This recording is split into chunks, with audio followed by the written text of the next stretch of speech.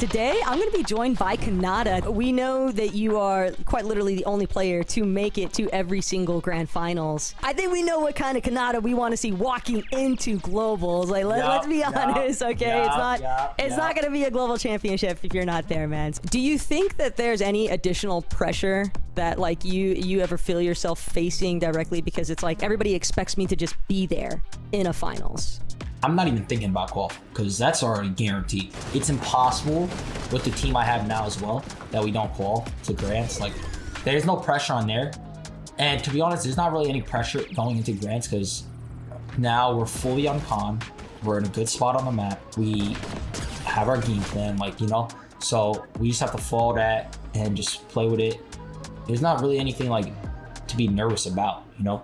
You've got Rapid and Bolts with you, and just like how do you feel as like a member of this trio again, like with those two by your side? I think I'm more confident now because I have been playing with Bolts for the whole year. Like, I know how he is as a player. I know who he is. Like, I live with him as well. Like, and Rapid, like, genuinely, we got 6th place, not playing a single scrim in the first grants. Like, now we're literally playing every single session. We haven't been out of the top 5 on the leaderboard in the sessions, so I think now it's the best time for us to win, and I genuinely do think like this land qual is going to be easy. What in this season do you think is going to be like the recipe for success, or like is there anything in particular in this comp meta that you think really bodes well with your playstyle? I think it's not even my playstyle, because the thing with me, like, I'm just going to do my role, you know, for my trio. We know this meta really well, and we've been grinding scrims, and I would say like our mid game is really good. Like, we always make every end game, and in the grand finals, if you make basically 12 end games, like the chance of you top 3 in that grants is like 99%, you know? Do you think that Surge was like your big hiccup from like the last major? Us landing bottom right like hopeful, not pulling the zone, didn't allow us to survive Surge, right? Like, there was a game we had like 8 eliminations or something, and we were still below. Is that a big part of the reason why we're seeing that shift from your team over to Crime City? We wanted to go Foxy starting, but to be honest, Crime has better loot than Foxy. The only problem is that there's no shrines around Crime. There's like 2, but they're pretty far. So it's kind of like unlucky that happened, but Crime, we've been learning it. We've been trying to get people to trade with us there as well. So definitely that will allow us to also be able to like have a chance to win, you know? I love to hear that because you are definitely someone who has kind of garnered a ton of respect, both from other players in the competitive side of things and then just obviously the community as a whole. Kanata, thank you so much for your time, and thank you. Best of luck in Major 3. Bet. Sounds good. Thank you.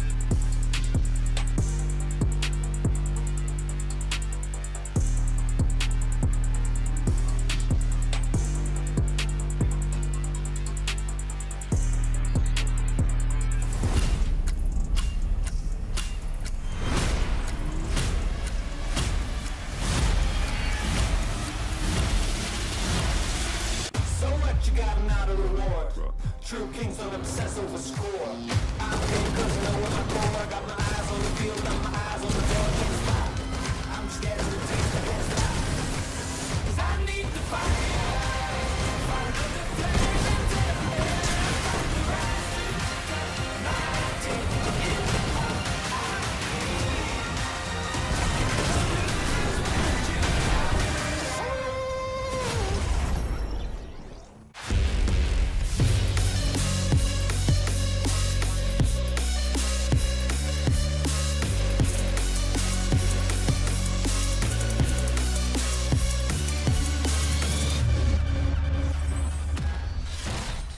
Fortnite fam! Welcome to the grand finals of Major number 3. This is day 1 of NAC, and after 2 days of competition, we'll have a whole more complete picture of which trios are going to global championships in September. Are you hyped? Because I am! Oh my gosh, who else is hyped? It's your analyst, it's Kelly, it's Vivid. Guys, get in here! Oh my gosh, I can't believe it. Here we are, grand finals, day number 1. We have 6 games today, 6 games tomorrow, and then after those 12 combined games, we'll know who's going to Global Championship, and we'll have someone hold the Blade of Champions high. This is going to be a crazy weekend. It's going to be a crazy weekend, and it's been a crazy few weeks. Honestly, since the season started, there's been so much drama, so much hype building up to this moment. And honestly, the hype's been building up since the start of the year, since last year's Globals ended, Vivid. I have been waiting for another Global Championships now for almost a year, and we are so close to finally being there. Yeah, I mean, I can't believe in just, under 48 hours, we're going to know all of the players, all of the teams that are going to be at Globals, who's going to be fighting for a championship over there. But of course, we have a championship here this weekend, which is all exciting as well, right? Throughout this grand finals, we got some players coming into a grand finals for their first times. Some of these players are trying to qualify for Globals. Some of these players are trying to win their first FNCS. Oh my gosh, there's so much going on this weekend. And let me tell you something real quick. EU, you were an absolute show. Shout out to Ferdoxy playing so well throughout the day as well. That was a nice little warm up for NA. Oh man, yeah, if you have not watched the stuff in EU, you need to take time, go do that, because they had 6 amazing games, and they'll be back tomorrow for 6 more amazing games. Let's talk about us. How did we get here? Obviously, if you've been following, you know how we got here. But for those of you who might be new, checking this out for the first time, welcome. We're so happy that you're here. We had 2 majors, a Pro-Am, and then now here we are, major number 3. The next stop is the Global Championship in Lyon, France. It is going to be a fantastic time now. What that, of course, means is we have more players looking to qualify for that. And some trios competing this weekend already have spots secured. So they're just playing for prize money, man. More on that in a second, because first we got to take a look at the lobby list. Let's see some of the names. Obviously, over the course of the last few groups, we've seen kind of like small, like vertical slices of the what will appear to be like a grand finals. But this is it. Take a look at some of these names. And of course, guys, there was something that happened this week. I don't know, something a little small. Last chance qualifier. That's right. So trios who didn't make it into the first 3 groups, they had 1 final attempt. And guys, I'm happy to report Muzz is here. We did it. Yeah. Isn't it crazy? I would have never imagined in a world where Muzz almost didn't make it into the grand finals here. Muzz, Shadow, and Sphinx not having the best group stages, and that could be due to a few situations that we'll talk on later. But as far as the last chance qualifier goes, game 1, they get the victory royale. We knew that it just wasn't even going to be a struggle for them. And honestly, I love to see them go through, but we know that now that they've qualified, but they didn't qualify through the group stages, they are going to be contested. So that does have a few question marks for how they're going to be performing today. I mean, contested is, of course, rough in a grand finals, but if there's any light for this trio, for me, it's how many games that they keep winning, right? Kind of qualifying for groups in general. They won so many games throughout the play-ins, throughout there, and then qualifying for the LCQ itself. They won so many games, and then, of course, in the LCQ, you have to win a game to actually make it into the grand final. So this is a team that knows how to win games. They've shown it. Can they do that in grand finals when they make it off spawn? Because if they do, they could easily break into the top 10. I love it, man. I'm so excited to see Muzz, Shadow, and Sphinx performing here this weekend. Another trio who made it through on the LCQ. You can see on the bottom right side of your screen, we've got Liam, we got Neko, and we've got Zavi. They went ahead and won game number 2. I'm excited to see how they perform today. I mean, for them, I'm sure they're thinking, hey guys, we had to take it to the last chance qualifier. That's already stressful. Oh wow, we've just found ourselves in a lobby of some of the best trios in NAC, and many of them are qualified, and we're trying to qualify as well. Yeah, they are going to be landing that southwest side. They are going to be contested by Aim Red. They're contesting Aim Red over in that side. And honestly, I think as far as competitive prowess goes, that these 2 trios actually probably have a lot in common. There's a lot of opportunity here for this kind of split chance. I don't think that this is the worst drop spot for them, considering where all the other big teams are landing, Vivid. I mean, there's got to be a lot of pressure, right? Liam, Neko, and Yavi, they've only made 2 FNCS finals each, right? Wow. So they combined 6 for this trio right now. So, this is still kind of like early days for this trio, and a lot to kind of learn through. And grand finals, they are always so tough for trios who are kind of newer to these types of lobbies. We'll have to see how they do, though. look, at the end of the day, it's experience, right? And that's okay. You know, as long as we play to the best of our abilities, we leave it all on the table. I think that's something that you can walk away from with your head held high, right? Of course, there is one final trio as we bring up back that lobby list. Bottom right side of your screen, it's Naps, it's Cyrus, it's Zyrelli. The last trio, they got the last victory out from the last chance qualifier. I said last a lot there. That was crazy. But again, similar situation, right? We're finding ourselves in a lobby full of just very good trios, right? If it wasn't already stressful having to kind of like the lights come on and now we have to perform against them, they're also probably thinking in the back of their minds, could we qualify to globals? How do we do that with so many trios standing in our way? Let me add one last to that description. This is the last time we'll be seeing them because they're going to be contesting Acorn Agers and Puyo, and I just don't know how much screen time they're going to be getting. There's always surprises that come in through the FNCS, but my goodness, what a team to pick to drop on, Vivid.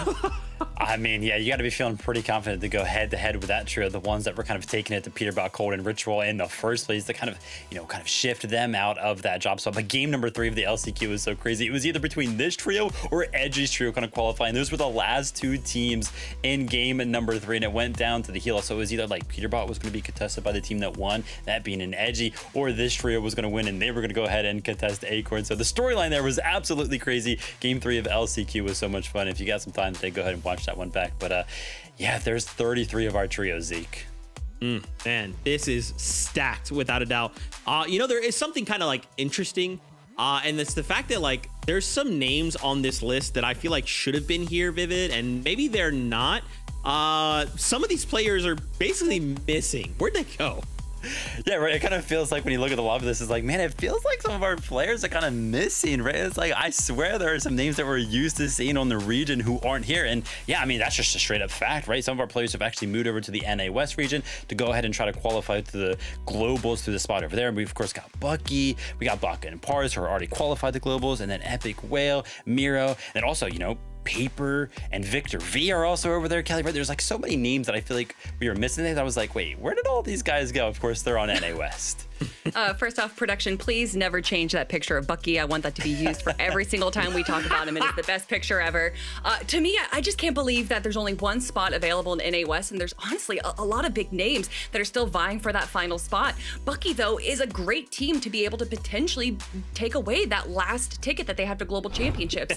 They got first place out of consistency out of their groups. They got top 6 4 of the times out of the 5 games that they played. They obviously just have so much understanding of the game, and going from NA Central to NA West, which a lot of people would argue is an easier region, they're bringing a lot of that knowledge from a difficult region to something that is quote unquote easier.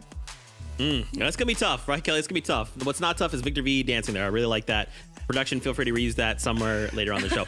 Let's talk about the trios who have already qualified. So again, there is some trios we'll be seeing right now who have already got themselves a spot going to the global championship, which means they're basically playing for prize money, maybe to gatekeep other trios and say, whoa, stay out of that top qualifying spot. Maybe they're looking to change up, fight each other, secure a spot in global championships, right? There's so many little things each one of these trios are looking to accomplish this weekend.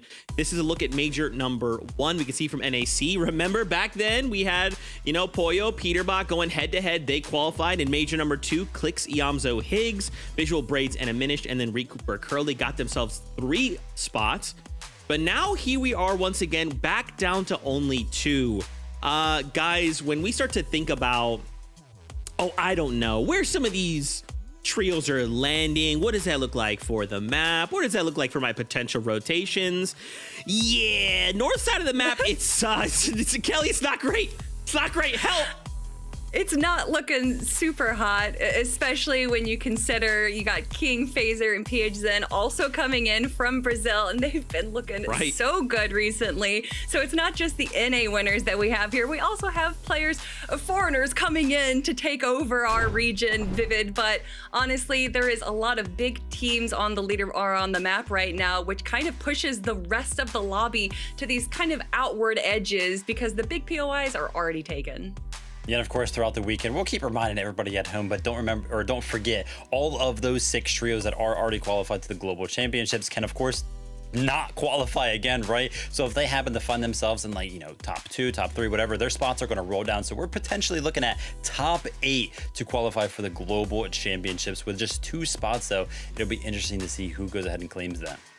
Yeah, that's really interesting, right? When you have to think, because normally we're used to like, hey, you've got to be first or second or top 3, right? But top 8, you say, that seems Sounds a lot easier. Yeah, it sounds very easy, right? Comparatively. And more on that in a little bit, because first we wanted to talk about Storm Surge. Obviously, it's going to make or break some trios, right? And in a lobby like this, where some of the very best are going head to head, you have to lock down your Surge strategy. We have some data here from Majors 1 and Major 2. And as we kind of look at these numbers, I think it's interesting. And remember, those are different seasons, right? Currently, we have each major kind of going up just like a little bit, right? But this is primarily like a heal off season. So I feel like some of these numbers could be a lot higher than what we've seen in the past, right? They could be, and it's possible that we're going to see them much higher today. Obviously, as the majors go on and the game changes, the heals change in the game as well. And there are a lot of heals in the game right now, Vivid, and that definitely causes a lot of Storm Surge trading to happen, as well as these heal offs that we've seen so many times in the end games. Yeah, it's often the items that are in the game can kind of dictate how Storm Surge actually plays out. It's going to be one of the most important factors throughout the weekend for sure, and it always is in Fortnite competitive, and it requires a lot of experience, right? You need to be really, really good at the game in order to, aim, hit those shots that are kind of required. But like Zeke was kind of pointing out right there, right? The heal off meta, why is that kind of a thing? Well, that's a thing in the first place because of the heals that are actually in the game, right? There's just a plethora of them, whether that be through like the hero caches, the spires, or the vending machines that are kind of re-added back to the game. So many heals makes it so that way teams are kind of, they're like, they have more heals than they can physically carry. So like, oh, listen, I have a bunch of heals that I can kind of waste away. If I go ahead and take damage in exchange for going to be able to deal damage back to other players at the same time, that's going to be worth it for them. And, so kind of look for some of those bases around the POIs where they actually land, because they're going to want all those heals that they just looted at their POI to be near those bases so that way they can use them. Yeah, we're going to see a lot of people running around, like picking up a med kit and then looking up and then throwing it up into the sky. And you're like, where the heck's that guy? Oh, there's a Surge base up there. Oh, that's crazy. Let's talk about something else. We joked last week when we kind of ended group number 3. The storyline for finals is obviously Peterbot versus Puyo, 2 Titans who last year kind of came together, formed this unstoppable duo who just went on to win and win, and they play second one time and you're like, do they bleed? Nope, just kidding. They win again. They win globals, and then at the start of the year they go their separate ways, right? And it's kind of like, that's kind of weird, right? Why wouldn't you want to continue winning? And then over the course of the year, we've just suddenly, they found themselves in like the middle of like beefing with each other, which to me is like interesting, because you're like, guys, you are 2 of the best, and now you guys are beefing over what feels like nothing. Just start winning everything again. But if we look at some of like their accolades, I mean, these are 2 top dogs in NA, right? 100%. I mean, those Kench stats that get posted every time you see most eliminations, most damage. It's these 2 names that are almost always on the top of that leaderboard. And honestly, you say, the start of the season, the storyline, but honestly, it's not even the start of this year. It's been 2 years now that this storyline of Peterbot and Puyo being such dominating presences where they kind of just shape the rest of the competitive year for the FNCS has been going on. And although we do have the global championships, I feel like this is a bit of a conclusion, Vivid. And who knows, maybe we'll get a part 2 for the script later, but we have 1 major win for Peterbot. We have 1 major win for Puyo. So whoever places better out of this major is the winner, right?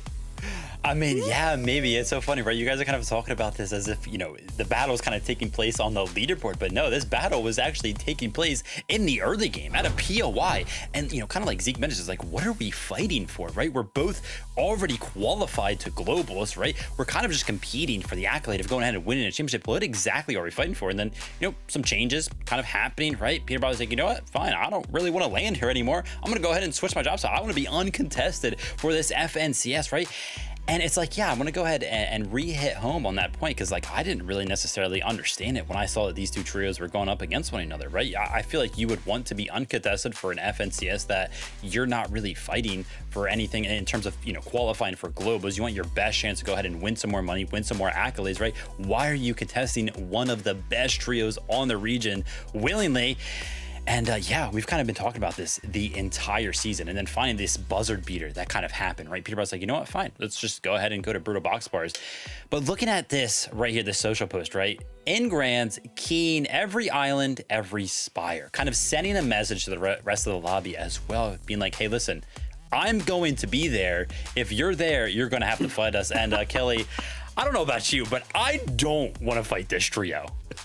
Yeah, no one does, especially now that they have kind of the most spawn rate, the high spawn rate out of any big spire is right next to Brutal Boxcars. So you know that they're going to get all that incredible loot really early on in the game.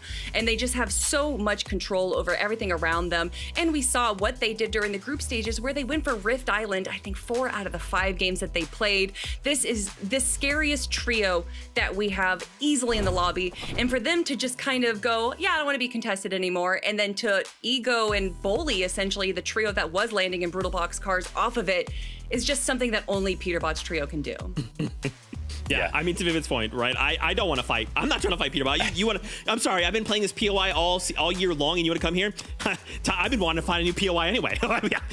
What a crazy time! And I guess we should also talk about the elephant in the room, right? So coming in, we all kind of thought the same thing. Okay, if Peterbot and Puyo are beefing, and we know that Clix is like another one of those trios who's just been getting better and better and performing better, this is their time, right? Well, you know, with the swap up of leaving Brutal, now all 3 of these trios are uncontested, right? For the most part.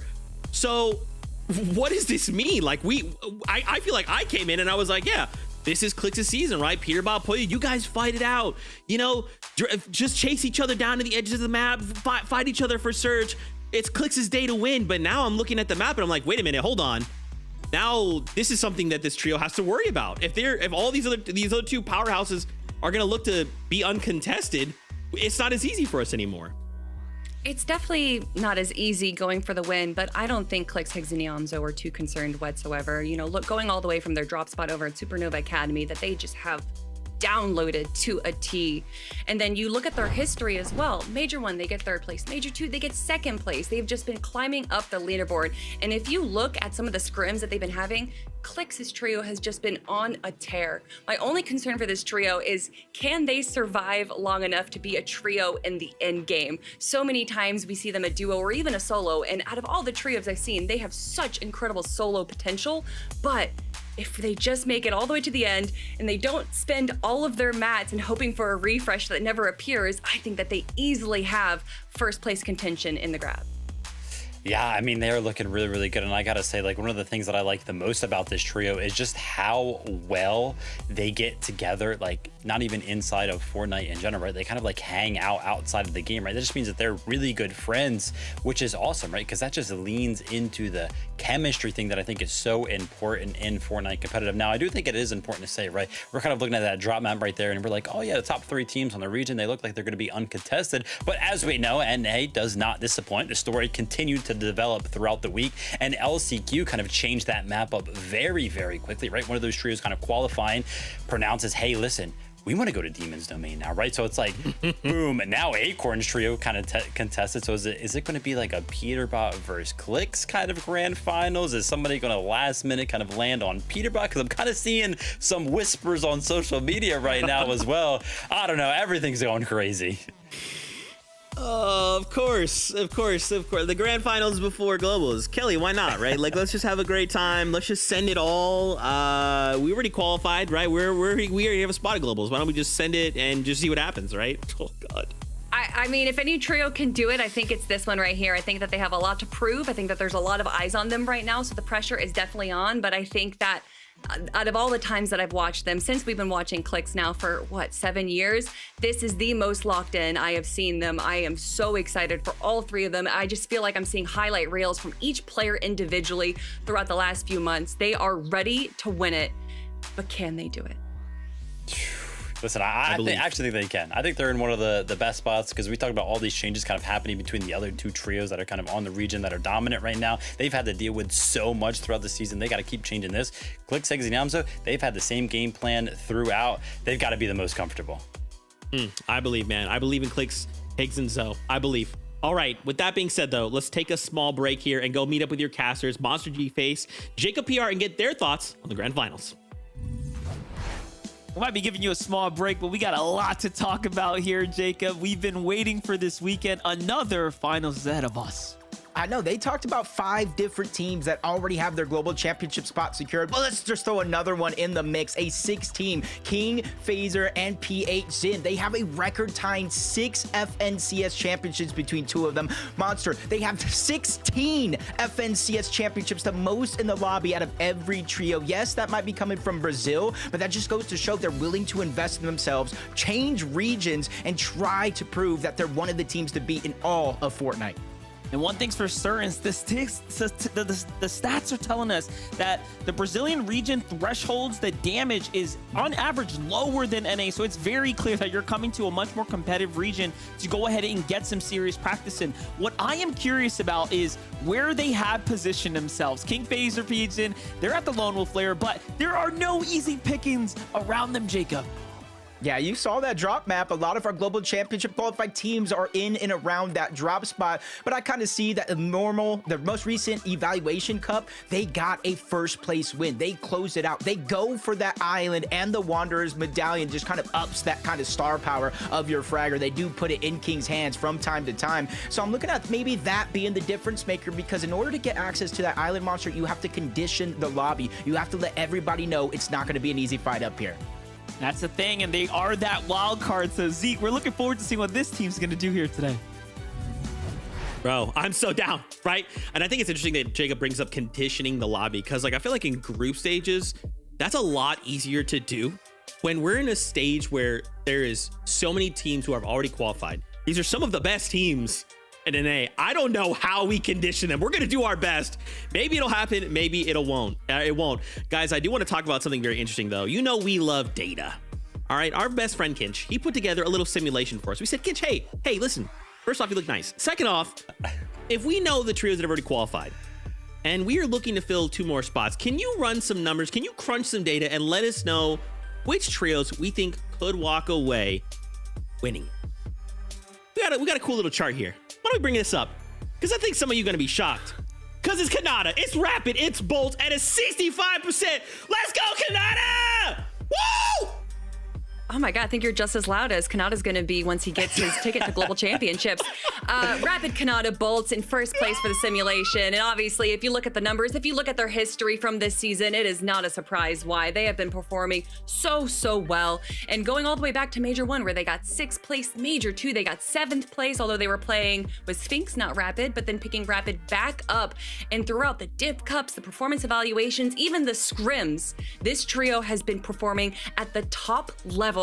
It's honestly the best that I've seen them play in so long. We either see them getting victory royales in scrims or 2nd place. They've shown that they don't just have to be high ground teams, they can play low ground as well. But what I love from Kanata is, or this trio, is the use out of that exotic pistol, the knockback pistol. They have just been disrupting the high ground. Either they're on the low ground, making sure that high ground keeps getting knocked, keeps getting chopped, or they use the pistol on the high ground and essentially just punish anyone that starts to peek up at them. This trio just has proven time and time again that regardless of if they're on the low ground, high ground, or if they're chopped or not, that they have a solution to the problem. Yeah, and I feel like NA is so like top heavy, right? There's 3 trios that kind of people have been putting to kind of win this FNCS, right? Peterbot's trio, Acorn's trio, and then Clix's trio. But I feel like over the last week, Kanata, Rapid, and Bolts have actually entered that conversation of potentially winning this FNCS. That's how good this trio looks right now. And then honing in on Kanata himself, right? There are kind of 2 things synonymous with Kanata. One, of course, is the fact that he's made it to every single grand finals, FNCS grand finals. And then the second is that like something always happens during the meta that kind of changes his entire game plan like a week or 2 before, and he's like, he just always hates it, right? But this season, no, that's not the case, right? He's feeling pretty comfortable. Nothing's really happened over there to the trio. And then also there's actually a third thing as well, is that Kanata always has a very solid Storm Surge strategy. He always seems like he makes it to the end games very consistently. So the fact that they're looking good throughout the week, nothing really crazy has happened on the map for this trio. I feel like they rightfully have kind of entered that conversation to potentially win this FNCS. And I think, Zeke, they are sitting very, very comfortably in terms of having a shot at getting one of those global qualification spots. Bro, I'm so down. I'm so down. Kanata, I gotta see you at Globals. I just gotta, okay? Now, of course, let's bring that list back up one more time, because in case you miss it, in case you're slow to read like I am a lot of times, there's another name on there. Bugha, Threats, and Craze with a 42% chance. Guys, if Mr. World Cup doesn't make it to Globals, I'm not going! I won't be there! I'm not going! I mean, Bugha, Threats, and Craze. When you see Bugha's name, he is just synonymous for competitive Fortnite all the way back to the beginning and still competing at such a top level. And I'd love to look at actually the history of this trio, just seeing how Bugha has been performing since Chapter 5, because a lot of people seem to kind of always consider him as like, oh, you know, he's like washed. He's not a top level competitor anymore. But every single year, every major, we see him, maybe not in the top 10, but when we do, he is making sure that he is making a statement and even getting so close to qualifying, getting 6th place in Major 2, just missing out that global spot by 1 placement. But after picking up Craze, Vivid, I am so excited to watch this trio play. I feel like Craze has just been the puzzle piece that they have been missing, and I think that as a full trio, they have so much potential. Oh, they absolutely do. When you kind of take a look at this trio, the roles, they seem very, very defined, right? You, of course, have Bugha there for the IGL, the calls, the game plan, what to do when, right? Because he has so much experience in Fortnite competitive. And then you have Threats, who's, you know, not only been a teammate with Bugha, right? So that's comfortable for them, but somebody who's known for his aim, right? This guy will 100% be towards the top of like a damage done leaderboard at the end of these 12 games without a doubt. So they got the guy who's gonna get him the calls, they got the guy who's gonna get him the storm surge, and then they now have the young gun Craze, who's gonna bring the mechanics, who's gonna find them the eliminations, find them the refreshes that they kind of need in the late game to make sure that they can make it into the later stages of some of those zones. Yeah, Kelly, I gotta agree with you. This trio is looking very, very good on paper. I like it, guys. I mean, this is just stacked, right? Like, this is gonna be one of the craziest majors I think we've ever seen. With only 2 minutes left to go before we kind of start kicking off the competition, I gotta hear from you guys. What are you excited to see? Obviously, this is just day 1, right? And we talk about all the time, day 1 teams versus day 2 teams. You know, what are you guys hoping to see out of just day 1? Well, now I'm excited to see who's going to be dropped on. Is there going to be these surprise contestants, like Vivid saying, these little whispers that's going on that could completely shake up the way that things go in the FNCS? And there's one thing that I always say about Fortnite is that it is unpredictable. You truly do not know if a POI is going to even be there the next day or who's going to be landing on you. The best thing about these players is their adaptability. Yeah, I mean, throughout the season, right, we're all been like, man, there's kind of like a lack of tournaments. We can't really see what's going on the NA, and then the changes that happen every single week, right? It's like if you go ahead and take notes throughout the season in preparation for this grand finals, right? And it's all like just like a stack of paper with all those notes. Yeah, all of them just get thrown out like every single day. It's like, and you just got to rewrite them down. So I'm excited to get into game number 1. I want a formulated kind of plan and an expectation to be set for the rest of the 11 games, because as of right now, it kind of feels like we have no idea what's going to happen. So game 1 for me is going to be like, okay, what's going on? Let me pay attention to every little detail. Okay, I'm gonna put you on the spot. If you have to pick what's a tree to win right now, who's it gotta be? Who's it gonna be? Pick one. Oh, don't think about it. Peterbot. Go. Peterbot. Kelly's going with Peterbot. Listen, you know, I love Peterbot. I've kind of been on the Peterbot train for a very long time. I think they're going to do very, very good, but I think the storyline would just be too good right now to not say Clicks Higgs. Yeah.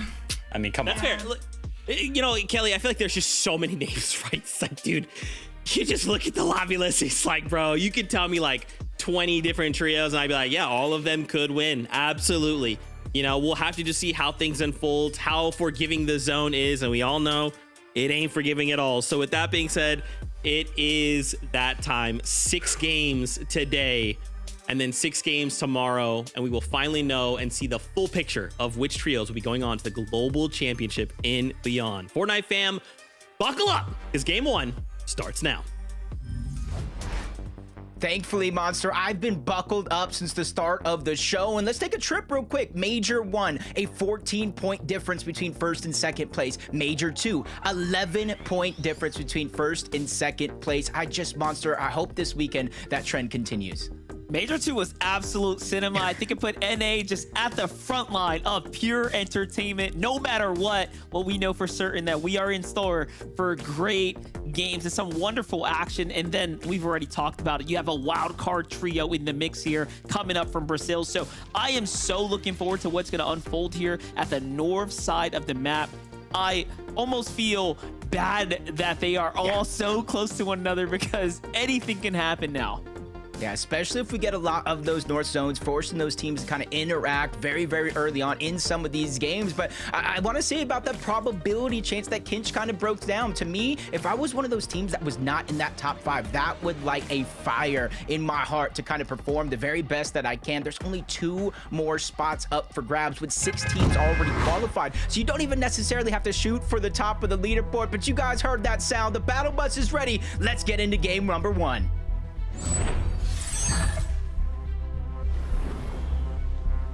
Grand finals time, baby. Game number 1's kicking off here, and now Major 3 has arrived.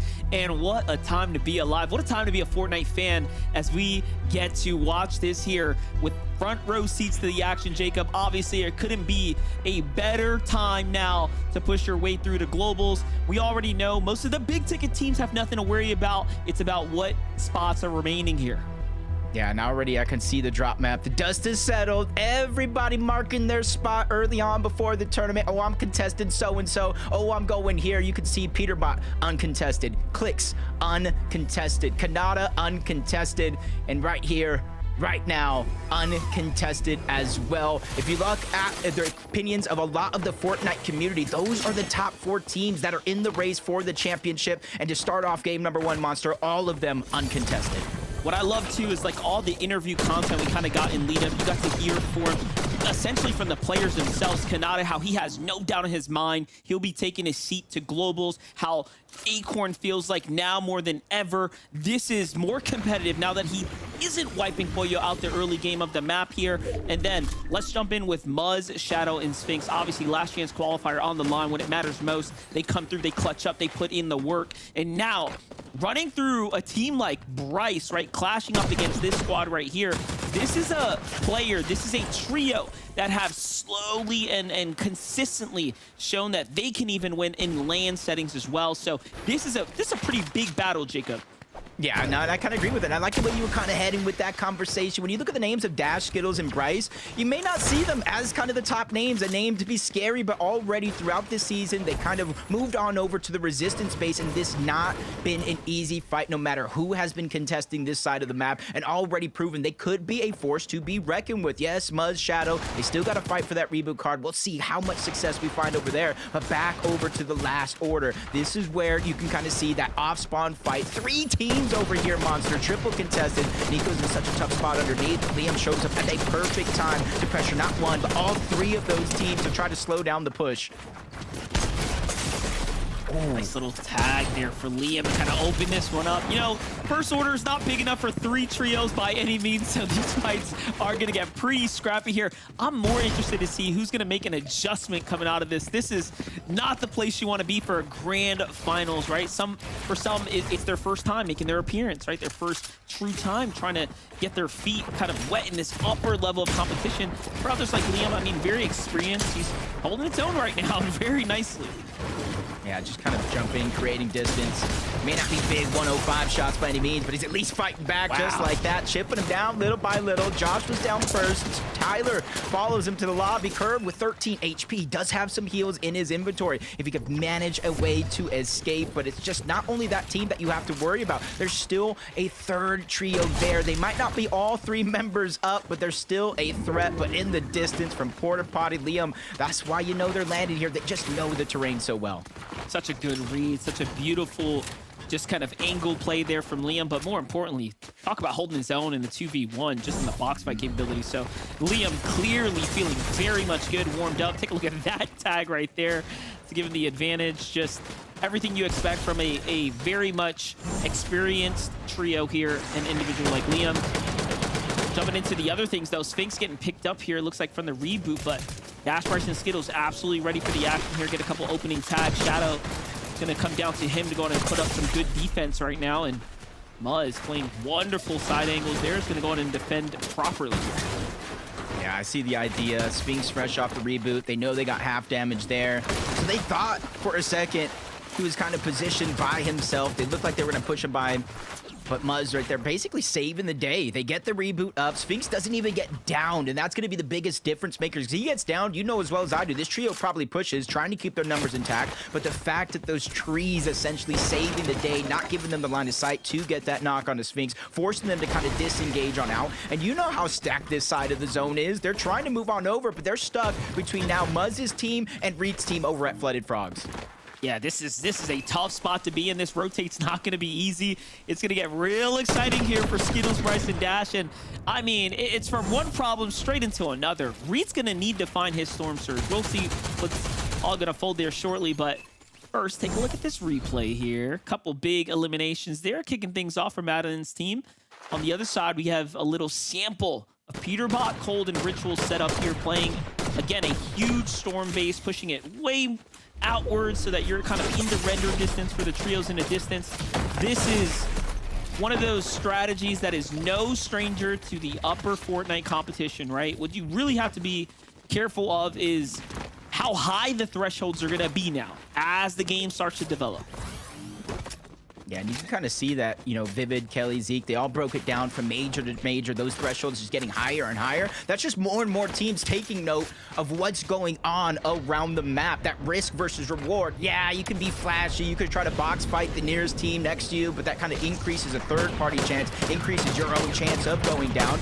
And that's why you see these massive, massive surge towers, 6 to 7 layers high, spreading the distance to cover that render distance you were talking about. And the amount of heals around these uncontested POIs, Crime City here being one of them. You saw it, Ritual kind of converging all those heals at the bottom of these ramps all into one location. So when they do take an immense amount of damage, it's so easy for them to start to heal up, get back into full health. And the other difference maker is, even if they do get a down monster, they're so far across the map by the time they try to push over. If they were, that player's gonna be up, he's gonna be revived, and he's gonna be full health.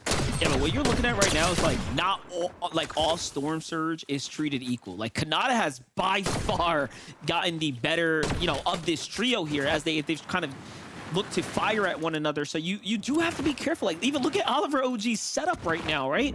Take all this damage, you still need to recover. You still have a whole game ahead of you, and truly it will come down to who is the better team at the end of the day. Kind of seeing, you know, Oliver just going and getting all the scraps back. We talked about Ritual, trying to bring all the loot on over to one spot. That's Oliver's job for this stream. Everybody kind of has their respective roles. We talk about IGLs, fraggers, support players. Well, somebody's got to get the heals to keep everybody healthy.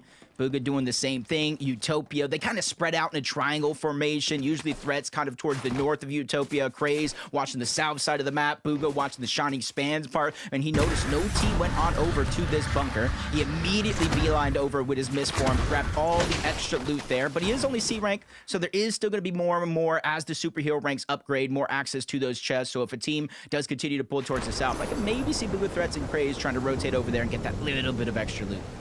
And they'll need it, and most certainly these hero ranks absolutely matter when it comes to getting the unlocks for that upper tier kind of itemization.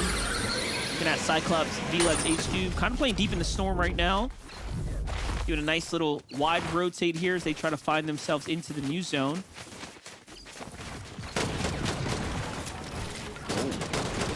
Talk about the island. They brought up the tweet a little bit saying Boxcars, Island, Spire, we're keying absolutely everything. Ironically enough, the fight's going down below the island, so if they can find some rifts, they can easily try to get out of this position, take the high ground on over. But it might be just a little bit too risky getting caught in those wind tunnels. You're just kind of open, susceptible to getting tagged up, and that's Taki, Isho, and Vert underneath. And this is a team that's been getting better each and every single major as individuals and as teammates.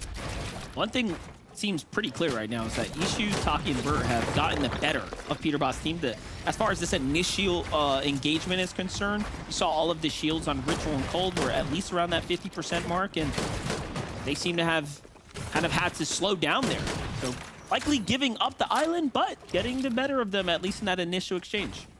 Yeah, damage just like currency, allows you to flexibly walk around the map, rotate from zone to zone, especially if you get one of those dreaded max pools. As Ritual Cold, Peterbot, they took that rift I was talking about. They got on top of the island, realizing no team's really going to contest him up there, and immediately goes from the island back on over towards Brutal Boxcars Mountain to try to take these priority positions in order to start to continue to accumulate that Storm Surge. Yeah, they're not wasting any time. The team hot on their heels here. This is just what looks to be a preparation in full effect right now. And I absolutely love to watch this high caliber Fortnite in action right now. We'll get a little update with Peterbot in a couple moments, but first we got some action here.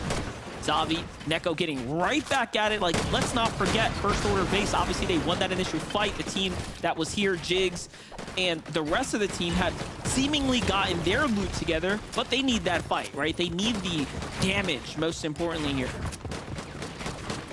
Yeah, and just kind of one of those situations where, you know, they are able to take down one of the 3 trios that did land over here. I believe they have a 3v2 advantage, and the zone is still close by, so they don't have the pressure to rotate on out just yet. But for Neko and Zavi, it's a whole different story. Depending on whether or not they got the reboot card or not, they might not be in that position to have the same flexibility, especially pressure coming in from both sides. Zavi getting most of his shields knocked off.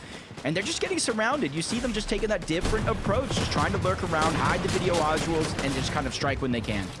I'm not gonna lie, it looks like desperation starting to kick in here. Metal being thrown all across this bottom layer. Neko trying to kind of plan the ambush from the side angle. Doesn't seem like he caught the big elim that he was looking for. And Zavi, just so much pressure coming in, forcing him back into the first order low ground. He seems hungry to try to chase down that elimination. Neko's kind of desperate here to escape at this point in time. Yeah, Zavi had no choice. He used the porta potty, but you can kind of see him on the lone island, the south side of the map, kind of leaving Neko. Luckily for him, he did have that misform. Tries to create distance, once again, using the porta potty, and he's just going further and further towards the north, farther and farther away from his teammates, which in one side could be bad, but on the other side, at least they have a chance to go back and get that reboot card. But action going down all around the map. Scare's able to get that knock onto Madden. His teammate follows, and there goes the last one trying to be the hero, but he's going to follow them back to the lobby. Nice little team elim right there to set things up. Little update here for Clix and Yamzo. See what it's looking like over here. Several dashes here on Clix's setup right now. Still playing the Supernova Academy very closely here at this given time. And we know what teams are off to the north. Most likely to be Ree, Cooper, Curly. Got Preston's trio kind of nearby, and off to the eastern side, Sineto, Ocean, and Cam. So really, any one of these trios can already be on the move, but it seems like Yamzo's hot on the heels of Ree and Cooper. Little does he know that they don't see him here, kind of lurking. He'll likely get those opening tags. I'm surprised to see Blake's trio playing this zone kind of deeply like this. So just telling of the situation at hand here. They want to make sure that they are not rotating too soon into anyone else's warpath, if you will. They got a couple options here, too. They can go ahead and ride that first launch pad as deep as possible, and I think that one's going to be the case. But right next to them, there's that bunker, there's the rift. But what this is also going to do, because we talked about the surge towers, the overabundance of hills, all of them kind of collecting them. If they go at the bottom of some of these surge towers, they could find a little bit of extra resources that they can use. Heals to make sure to keep the ones in their loadout untouched. It might not be the worst plan, but I will see the most drastic thing that is happening to a lot of these teams that are in that same position outside of the storm is you're kind of minimizing your win potential when it comes to that heal off at the end of the game. There's that Cooper, Ree, and Curly trio rotating around the outskirts. That one little marker on the map, that's Yamzo looking at them from up above, looking for kind of some opening tags here. And there is a lurking trio still inside the zone. We knew that Crisis team was kind of moving behind, and big two-tap here from Reed onto Yamzo to put him down. Higgs is going to have to come to support ASAP. If not, it's not looking good right now for Clix and his teammate. Playing for the quick pickup here. Here, it all kind of unfolds right now. Reed backs off. Kind of recognizing, wait a second, I don't need to open up here, but Curly falls, and a huge mistake being made there. And here comes Muzz's trio out of nowhere, collapsing in, taking full advantage of the chaos. This is a prime example of why they sit in their surge towers, Monster, even after they get a knock. There's just too much distance. The revive came into play, and as soon as they were gonna crash, Muzz's team got the knock onto Curly. Now Cooper and Reet are forced to try to use a lot of their materials in the fourth zone to try to make space. Shadow is putting down pressure. Clixie, Yamzo, and Higgs, they've disengaged on out. They're just watching from above, smiling ear to ear, saying, hey, we started this, as Curly actually does get cleaned up by Dash. Monster, that is another trio around this spot on the map. That's exactly where my head was going. Bryce and Dash's team seeing this all unfold here. They start to look in. They want a piece of the action. Why not find a few tags here? And you know they're thinking about Muzz's trio and how they were pushed off the drop. So that's personal for sure here. Clixie, Yamzo, Higgs get bailed out of a treacherous situation and live to see another day. The team that is most affected right now is obviously Reed's team, but look, they've got in the reboot card and they seem to have skated out for a quick reboot here to come. Yeah, I'm just kind of thinking of like Blessings. It is a North Zone this time around. So even though they're going back to their POI, Flooded Frogs, there's launch pads over there. They can close the distance, dash sprites as well. So I do expect them to get their teammate back into the game. But how much Storm Surge did they just lose off of him going down and getting rebooted back into the game? That might have impacted them later on as we continue to get closer and closer towards the ending portions. As Minish Visuals and Braids, they've rotated up from Foxy Floodgates, and they've kind of centered themselves in that middle portion of the map, getting as much Storm Surge as possible. I saw multiple knocks in the feed on them and on other players. So right now, they just got to focus on their rotation, which seems a little bit easier because you see two more teams on top of the Brutal Box Cards Mountain, Bolts, Kanata, and Rapid being one of them. Yeah, I saw Oliver OG's team affected there. Phaser taken down by Oliver OG just moments ago. So now it's all up to King PH but it seems like they've managed to pick him back up and get him back in the game. And look, that puts them below the surge. And this is exactly what we just kind of expressed, right? When you get eliminated and brought back in, you are effectively losing all that progress in the game. It truly is a huge setback. So now, how can King, PHN, and Phaser play this one out? This is exactly what we wanted to highlight kind of in those opening moments. Those breakdowns were all about, can this team figure out how to pick up the surge damage that is most notably here on NA? Yeah, and essentially they need a Very full nice elimination and some. Exactly that. They get that knock on the Blake. It did look like Oliver tried to go ahead and turn back, save the day, but he doesn't know. Full trio's narrowing down, trying to get that elimination. 84 more damage for Storm Surge, but they still find themselves below the damage threshold. And with 2 eliminations for Diego and Blake, they're 600 above Monster. All they need to do is survive this onslaught from the Brazilian powerhouses. Pretty great defense here by Oliver OG, though. I didn't expect him to be able to kind of make a move like that, but Oliver calls for the dash out.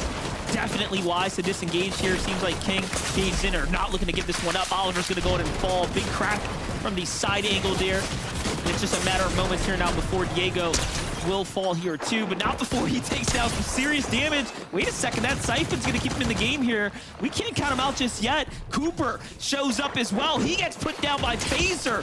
What is going on here? That early elimination, Curly going down, losing the Storm Surge. So many teams are being infected by that investment going sideways. And now with Cooper down, Curly's gone. Reet is just on the hunt trying to take down Phaser, but it's just going to get more and more tough because I saw Higgs in the distance as well.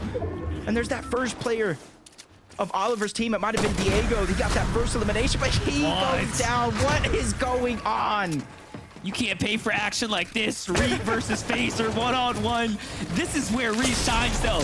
He queues up into fights like this all day long, but this time it's Phaser who connects the dots and closes the conversation right there. And now he will have a chance to get the pickup here, but look who's coming in. Other teams that need that damage. 668 below here for he lost the plot, but Phaser, I mean, he's warmed up. He's already done it against the best of the best.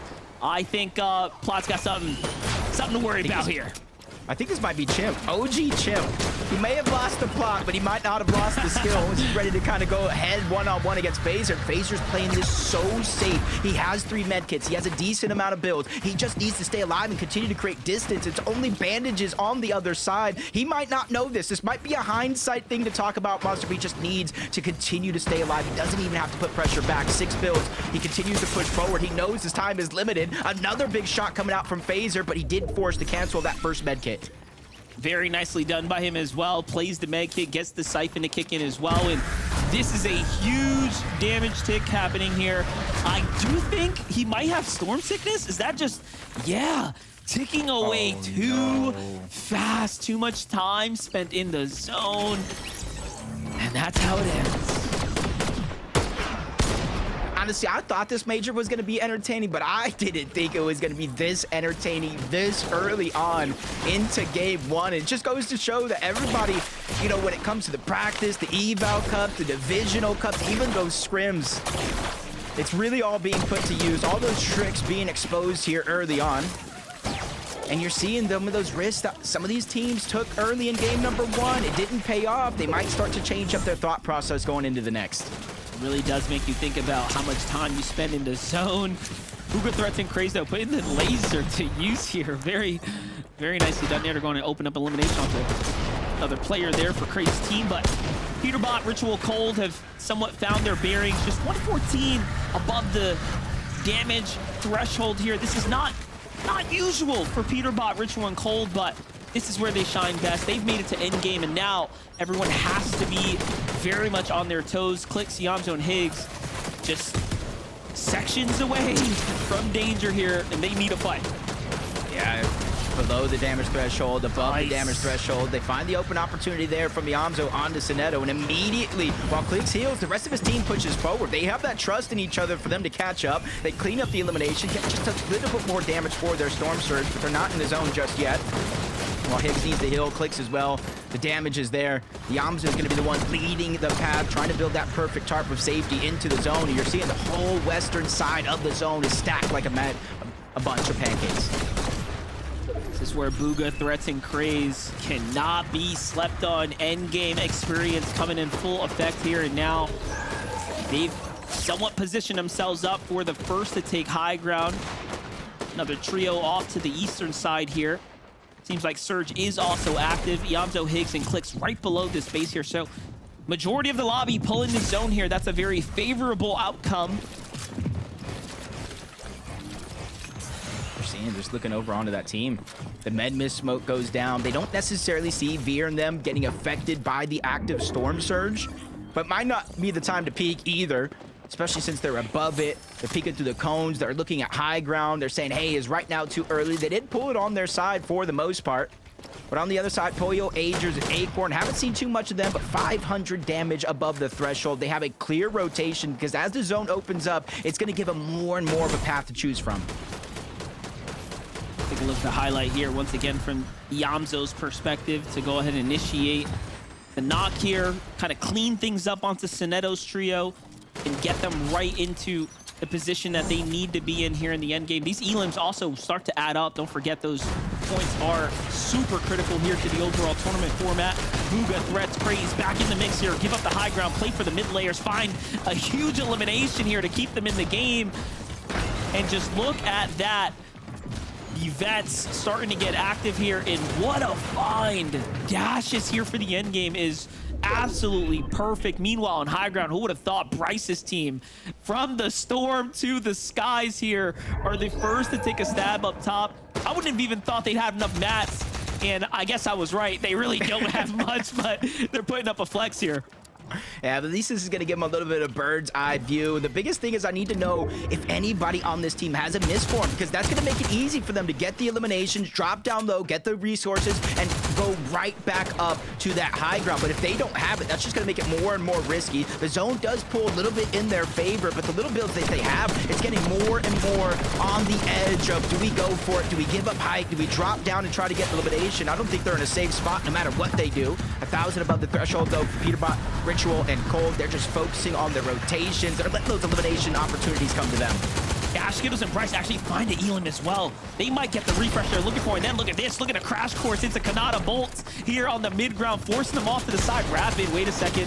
What are you doing, buddy? You left your team behind. Someone's lost the plot for real this time, and he has now had his team singled out, but look, they turn around and managed to secure a little bit of height. Kanata forced off the high ground. Cold, Ritual, Peterbot now playing almost intentional low ground here for eliminations. This is the difference between kind of those group stages and finals, right? It's not about winning. Now it's about getting points here.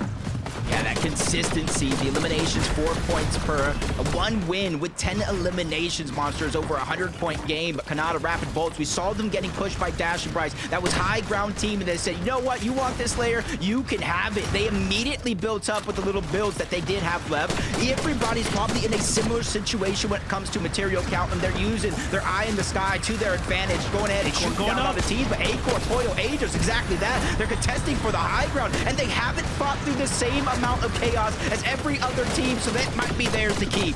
Oh yeah, look at how quickly Kanata folded his hand of cards there. Nope, you guys can have it. Puyo, Aegis, Acorn head their way straight to the top. And listen, high ground might win games, but low ground wins tournaments. Ritual, Peterbot, and Cold are still in this one right now, racking up the eliminations down here, and it seems to be that they have full control.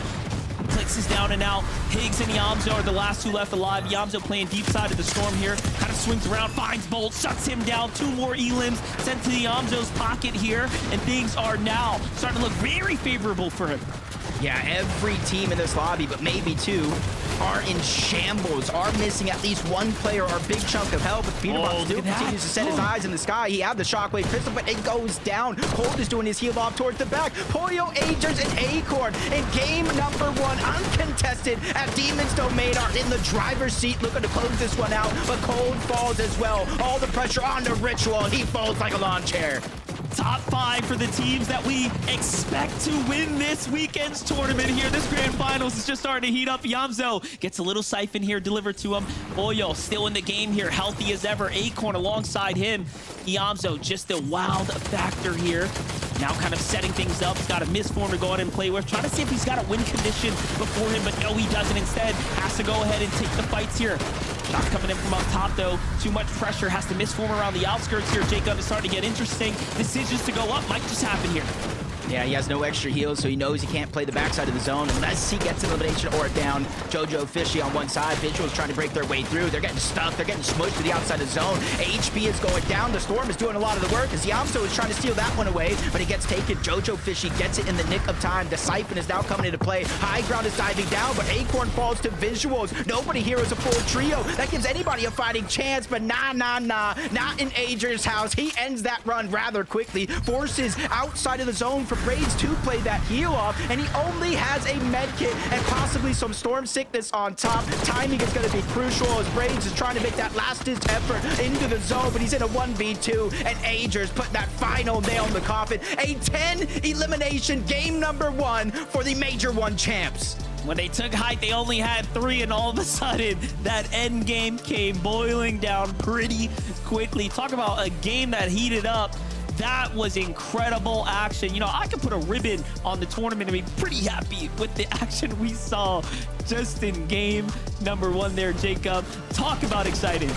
Yeah, we saw it throughout the game. We saw Yamzo look up, couldn't get height. We saw Kanata go up there, challenge it, take it from Dash. And then at the end, they waited for that perfect moment. You almost got to give all the credit to Acorn, the IGL, even though he did go down here, making it a little bit close. But he was the one that probably made that perfect call that turned their game around and eventually turned it into this. The 2v1. Braids, even with all the builds in the world, did not stand a chance against Agers and Puyo. The Major 1 champion strike first in game number 1. Zeke, what are your thoughts? That's it. Tournament's over. Puyo's better than Peterbot. There I said, okay, see you guys in Globals. See you guys there. Bye. Hi, Zeke. Wow. I cannot believe this just transpired, right? A hectic game, to say the least. And it's crazy that I feel like every time we look at like a different trio, it's like, oh, hey, them. It's them. They're on height. What is going on? So much chaotic. So many chaotic things transpiring in this game, but at the end, Puyo and Agers managed to just stay together, right? Say, hey, look, we've been here before. We just need to stay calm, cool, collected. And they start the day with a VR with 10 eliminations. Kelly, that's too much. Whoa. Whoa. It's such a good start. And honestly, it's Puyo, Agers, and Acorn that bring it every single time. And Jacob was talking about it. You saw all these different trios, all these players looking up for height, trying to take height.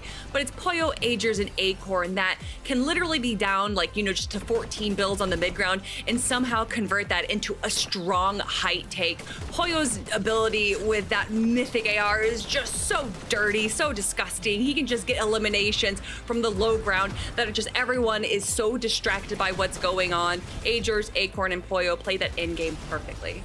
I mean, MDF made the call, right? The end game was absolutely stacked, talking about how all of the trios that we kind of expected to win this weekend, they were all kind of found in the end game at one point, and then not to mention also teams that are qualified to the global championship with Braids visuals and a minute in the mix right there as well. What a statement, though, from Acorn, Puyo, and Agers. I mean, complete dominance, right? It looked like the high ground was all but Canada's, but the big boys going head-to-head up there for the win. Incredible stuff. So many things happened in that game. So many things to break down. So much nuance. But first, a short break. When we return, we'll dive into some of what we saw at game number 1 and start preparing ourselves for game number 2.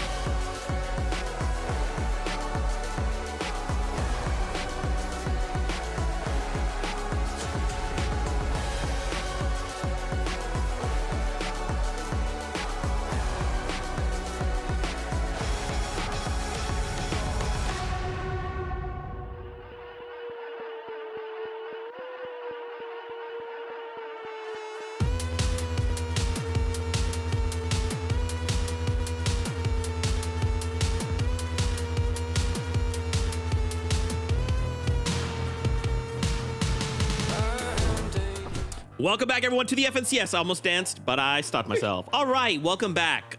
Game number 1. I cannot believe it. Puyo, Acorn, Agers get themselves a victory royale. It was insane. 10 eliminations as well. But there's other things that kind of developed in that last game. We wanted to highlight here Clixie, Amzo, and Higgs. What was crazy about that is the fact that Zoe had to kind of solo clutch there toward the end game.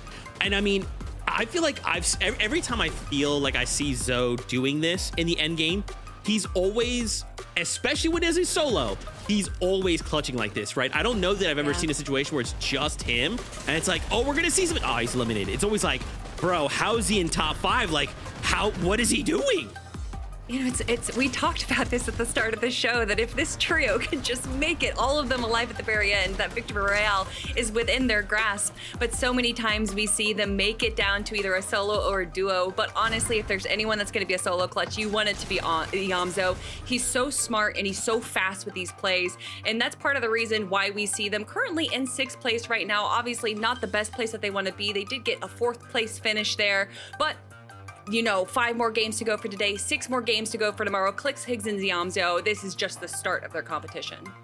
I mean, this game was just the return, right, to Yamzo. This is exactly what we saw in Major number 2. The solo clutches is what actually kept them in contention out of Yamzo to actually win the NCS. Of course, we all know they got second by just a couple points, and the difference was absolutely crazy. But Yamzo, the solo clutches during that Major are kind of what made it so close. And, you know, listen, you know, Exet kind of put out this piece earlier this month, or a couple of weeks ago, whenever it was, you know, Higgs was like, hey, listen, you know, is Clicks the best teammate you've ever played with? And he was like, no, Yamzo is. And we are kind of seeing why he believes that right now, because Yamzo just will always put on a show, even if he's the last one alive on the trio. Dude, it's so difficult, right? Just think about how much pressure is on, like, in that situation, in grand finals. And it's just like, he's just bobbing and weaving, changing layers, finding elims, making it the top 5. Crazy stuff. Let's also talk about Peterbot, Cold, and Ritual in this game. So they're still uncontested, right? That's great. We kind of figured that would happen, and that's great. I love this positioning from the trio, though, right? Being in that front low, they just have all of this free, like, everyone that's trying to backside rotate, it's just free pickings, right? Yeah, especially when you can see that they were a little bit low on mass right there. So while everyone else is kind of peeking high ground and kind of fighting for it, they're able to stay kind of in the back of zone, actually towards the side a little bit, where everyone else likes to stay in the front. They're able to kind of get these angles on all these players and grab elim after elim and refresh after refresh, which is what they desperately needed in this end game right now. Cold, Ritual, and Peterbot did such a good job on the low ground, and to have 2 exotics onto Peterbot has to be a crime. Vivid, that's just so sick. I mean, yeah, this trio looked like they were actually going to win it. Like, I loved the position they found themselves in the mid ground. Like Z kind of mentioned, they were able to just look back towards everybody kind of rotating in, pick up so many refreshes. I was like, wow, this looks really, really good for the trio. 30 seconds go by, we come back. Peterbot has no shield, but he's looking up at a high ground right, lands that pistol shot up there, knocks 2 people off black ground. Oh my gosh, they can go for high ground. But it's like, no, the tunnel vision kind of happened very, very quickly. They became those teams that were kind of rotated in and forgot that teams could be looking back at them, which is where we saw JoJo actually take out Peterbot right there. And then from there, right, the trio kind of fell apart there on out. But yeah, I mean, I still like how the trio is kind of playing, right? Kind of playing off of their eliminations and then looking towards the high ground. Love that game plan. Dude, you know what I love? Aoxy, Joja Fishy, Pikes. These guys got themselves a victory out in group number 3, right? I was actually asking, he's like, when was the last time we saw these guys? It was just group 3. It was not that long ago, but they insta got a victory out, and now here we are in grands. They pull off a 3rd place, 11 eliminations in game number 1. This is quality Fortnite, ladies and gentlemen. They were just, I wish we got to watch a little bit more of them, because on the low ground, Aoxy getting 6 eliminations. JoJo, I thought that it was over for him once he went down to a solo player, but elim after elim, he was not slowing down. This is what I want to see out of this trio, and hopefully they bring more as the games go on. Yeah, I mean, big game from this trio. Big game from JoJo Fishy specifically, right? Making sure to kind of play the heal up, play the meds right there, and then jump back in the mix, pick up a couple more placements, a couple more elims right there. Well played. I'm ready for more Fortnite action. Game number 2 is upon us. So casters, over to you. Game number 1, Monster, was already so excited. It has me at the edge of my seat. And looking at the leaderboard, I didn't expect eliminations to play such a crucial role this early. Yeah, who would have thought it'd, really pick up as fast as it did? And you said it best. This is why you don't push early knocks. Even if you feel really confident, it's very clear that one mistake and your entire game plan can go downhill. And that's what's so dangerous about that northern side of the map. So let's jump in the battle bus one more time for game number 2. Here we go, Jacob. Game 2 is here. Game 1, talk about a just incredible showcasing of NA's best talent in the action, right? It's what we thought we'd be showing up to kind of view this weekend, but I think it went better than we all expected.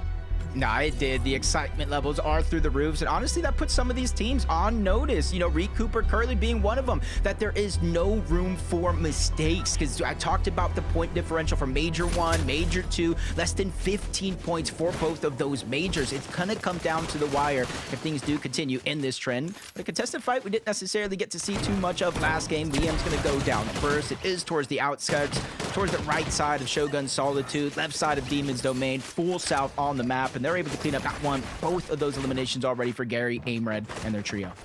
Yeah, fast start for Aimred here. Madden's got big decisions to make. Just a single build, tries to find an exit strategy, but doesn't seem like he was quite successful. But in a second, might be baiting them. The information there, that ramp, saying, oh, he went this way. Yeah, right. It's just behind this wall right now. You think it's gonna work?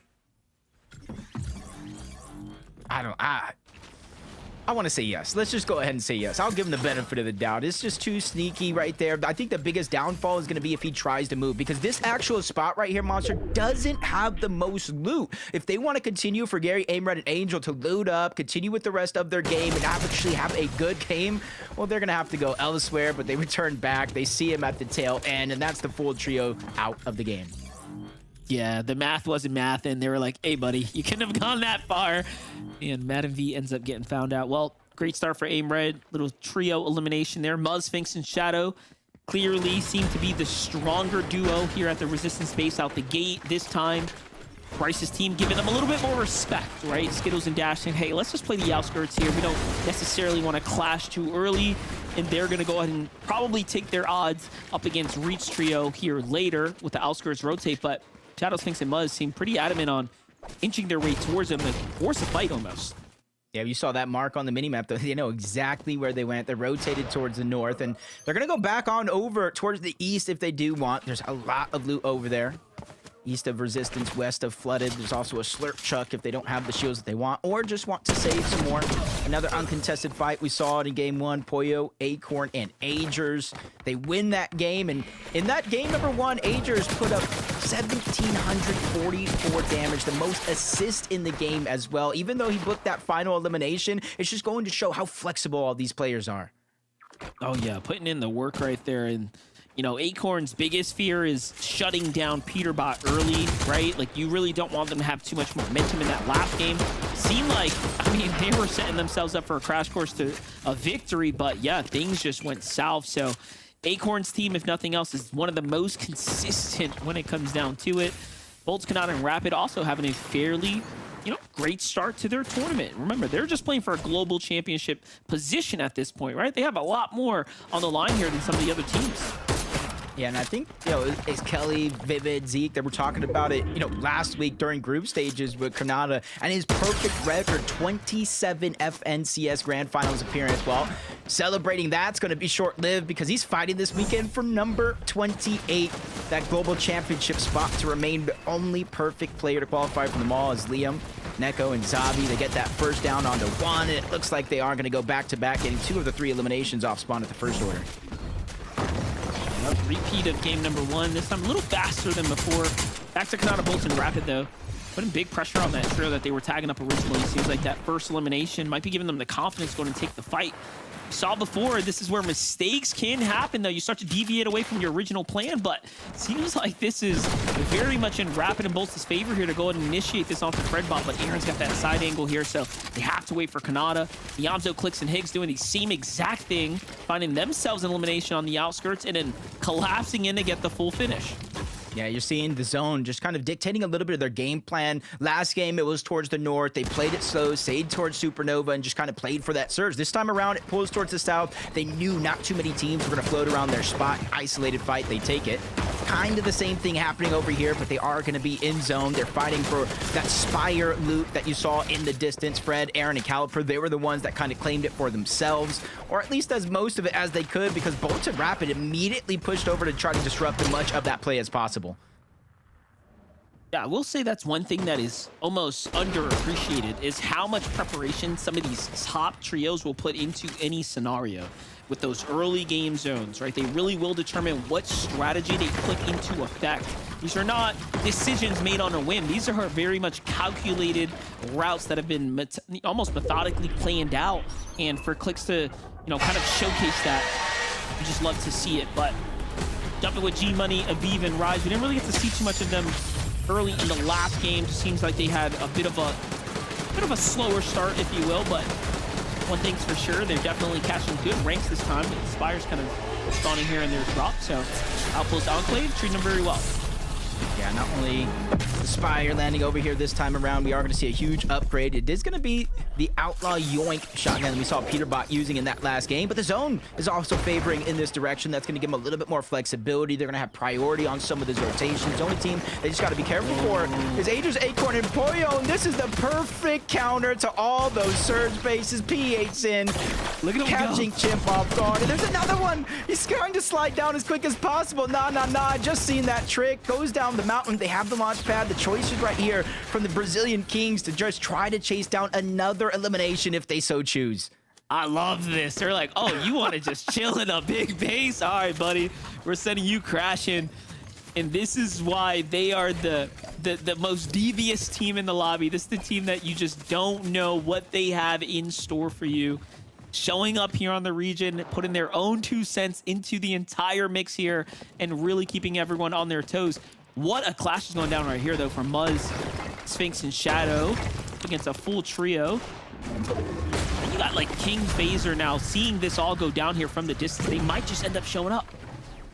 Yeah, and you got to remember, Reet and them rotated out of this position as well, so probably everybody licking their lips saying, good, easy surge, no risk. They're fighting in the distance, and no matter who wins that fight has to continue to rotate in us. This is what I'm wanting out of this position. I think Mud, Sphinx, and Shadow, and their counterparts of Scuffy, Monty, and Core realize what's going down here. They cannot continue to play this because it's too much of a risk. Both teams choosing to disengage 2 different directions, play this one out because this zone continues to pull towards the south. It just makes it more and more of a dangerous position to keep yourself in. That's the caliber of just accuracy right there. We'll play some Muzz, putting that big tag there to kind of open up, release the pressure. This is another look from PH Zin, the chop down. Go ahead and find Chimp. Sinetto sitting Cam on the other side here. Just 8 points earned in game number 1, so a lot of time to make up for here. I love how players find tricks like that. They find so many nifty tricks, and that one's more known, but if you guys are wondering, if you dash into the launch pad, it kind of launches you forward, gives you the launch pad effect. You can open up the parachute, and you don't go as high, which means you're not as easy of a target. As you see some of these geysers being used, but they're going for alert play right now, sir. Taki, Ishao, and Vert, Seek, Donnie, and Joji. Both teams kind of going at it, but one of them's kind of preoccupied with getting Surge across the map. We literally just saw this from King Phaser and PH Zin. Yeah, I was going to say, they seem pretty distracted right now. And I mean, I feel like if you're the team playing Lurk on teams at these Surge bases, you have a huge advantage to catch players kind of out of position here, but I think they make a little bit of a mistake here not to jump on them when there was just 2 in the base, but they're going to be content to kind of hold it down. I think they're almost giving the soft signal, say, hey, look, we didn't get the Elim. You guys can move on. Don't worry. We don't want no beef here. It's all good. And they're resetting their HP pools now. That was an accident, man. We didn't mean it. Just keep on going. And this is the thing right here, because you saw the zone pull far to the south yet again. There's a geyser. You could double geyser, cover distance, but neither team has a chance to use it. Osid says, let me go for the high ground. They're not going to leave. Let me try to push them out. But it's also being a risky situation, because if they don't go ahead and try to disengage, they're going to stay and fight you. And the longer you are in zone, I said it for game number 1, it's going to happen here again in game number 2. That chances of winning the heal off goes out the window. Interesting. They're forced to medmiss here because Cam couldn't find any excess heals possibly left behind by Vert's trio there. And that's going to be one big key medmiss down. Here comes the redash. Let's go ahead and get ready. Donnie's team now had more than enough time to kind of situate, rotate out ahead. They'll be the ones putting up the resistance. Muzz, Sphinx, and Shadow here at the resistance base. Kind of finishing things up this time onto Skittles, Dash, and Bryce here. And Bryce trying to hide, but they ultimately will end up getting racked up onto the point threshold. Aoxy, Pikes, and JoJo leading the elimination counts, though, and continuing to do so here. That's the momentum kind of in the sails here for our Group 3 stage. Kind of Game 1 winners. Could be their season. Hey, it could be 11 eliminations, third place, second place on the leaderboard after placing third. Kind of beating out straight through eliminations, and now we're kind of getting a taste of how they're actually getting the job done. It's these early game fights. This one might be a little bit more risky. Remember, game 1 pulled north, and you see 3 teams in this location, even at fourth, all of them lurking slowly up the side of the mountain. It's not going to be as easy to chop down as a surge base before, but they're just kind of hoping one of these teams disengages, drops down, tries to leave, and they run into them. Game 2 feels a little different, though. It seems like teams have almost threw the bases out the window and said, no, we've had enough of that. And they've almost changed their strategies to those that have kind of based up in the general area. Cyclops, VLS, and Ace Cube still forced on the defensive. Starting to gas out here. Just a couple more 100 material counts left here. Meanwhile, Calipper, Fred, Aaron inching their way up to the top, likely to try to clean up the fight as it resolves here in the coming moments. They got to be careful. Way up. They're getting lurked on at the bottom of the mountain as well. The lurkers are being lurked. 2 teams fighting up above. One of them actually disengaged. Cyclops, Bleaks, and Cube. Eoxy gets shot at by the third party, so he's going to have to rethink that situation, and that causes a little bit of commotion underneath because now that lurking team's position has been revealed, and with one team disengaging, that gives an opportunity for another 3v3 to go down at the top of the mountain. Yeah, JoJo's team's now officially downloading that information there. Aaron seems to have been cracked by the team in the distance that they were trying to lurk up, and they almost seem forced to take this fight here. I have to assume they haven't really gotten a chance to get big damage in. JoJo finds Fred there. Fresh builds. I'm surprised they didn't just go for it. Saw a little bit of hesitation there as likely the team's trying to decide what are we going to do here. Take the fight, play it slow. Narrowly missing that opportunity thanks to the dashes, but JoJo takes one of his own. 3 HP elimination. He kind of needs it for the Siphon, but he's getting tossed, turned, flipped upside down for a moment before he actually gets knocked, but 1 HP. Aaron's trying to live on a prayer, but Pikes, Aoxy, they know how much damage is there. They're trying to continue to go through these builds and try to finish this one up. I think it is a 2v1. The other one did get knocked out. Caliper's going to have to fight this 2v1 the best that he can, but they're just going to drop down low, realizing, hey, we have a 3v1 advantage. If we force this res, we're forcing him in a position to either res, we keep the 3v2, or fight us in a 2v1. And they do get to get the double pickup, so they'll be 2 times as fast here, right onto the wall. No, he had to cancel it, but Calipper finds a monster retag, and then a follow-up. The Siphon comes through. That's the finish onto Aoxy and Pikes there. How did this all just unfold so quickly? Now it's all up to JoJo. Clearly, JoJo was fired up, though. He's the one who initiated that opening elimination here. Double res on both sides. Talk about a full reset. Well played for Calipper. You gotta give him super props for that. Yeah, this just does not get any easier for JoJo Fishy. They need to figure out a way to swap some ammo. He has 2 shots left in his Sentinel. You got to make sure those shots count if you're not going to go ahead and re-up with your teammates as he's looking all around the side of the mountain. Information, anybody else lurking around, because that was what just happened to them with Aaron and Caliper sneaking up on the side of the mountain. Now they're being extra careful. 2 builds left, though. All this investment to take this early game fight did not turn out how they hoped. You know, I'm thinking that right now pressure setting in as well, right? Reality saying, hey, wait a second. We're almost 100 points in the tournament. There's no way we drop game number 2 right now. We just got to get this reboot going. We've gotten damage. We've done enough here. We actually don't need this fight. And luckily for them, Aaron Caliper getting distracted by a whole nother team trying to rotate in from the side of the mountain. Cannons Crossing, Shogun Solitude. That's going to be Causers, Scare, and I think Magma on the other side. And they know, they just saw that team up there. They were hoping they already rotated out, but it is in zone. And just the hard part for both of these teams, Aaron Caliper and JoJo Fishy down below and his duo, is how are you not only going to get your teammate back up, but get the resources you need, because this whole side of the map is going to be stacked with teams taking those mountain ranges. Get to see it. 172 and then 131. Wow. Just straight perfect shots by Caliper to keep him in the game. Masterfully done for them. Way to really fight your way through here. The final stage. That's just proof that teams deserve to be here. Monty, Scuffy's, and Coldo. Little cancel on the reboot there as they kind of wait things out. Another team floating nearby. Seems like they're the first to claim this reboot here, so should just be a couple moments before they'll get a chance to go and play this pickup. Peterbot and Cole's team on the move right now. A lot of action here. Yeah, you can kind of see where they're rotating from. Their initial drop spot of Brutal. And that's the thing about Brutal is you do not have to move early on in the game. It's relatively center, so even if it does pull south, you can kind of get served and all the teams rotating in as they find that open opportunity onto Gray, get the down, and immediately beeline it over. Preston takes some damage, and that gives them a little bit more information as they pick up that second elimination. That was only 2 players on that trio live, so they're all sent back to the lobby to watch and figure out what just happened. Talk about like material count they much needed. That's a full kind of pickup for this team. Early refresh right there to really give them momentum to keep pushing here and now. And this time they have a lot more damage. Last time we were here in this setting, they had about just 100 above, so things for sure going in their favor here and now.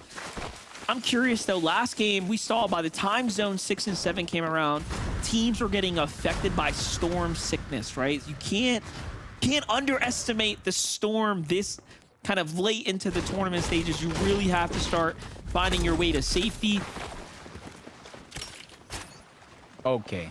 Okay, I would be lying if I didn't say my jaw just dropped seeing them 499 below the damage threshold. I'm not sure what has been going on with this team, but they're almost 3 eliminations down when it comes to Storm Surge, and they are on the clock because it's going to start to activate 25 damage every 7 seconds. That's why they're pushing now, because they know timing is of the essence. Breaking down onto one, they do have the side angle from multiple, and that's Taki, Isho, and Bert on the other side. As Cam tries to go in, gets the knock, comes at a sacrifice, but he does get the Siphon to clean that one up. His teammate Soneto falls on the other side, so it still is going to be a 2v1, but they trade that one away as they take down Taki as well. 2v1 situation, they're immediately going for the double res, but it's the same mistake that cost them as Bert sneaks around, gets the elimination and the Siphon, bringing it to a 1v1. You thought he left? No, he was hiding under the base. And Sid may have actually did enough to at least end the surge dump number there, right? He got the elims, go ahead and cancel it for the whole lobby, but my gosh, the pain has already been taken into account here. Vert does not want to mess around with that 2-tick zone right there. That's going to be big damage. Look at the play here. Doesn't even allow him to get the elim. Almost gets the full finish as well. It's the Siphon that keeps him in the game. What a huge set of eliminations. That's going to be his 4th one for them. A lot of points there. At least it's not a zero-sum game 2 here, but as far as how far they can make it here, Jacob, that's going to be a hard ask. This is quite the end zone, though. Look at this mountainous terrain here. This is going to be absolute chaos here. Yeah, for the sake of the lobby, I'm pretty sure they're hoping it figures out a way to go south, kind of normalize out the terrain as balanced as possible. For me, Monster, let's go north. Let's go ahead and buckle up for what could be a wild roller coaster ride of emotions up and down the side of the mountains. And you mentioned that situation earlier on, and it's just going to be drastic because you saw how many teams were up the south side of Demon's Domain. That's where the reboot is at. We're already in the 6-7 zone. That HP will be chunked out by the zone if you do not have the heals, so it's a huge risk versus reward scenario if any of those teams on that side of the map are trying to get their teammates back. Yeah, and all this elevation, you'll be pretty much loading in right there, center line, into the line of fire, if you will. So this is all just types of sketchy situation unfolding here. Threats, Booga, Craze fighting for a global spot right now. So far, so good. 72 points coming into game number 2. Tournament off to a hot start here. In the distance, see players like G Money just barely holding on. Reet and Curly kind of survived that last storm surge. Seemed like there's just them two standing. Acorn, Puyo, and Agers, though, are going to be the kings of the hill. Sitting very much strongly at the top. And then the zone pull. Okay, buddy. Things are just lining up here for them. The script is certainly scripted today, and this is the JoJo Fishy fight earlier on in the game. This is the same build fight that they had here. Puyo, Acorn, Age was taking full advantage of a monument that was placed before them. Up on top, zone pull, multiple teams having to come from that edge of the mountain as well, from bottom up to the top. They literally have the best view in the house. Cooper, Reek, and Curly might not be as lucky. They are close to the zone, but you see how stacked up is that eastern edge overall. Yeah, I wonder if Cliff's team even knew that they were there. No, they didn't. But Cooper, Reek, Curly, catch one. He seems to have slipped out there. Okay, I was holding my breath for a second, like, wait, Clicks or Yamzo might actually fall here, but it seems to have gotten out of that sticky situation. Reek, Cooper, and Curly are pretty desperate, though. They need a little more damage. They know they're pretty much the next team over from falling under. 4 of our global championship qualified teams are on this side of the mountain right now. Gary gets down by Reek. Kind of gets taken by his teammates, though, but that's not going to stop them. 3v2, they're just going to bulldoze their way through that cover. Aimred's going to be by himself. I'm not sure how much luck he's going to have getting out of this situation, but disaster strikes again. Curly, Cooper, both of them go down, and the pressure is all on to King Reek. Yeah, it's Clicks and Yamzo. They end up getting that side angle there once they pushed in. They were on the layer.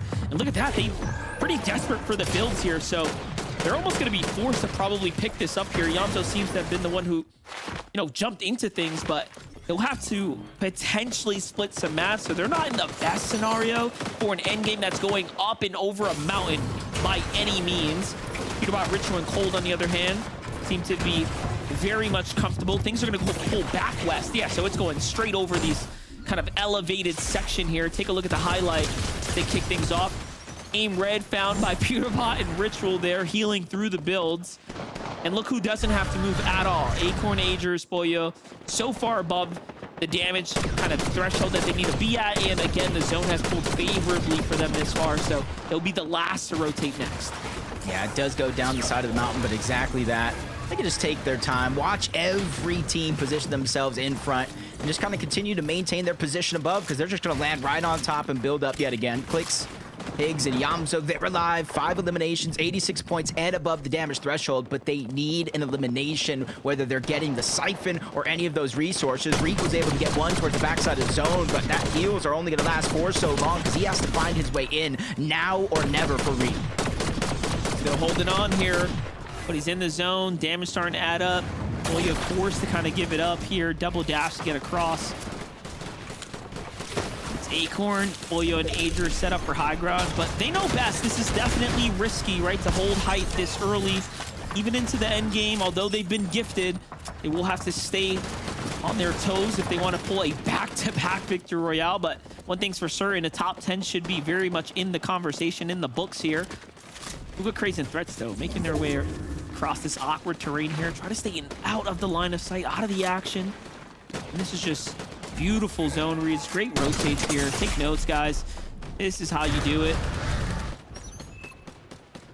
In theory, they might be able to get priority on that slow side of the zone, but Huga's kind of damaged up, forced to dash around. Peterbot holding another team outside of the zone. He's going to get one onto O-Zone. That brings their total eliminations to 6, over the 100-point thresh mark. No extra heals in his inventory, Monster, though. And you can see Cold, no misform. He's going to be stuck with the dashes. That's all that's left over as they get to the front side of the zone. Now is their time to start popping off, because they have to start accumulating the points, keeping it consistent, and keep it at the top of the leaderboard. Yeah, I think it's very interesting. They're choosing a day 1 strategy to just play ultimate load, find eliminations. I wouldn't put it past them if day 2 is going to be high ground day. Just come out the gate looking for big victories, but we're still early in the tournament setting right here. For some, it's just about getting your groove, playing it how it kind of comes here. But Peterbot and Ritual can play any situation. You just give them a chance to. And look at that. Find themselves a nice little chug jug as well. That's going to be very much welcome, given that they don't have heals here.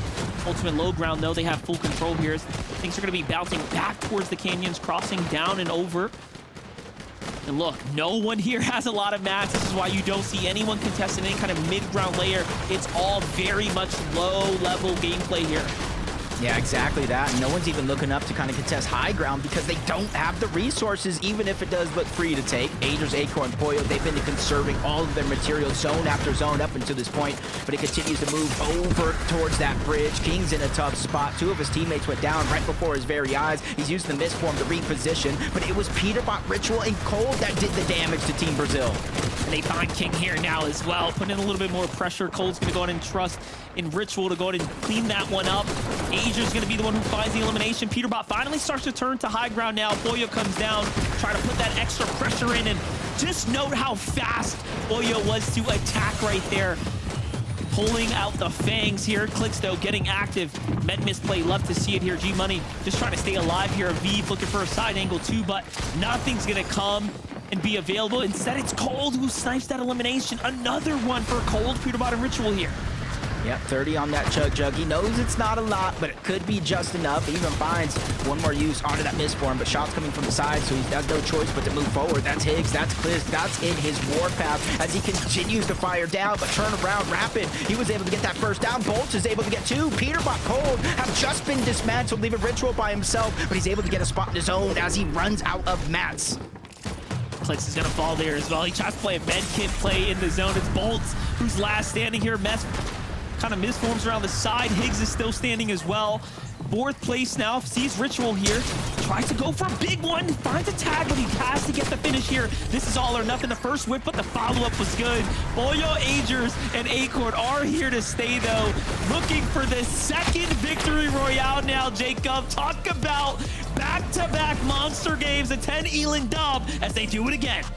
That is exactly it. You know, you're not watching a rerun. 10 elims in back-to-back games. 105 points again over that 100-point mark. They've scored more points in these two games alone than any other team probably has combined. And that just shows how dangerous they actually are. That just shows how practiced they actually are. And it just goes to show that you cannot leave a team like this uncontested. And this is why they are so scary as a team. One of the most consistent trios to ever do it. I mean, Acorn surprises us time and time again. And then you just have Agers really earning his weight right here, fighting alongside Puyo. We can't say enough great things about this trio here, but to win 2 games in the grand finals, just to go in and kick it off, talk about a wonderful, wonderful performance. Agers, Acorn, and Puyo, they do it once again, Zeke. How do they do it?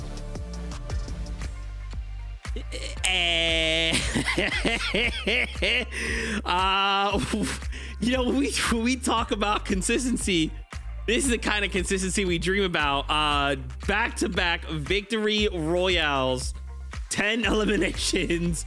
Guys, they are far ahead of everyone else. Oh my gosh. Guys, where do we even begin? We were sitting there watching this game, and it's like, in 7th zone, we're like, oh, look at that. They're above everyone. Oh, look at that. The zone pulls favorably for them. They don't have to spend any mats. They're just sitting on high ground on a mountain, 1,000 above Surge. And they have a medallion. I mean, Kelly, they had it all this game. Yeah, I mean, from their start to getting Rift Island to this smart positioning of themselves around Zone 8 to build up the tower on the peak of the mountain. The zone pulls in their favor. They're able to control high ground. And Vivid at one point while we were watching was like, yeah, no one's going to even try and take high ground. There's just no shot. And no one did. Yeah, I mean, obviously their position was really, really good. Coming off the mountain, you can establish high ground pretty easily through that. But it was like, yeah, right around that zone 7, zone 8 mark, the zone's kind of pulling up to that mountain and then going on the other side of it. It just made every single team that was not Acorn, Agers, and Puyo in complete shambles. I mean, everybody had to invest not only materials, but then all of their heals because they're getting shot in the back from all the other players rotating. Like, it just created such a mess amongst every other team because of how that zone pulled that I was like, yeah, nobody has the mat economy or the heal economy to even look up at the higher ground. And sure enough, Acorn, Agers, and Puyo kind of walk away with that one uncontested up on the high ground. Oh man, and you gotta feel too like they knew that so early on, right? Like the moment that you start to go over the zone and we go like north, and it's like, oh, look at that, none of you guys have anything. You gotta walk up here and look at our big storm base. Like, oh my gosh, that was 2 games. Let it also be known we've not gone to heal off 2 times in a row. Shout outs to NA. Let's keep that going. Wow, Puyo, Acorn, Agers, an extremely strong start out of here. Don't forget, they've already qualified. They're just playing for money. They're playing to make sure that when we go to globals, their drop spot is uncontested, because that's what we're trying to accomplish here. My gosh, we're gonna go to a break, okay? Because I need to take a breather. When we come back, we'll break down more of what we saw out of that game. Don't go anywhere. We'll be right back.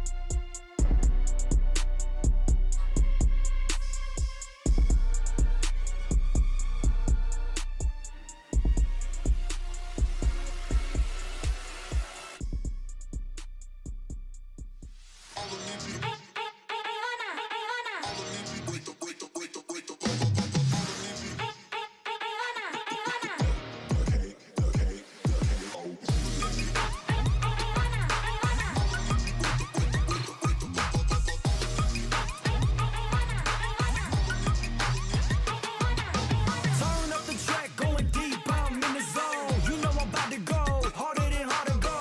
When the lights shine bright, that's my show. Burn up and see the glow. Puyo really took that song very seriously. He went harder than harder goes and got 2 victory royales and 10 eliminations back to back in the first 2 game grand finals. I'm still in shock, but it's fine. It's cool. Zeke will recover eventually. Let's talk about some other trios that performed crazy good in this last game. Clicks, Higgs, Andy, Amzo.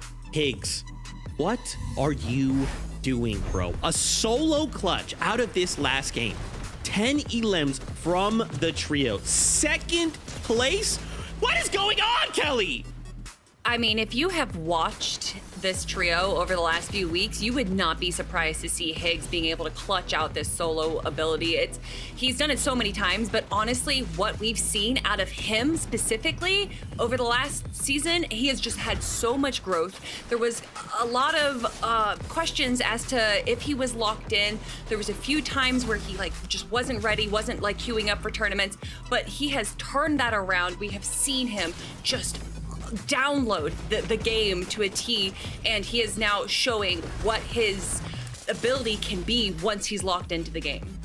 This is one of those games where it's like, okay, this is going to be an unfortunate one for them. They're stuck on the side of this mountain. We started to look at clicks. He had literally 0 builds at one point. I was like, oh man, they're going to fall down the leaderboard after this game. And then there they are in the end game somehow. I mean, just incredible stuff. That's what champions are made of, right? That's why they play so well in some of these FNCSs, because they can make the most out of games where it seems like they shouldn't be able to. It's just so impressive, dude. I don't even know. We also have Peterbot there in 3rd place, right behind Clicks, Higgs, and Yamzo. 4th place, 9 eliminations from them as well. Dude, I just in the fact that we're still in zone in 5th zone, right? We're sitting on the front side of the zone. Had that pulled differently, this would have been a completely different story. But the fact that it doesn't, these guys just know how to operate. The moment that some new information is presented, hey, here's a new zone pool, hey, there's 2 different trios in this corner after you rotate out and they're all fighting here, hey, Peterbot, you wanted to shoot that guy really fast, go ahead and get an impact right here on the spot.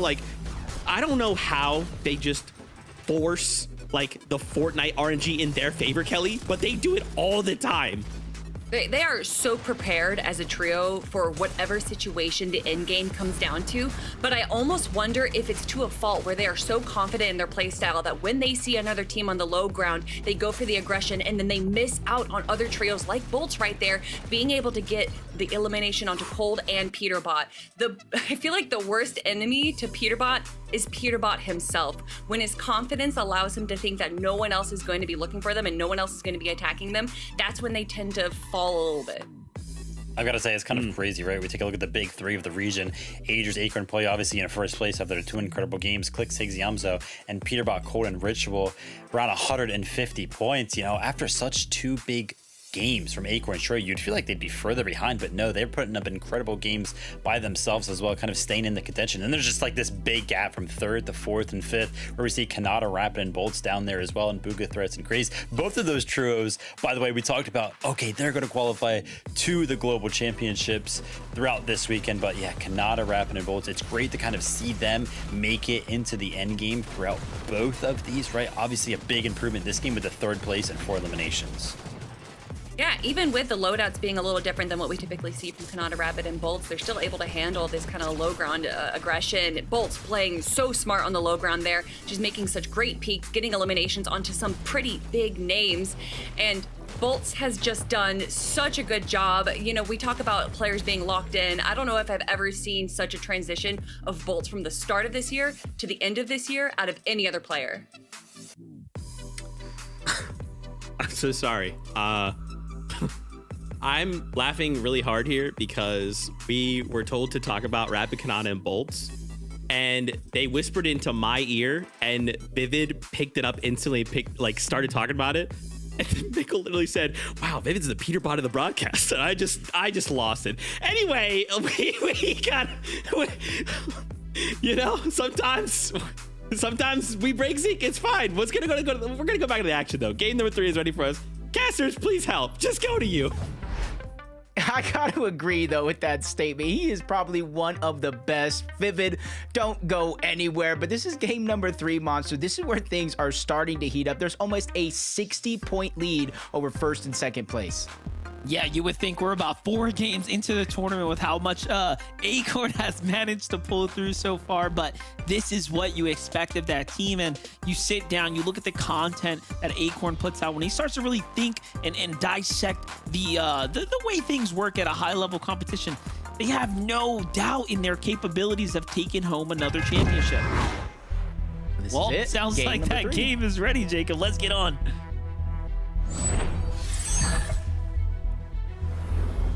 All right, game 3, Jacob. That one came faster than we all expected. We're at the middle mark of the day. Things are heating up here.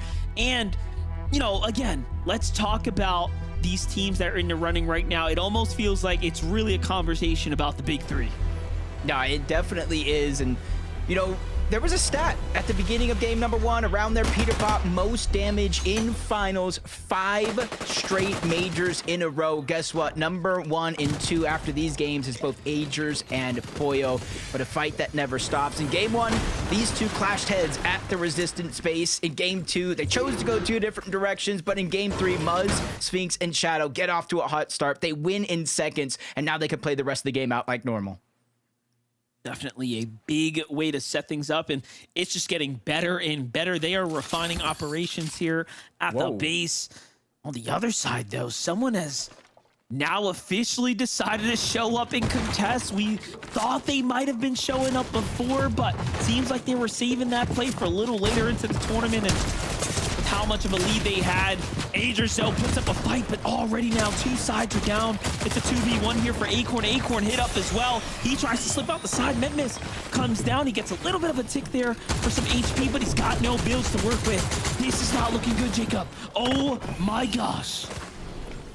I feel like the whole lobby just got a sigh of relief. We were talking about the gap, the 60 points, the terror of back-to-back games. Well, that has come to an end here in game 3. For them, they have just reached the halfway point of day number 1. And now that they got a feel, they can talk about it. Roughly 25 or so minutes, Monster. They can figure out, now that we're being contested, we can go back to what we practiced. You know what's crazy too is like Acorn is known for like these day 2 big day tournament returns. Very rarely does he have a strong day 1 start, and I hope we're not seeing history repeat itself here when it comes down to that trend on average. But it's Zaire who kind of kicks this one off. You see the opening eliminations there, and then they'll finish up onto Acorn. What a huge momentum shutdown there. Yeah, and you gotta imagine, if you see that in the feed, Monster, what does that do for you? How much confidence does that give you, whether you're Clix's team, Kanada's team, Peterbot's team? I feel like it kind of puts you on a whole nother level in terms of confidence. Liam, Neko, team that obviously has been extremely confident time and time again. Very nice little kickoff there. He almost resets the fight there with elimination. Baits him into the angle, but Jig Jr. coming through, finding elimination. I don't remember who that third team was that initially landed here in the triple contest for game 1, but I think they got the right kind of mindset.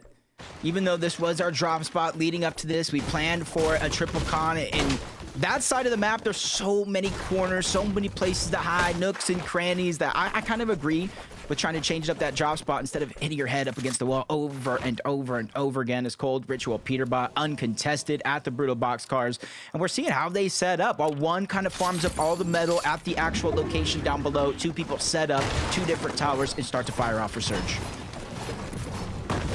Huh? Demon's Domain heating up here, Jacob.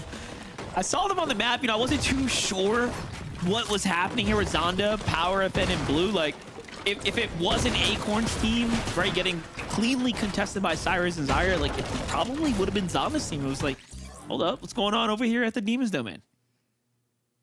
Kind of just slowly rotating. There's a third team there. Cyclops and them are also at Demon's Domain. 4 teams in game 3. Trying to claim Demon's Domain. They want that medallion, the extra shields, the Mythic Spire. There's just so much you can get. And the freedom if you go and get that Foxy Floodgate Zone, if it does the island spawn over there as Yamzo, Higgs, and Clicks, they're getting more and more aggressive. Instead of setting up their surge bases on this side of the map, they saw how empty and open the space was. So they now realize they have to go back to their normal strategy of fighting for their surge on the northeastern part of the map. I mean, answer me this, Jacob. Do you think it's because, like, oh, we see Acorn's team get team wiped in the feed, let's make a move? Or is, like, the hit put out and everyone's like, yeah, we're coming here no matter what? Because, like, if that's going to be the trend of the evening, I mean, it's going to become harder and harder for Acorn's team to escape. Look at this. How did we not initially see this? Where did the two other teams even come from in this fight? And the one that originally won it, Naps, got taken down by Vleeks, H-Cube, and Cyclops, forcing his team to disengage. Then you still got Power Blue and Zonda. And then what is this? Jojo, Aoxy, I don't see Pikes just yet, but a fifth trio at Demons? Yeah, it seems like the bounty is up for this medallion here. Cyclops, Flex, and H-Cube seem to be the kings of the hill right now. They've got things somewhat under control, but there's just so much happening here in the vicinity. It's almost like no one's got time to go ahead and get situated. Aoxy, Jojo, Pikes end up showing up. Clearly, they've been fired up. You know what they're doing in the early game, and they're likely, again, trying to fight just for what this drop spot has to offer.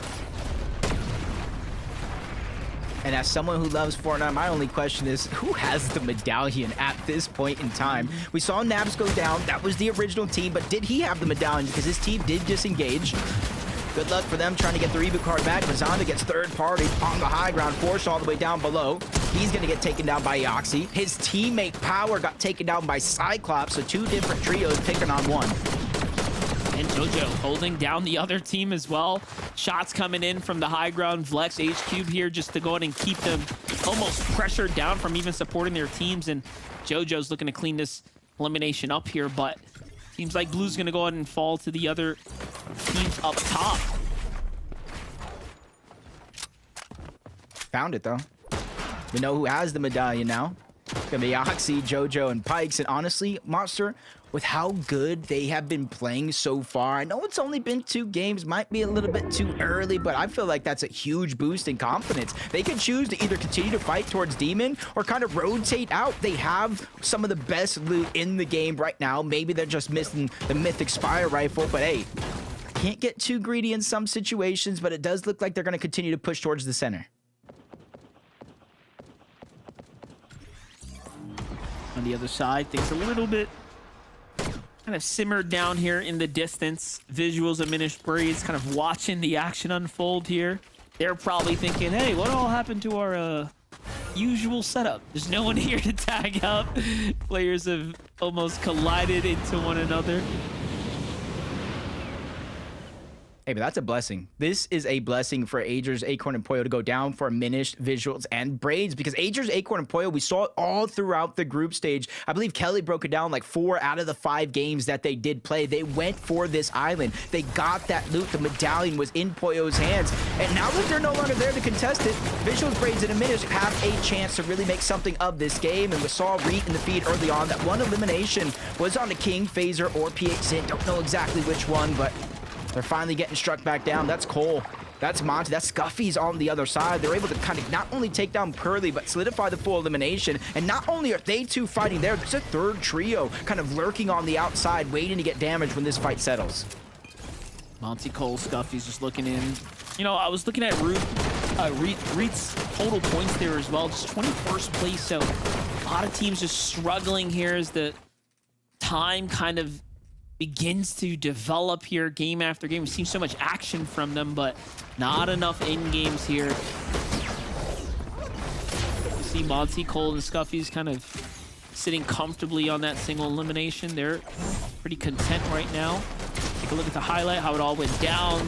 Finding a nice little angle there. Curly overwhelmed almost. Almost got to creep too far into the Lion's Den, but almost a rematch from Major 2. That last and final game 12 was probably one of the best in history, the way these two teams went after each other. But it's only going to be a short-lived moment here in Major 3, where they initially kind of pounce on top of each other. Clixiamzo Higgs get the Spire that kind of spawns over towards Brutal Boxcars, stolen away by Peterbot, Cold, and Ritual, landing over at this side of the map. Makes it risky for them to contest, so they're just going to go ahead and use that boost, fly towards Brutal Boxcars, but instead of stay and fight, Clixiamzo Higgs are going to try to continue their rotation forward. Another zone here, Monster, where the zone is pulling towards the south. How much respect they have for that trio.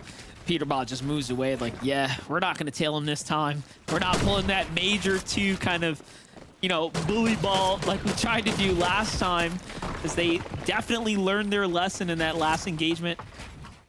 King, Phaser, and PH didn't know. Jacob, what are your thoughts on, you know, their capability to perform so far, given that they're inside the top 10?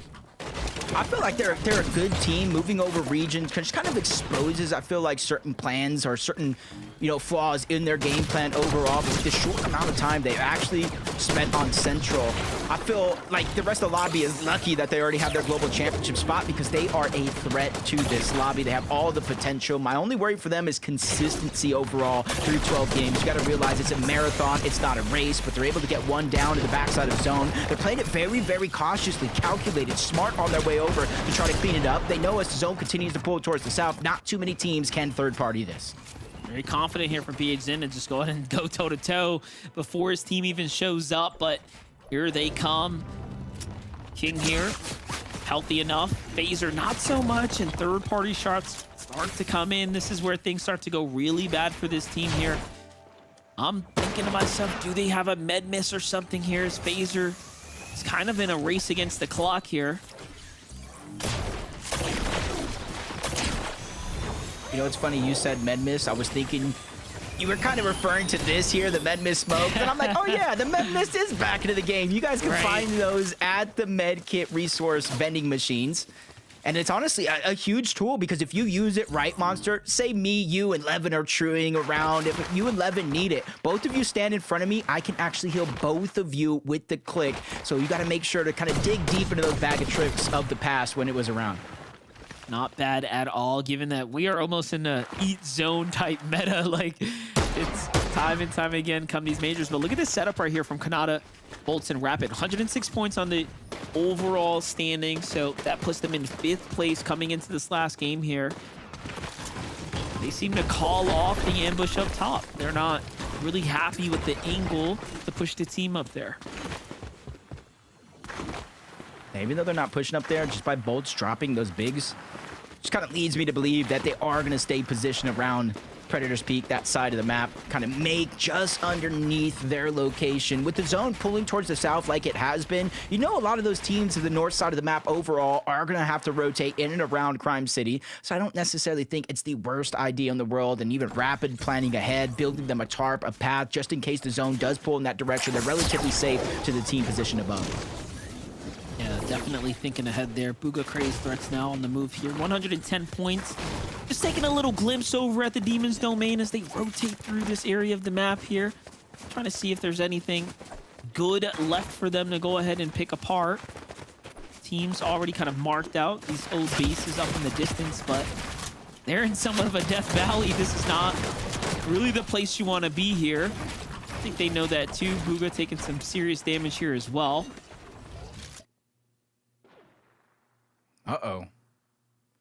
Thought I saw Pikes going down to the team of Visuals, Braids, and a Minish. And the main reason why I see that as a little bit of importance, because that's Medallion on Medallion. If you're able to get the full wipe, one of those teams will be looted and ready to go. But Blake Oliver and Diego, we saw them earlier on in some of the games past where the zone was rotating so far away from them. They've had to decide whether they prioritize getting Storm Surge or staying in the zone. We saw how that affected their game plan. So luckily for them this time around, a zone that's kind of favoring where they drop, favoring their loot path overall. And they're trying to make it a quick and important part of their plan to try to get to one of those edge of the mountains over there. You see Canyons Crossing just in the lift. That way they can try to just set up a base, let all the teams come to them, and then worry about Storm Surge a little later. And, you know, they had a pretty rough game one, but game two turned things around for Oliver OG's team there. Rise, G-Money, and Aviv, though. Sleeper trio right here. One that was just kind of under the radar from game number one. Almost a top 10, but game two, 5 or 6 eliminations in a 5th place. Definitely put them right back into the race here. And already they're off to a super hot start. This is the fastest game start they've had so far with 3 elims. So they're not going to be really worried about Surge if we had to put a bet on it. Iamzo, Clicks, and Higgs on the move as well. It's not our normal Surge towers, but it's something that they can call home. Again, looking towards the north, they're seeing all of these teams rotate by. Even some relatively safe when it comes to the zone, doesn't stop them from trying. In the distance, you see the island as well. Those Visual, Braids, and Diminish that were up there for quite a long time. You got to imagine they've kind of rotated off, and that's the thing about the island, is you don't want to be one of the last teams there having to figure out a way down. Just kind of leaves you open to taking so much damage. Aoxy, Pikes, Jojo, Fishy. I did see him get knocked in the feed. Glad to see him back up and in tip-top shape, because I do believe this is the team with the Demon's Domain medallion. That medallion, so clutch. Clearly every advantage is going to matter, but hold up. You got to hold that thought. Cold, Ritual, and Peterbot finding themselves into another fight situation here outside the Foxy Floodgate, and a full elimination team wipe here. They will fight for the island every single time in efforts for the medallions, the mythics, right? We already know this is the game plan here. He made it very clear. You are to stay away. Bad, man. He's just the last one alive. You can't really get down. Like I said, that wind tunnel is just going to keep you in the eye, if not just them, but any other teams that are surrounding. So he's going to go down. But luckily, there's still 3 games today. There's still 6 more games tomorrow before we crown our Major 3 champion. A lot of time left. That's why I say marathon, not a race. Consistency is key. And honestly, tomorrow is where you start to think about you're going to close the gap if you are behind.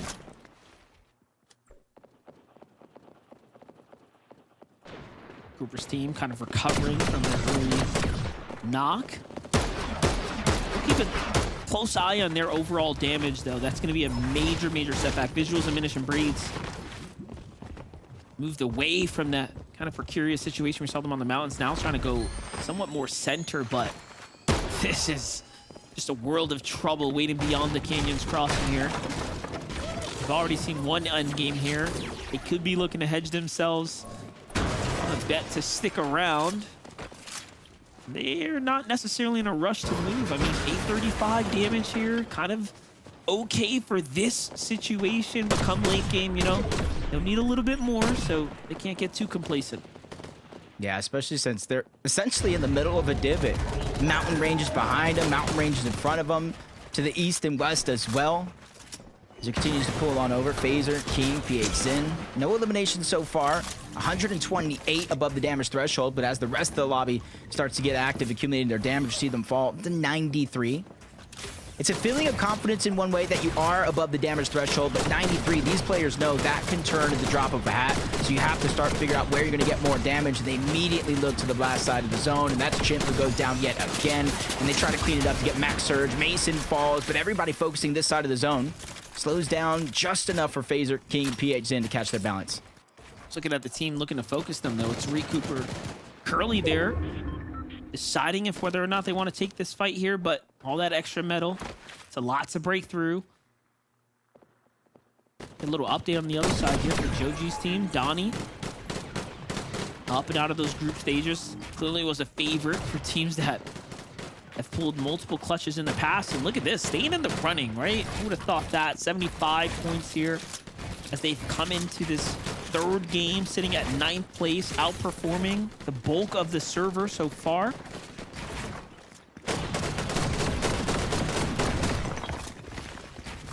Kind of target teams down below. 438, just staying proactive, even though Pikes does get down by cold.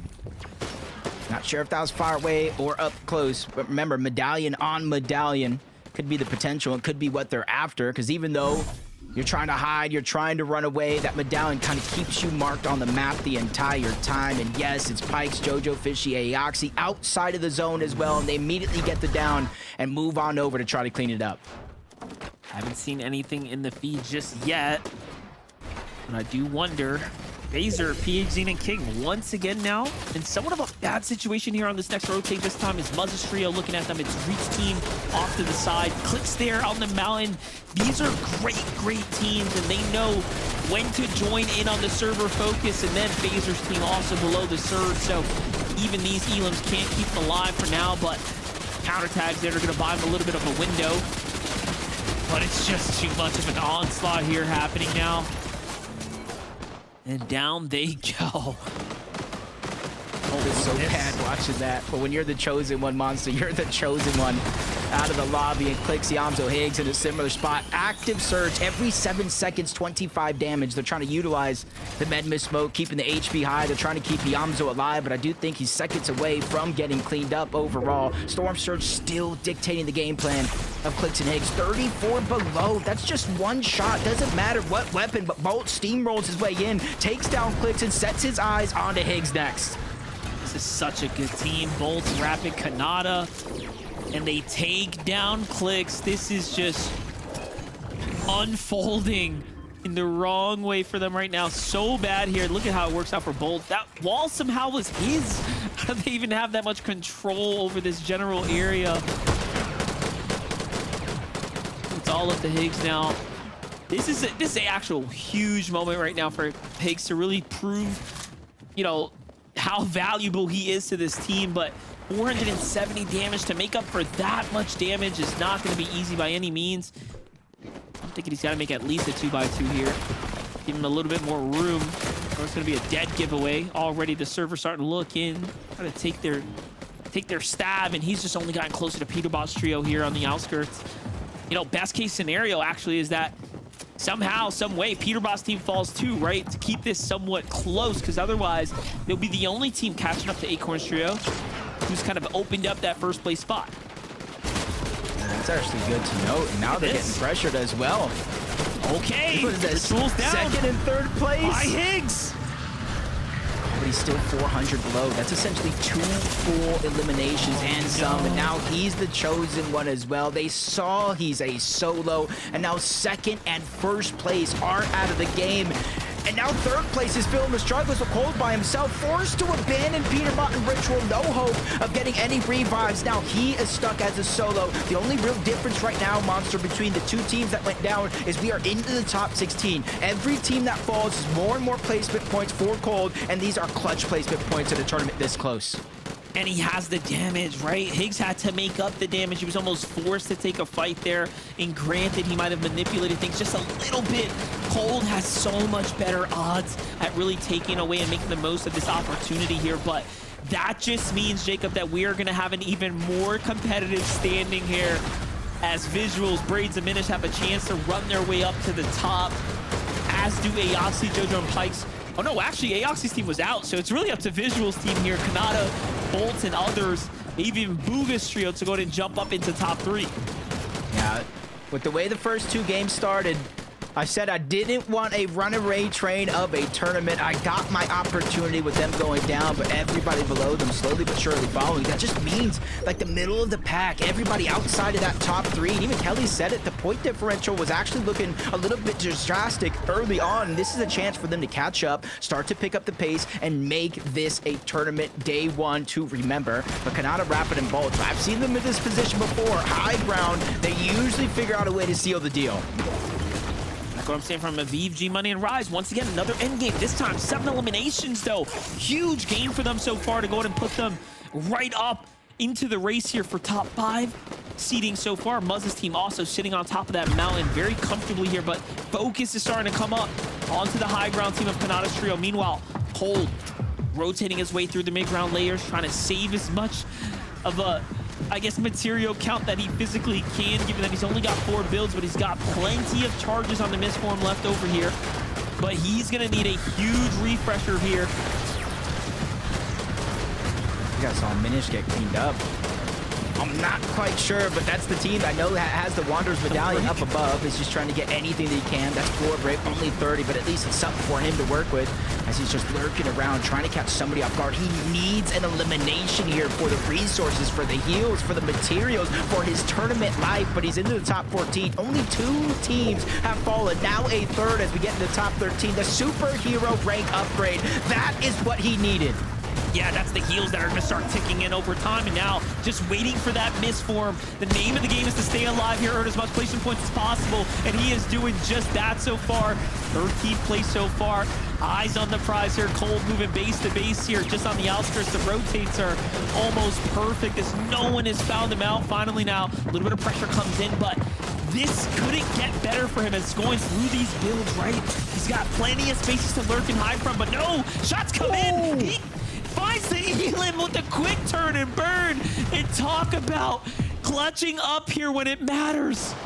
There's always a moment like that in every major, and Cold in Game 3 has just captured that moment into the top 12. I talk about clutch points. Those are the ones, but the handoff from the Medallion, from Minish to Braids, he made sure that did not change hands in terms of overall teams, and now Braids is trying to run away with it. Gets to the front side of zone, creating space for him and his teammates. They are stuck as a duo in a world full of trios. G-Money, Rise, and Aviv also now getting active here on the mid-ground layer. They have choices to make. Do they go for height? Do they fight down low, try to get some material count to turn this fight around? We'll have to see, but Muzz, Sphinx, and Shadow are cooking up as well here. 10 Elims now as they start to ride this coaster to the top. Just trying to go unnoticed because they know high ground is pressuring second height, and right now that's Booga, that's Threads, that's Sprays. They're garnering a lot of that attention, being in the front side of the zone. Muzz, Shadow, Sphinx, they're using that as a distraction to rotate themselves, and they get in front of Cam, Sonetto, and Osin, and now they're trying to put the pressure onto them, forcing them outside of the zone, forcing them inside of the box. Cam goes for an all or nothing play. He's able to get the knock onto one, but he goes down as well. Oh, the finish there on the Sphinx too, leaving it down to just a 2-man operation here from Muzz and Shadow as they're kind of putting themselves back into the race here. But Bolt, Rapid, and Kanata can absolutely use this top 10 here. That's going to go in and give them a chance for a 3rd place, maybe even a 2nd place seat here on the overall standings, but they still have a ways to go. Booga, Crazy, and Threats, though, fighting for it as well, but they're starting to gas out, running low on material. Muzz's got them on their sights here. They can still do some big plays here. They want to cap off before this last and final engagement. Yeah, but this is where it gets tough. Everybody's jam-packed like a can of sardines, close to one another. Booga gets one onto Aviv, but goes down shortly after. Muzz staying in the zone, but he's getting chunked out. He gets the elimination onto Booga just in time to save his life inside of the zone, but they are stuck. There's so many builds all around. They're trying to find the way out, but they might get denied, but no, Wow. Muzz does. Literally a sliver of HP. He survives. Couldn't imagine the comms there. Shadow to go ahead and find a way out. Muzz to somehow follow through there, and although he falls, he has done so much here to earn himself so many points for his trio. Bolts, Rapid, Kanata. The refresh, though, is going to be very much welcome. They have a lot to work for, but it's going back over the builds. That means that it is not a free endgame here. Bolts still fighting for it, though. He doesn't want to give anyone a chance to go ahead and stop and heal. Rapid's gonna fall. Kanata's up top trying to play the heel off here. Braids escapes out with the misform here, but it's gonna come down to the tag. Bolts falls to the Zorm there. Braids doesn't get it. Kanata wins in the end though, because the miss was there to keep him in the game. And they keep the trend of double-digit elimination wins alive. That is an 11 elimination victory royale game, and it kind of goes in tide with what they've been doing so far. Game 1, 8th place. Game 2, 3rd place. And now Game 3, they got that 1st place locked up. People forget Kanata is a competitor at heart, and when he's fired up and he shows up, he puts in the big numbers. But you know what? Bolts and Rapid too. Talk about a team that has been slept on, right? These guys coming from West Region to NA Central now, just putting up the numbers amongst the best of the best, and they're doing it in excellent fashion here.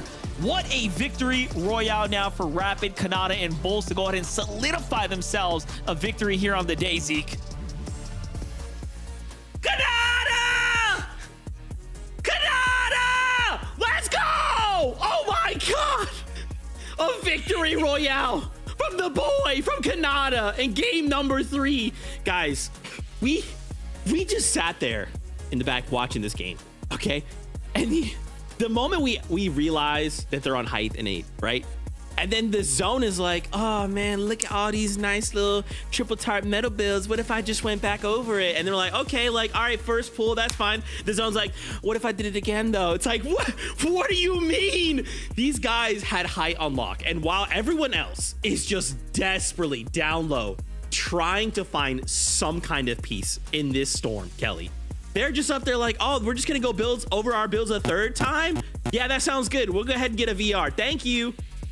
They were in 5th place after game number 2, and we saw some of our big teams, 1st and 2nd, going down early there. I know after that game that they are going to be shooting up the leaderboard, and although Kanata and Rapid played that game, played high ground so perfectly, I have to give a shout out to Bolts. His ability to leave the rest of his team, go into low ground, and still somehow have no one look at him, no one even attempt to get an elim on him. He is just him. Bolts, time and time again, can show that he is ready for the grand finals and wants to get his team not just a ticket to the global championships, but he wants to get them that 1st place spot. Yeah, I mean, this high ground play, it's all made available by the fact that this trio went ahead and took out Clix' trio, right? Clix and Iamzo go down. A little bit of struggle with the Storm Surge right there. So the eliminations were picked up by Kanata, Bolts, and Rapid. Of course, when you go ahead and pick up those eliminations, you're going to get the refreshes from another stack trio, right? Another good trio who's, of course, going to have some things for you to work with, right? So they just have so many materials, and it's so funny, right? Because we're watching the game happen, and Zeke's like, how were they just tarping with all of this metal? Well, that's because they just had all of the materials that they needed from picking up another one of our top trios right there. And man, let me tell you something. Game number 3, Major 3 in 2025, that one might need to go down in the history books because the implications on the leaderboard, Zeke, I don't even know. Bro, we know what the leaderboard looks like, but Fortnite fam, gotta go to break. I know, it's fine. When we return, we take a look at the standings because, as Vivid said, the implications here are crazy. Stay tuned. We'll be right back.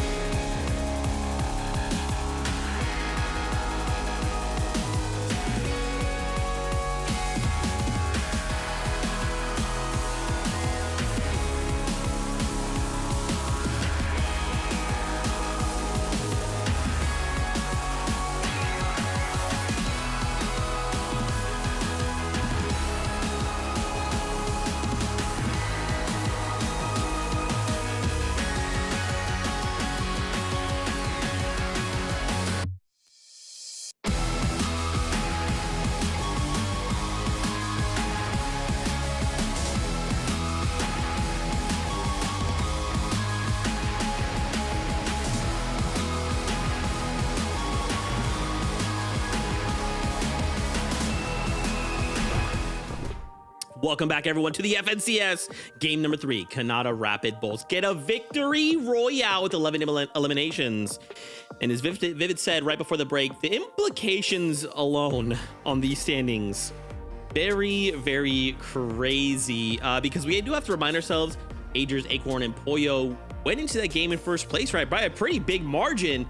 But them falling mad early means everyone else in the lobby can now try and close the gap. And take a look. By 1 point, that game puts Kanata Rapid and Bolt in first place. Let's go, dude! I mean, I know that Agers, Acorn, and Puyo went down early, but I did not expect Rapid, Kanata, and Bolt to go from 5th place into 1st. That has to be one of the biggest jumps, and I'm getting excited. This is still early. This is the halfway point for day 1, but that is crazy. That can just show you how things can get so shooken up here. And Visuals, Braids, and Diminished, another trio that has jumped up their leaderboard, currently sitting in 4th place. So many people need to put more respect onto this trio, because time and time again, we see them make it to the end game. Consistency is the name of the game for this trio. And regardless of if they're able to get that big spire, if they're in the front of zone, they are able to just get so many good plays in these end games. I mean, yeah, honestly, Diminished, Braids, and Visuals, it's like they're playing like the cleanest Fortnite out of anybody right now. There's nothing crazy going on from this trio, right? They're not playing for the high ground. They're not popping off with eliminations. They are just consistently finding themselves in the end game. And it's like almost every single time we do one of those like drone shots where we're looking at the entirety of the end game. It's like, wow, Visuals, Braids, and Diminished, they're in like the best spot right now in the end game. They're just playing super, super clean Fortnite. And the fact that they have Medallion in hand, right? That just amps them up in that mid game. Dude, so well executed. But another trio we can't not talk about. Muzz, Sphinx, and Shadow. What the heck were they doing this game, bro? Muzz was on a completely different level. They end that game 4th place, 13 eliminations. Oh my God, Muzz. This is what I want to see from you, dude. It's so good. This is what we all wanted to see out of this trio. A little bit of a slow start, starting up with 18th place, then getting 11th, but jumping up that placement. Muzz, Shadow, and Sphinx with so many eliminations. I love to see it. This is the Muzz that we know, but can he replicate that over the next 3 games today? I mean, even being contested on spawn, right? I think if we were to start a stopwatch from when all 3 of them landed to face the other 3, it was like, felt like 7 seconds and the whole trio was wiped. Finding those early eliminations was key for this trio for sure. Talk about early elims, guys. Peterbot, Cold, and Ritual going down a little too early, right?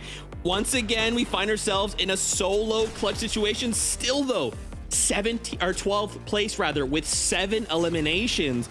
Even in a situation where Cold is put to solo clutch, I love that any one of these members, if they're put in that situation, they'll still clutch, right? So they're still hanging on to that 3rd place.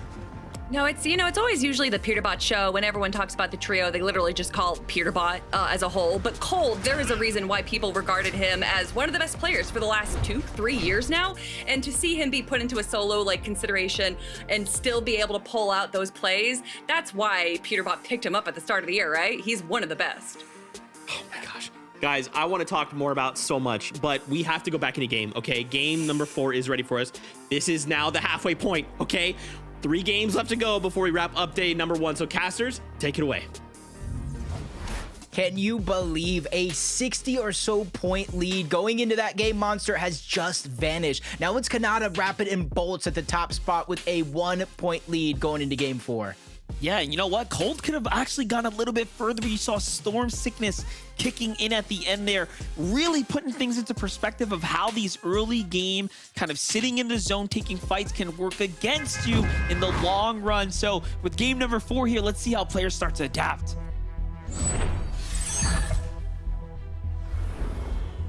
Jacob, is it heads or tails on whether or not Acorn's going to be contested? What do you think here as game 4 kicks off? I think at least one. There's no way 4, 5, 6 teams, half the lobby, all landed over and around Demon's domain and kind of call it quits in game number 4. I feel like it's worth the risk, especially for the team that did take them down. Yeah, and then think about how other teams got to actually play with Demon's Domain, loot, territory, medallion, right? Everything that comes from the drop in their inventory. Clearly, it allowed even teams like Visuals Embrace to go and take it very, very far. But what a start to the tournament series here today. It seems like Ager's Acorn gets to breathe to see another day. Puyo here kind of easing up. I'm sure relaxation almost feels like it's kicking in, but they know now that they have to stay absolutely on their P's and Q's here. They got to loot quick and move quick.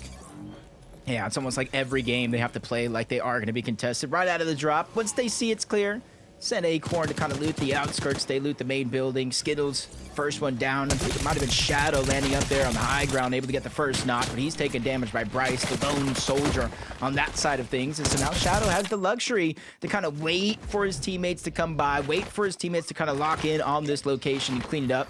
Bryce is now out of everything. No bigs that are left. He has no small ammo. He is going for the revive onto Skittles, and I do think he is going to be able to get this one off. But what do you have to fight with? Yeah, absolutely nothing. I'm also trying to just figure out how does Shadow touch down so fast before his own teammates even get there. So clearly he is way ahead of the drop right now as far as how this all worked out. But Bryce picks up Skittles here, forced to kind of retreat now with really little to nothing. But we all know this team's going to be trying to seal the deal here. There's no reason for them not to, right? They absolutely want these points. More importantly, you want to force them out the drop, see if you can get them to change the strategy. And then that way they can actually run away with the tournament here. Because very clearly, if Muzz, Shadow, and Sphinx get their kind of early game going and get past the mid game, they are great in the end game. 13 elims in that last round is an absolute monstrous round of Fortnite for them. Yeah, it's a kind of game-changing there if you're able to get into double digits, but on over to the outpost, something that we haven't seen for the first couple games so far. G-Money, Rise, and Aviv going to be contested by Curve, Josh, and Tyler. And this is honestly something before this major got a round of fight that we all thought we were going to see. Curve and them chose to kind of go elsewhere. Flooded Frogs without Muzz in the grand finals, having to go through LCQ. They said, hey, might as well go up there. Muzz qualifies, said, uh-oh, things have to change yet again. They go to the first order base. They don't like it there. Triple contested, and now they find themselves at the outpost fighting for their lives. Good damage onto G-Money, but a 3v1. Curve gets taken down to the full trio wiped off the map. Yeah, this has been going very well for G-Money, Aviv, and Rise so far. 160 points now as they get just delivered 3 eliminations there, and that's going to put them right up in contention with Muzz, Shadow, and Sphinx. That's what you want, right? If you are just clearly outclassing, you know, your opponents on the drop time and time again, it's such a catalyst, right, for your tournament position. Talk about looking for a catalyst, though. Higgsy, Hamza, and Clicks almost seem like they're trying to make up for lost time here, rotating fast into the pump power, not looking to give Camstrio time to breathe. Even trying to sneaky angle onto Sinetto. That one's going to be given up. Can still fighting for that piece control on back, and what a change-up of game. They've just been getting more and more aggressive, Clicks, Yamzo, and Higgs, each and every game that does pass by. That storm surge that we thought we were going to see from the whole north side of the map, there was a whole wrench in that game plan. Reeds on the hunt, Muzz on the hunt, Clicks, Yamzo, Higgs now forced to fight box to box. Bringing shades of Majors 1 and 2 back for the teams that do land on this side of the map, just kind of giving a little bit of risk-reward scenario. And that's it right before our very eyes. Yamzo is going to be the first one dropped out of this fight. Definitely a tough position to be in now. You know, they took the risk to come here and take the fight, but Sinetto, Cam, and Sid, they're not a team that's on, you know, 0 points, right? They're at 96 points. They've been having quite the tournament day in the race for a top 10, but Higgs now kind of call out of position here. Forced to misform. Clicks playing the distance shots, but look at Sinetto. Quick to tag here, not looking to breathe or allow Higgs to get a moment there. And he cuts him off again.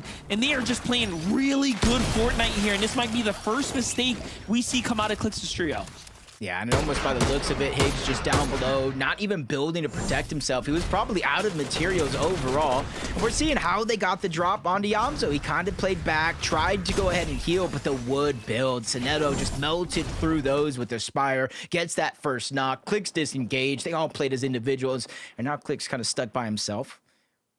Did I see Acorn, Puyo, Agers, Cold, Ritual, And Peterbot, they know Agers, Acorn, and Puyo love to go for this island. Them out of the game means Visual Braids and Minish were able to get it last game, but this is a new game with them alive. They are going for the lurk. They're trying to take down second place. Leave it up to Peterbot, Ritual, and Cold to be the type of team that will do what it takes to take home the entire tournament. They're doing it here and now. They did it last season in Major 2. It is just time and time again playing out before us, and you really get to see that championship mentality from Peterbot, who kind of leads this trio. Acorn, Puyo, and Agers likely have no idea what's coming after them right now, so they have to be absolutely cautious here before they go up for high ground. The moment they go up, I think we're going to see Peter's team follow right behind them. I already heard one rift kind of go off. I want to imagine that's Agers, that's Puyo. Yep, you see them immediately start that boss, the medallion. It's moving on the island. You see it in the mini-map. So Cold, Ritual, Peterbot not necessarily making their move now. And I kind of think maybe it's due to how they spread out to get Storm Surge after they get the island. Only time will tell how this one continues to roll out at Foxy Floodgates when we tune back in later. Yeah, I'm thinking they're going to wait for the engagement to kind of kick off, wait until things get a little scrappy, you know, and then boom, before you know it, a fight's going to break out. We keep in close tabs on that. Before we get back there, though, King, Phaser, PhD, kind of mixing things up here. Playing the Surge Mountains, looking to see if they can exchange with anyone here in the distance. Seems like King isn't getting too lucky so far. Meanwhile, inside the storm, Shadow, Sphinx, Muzz doing exactly what they do best.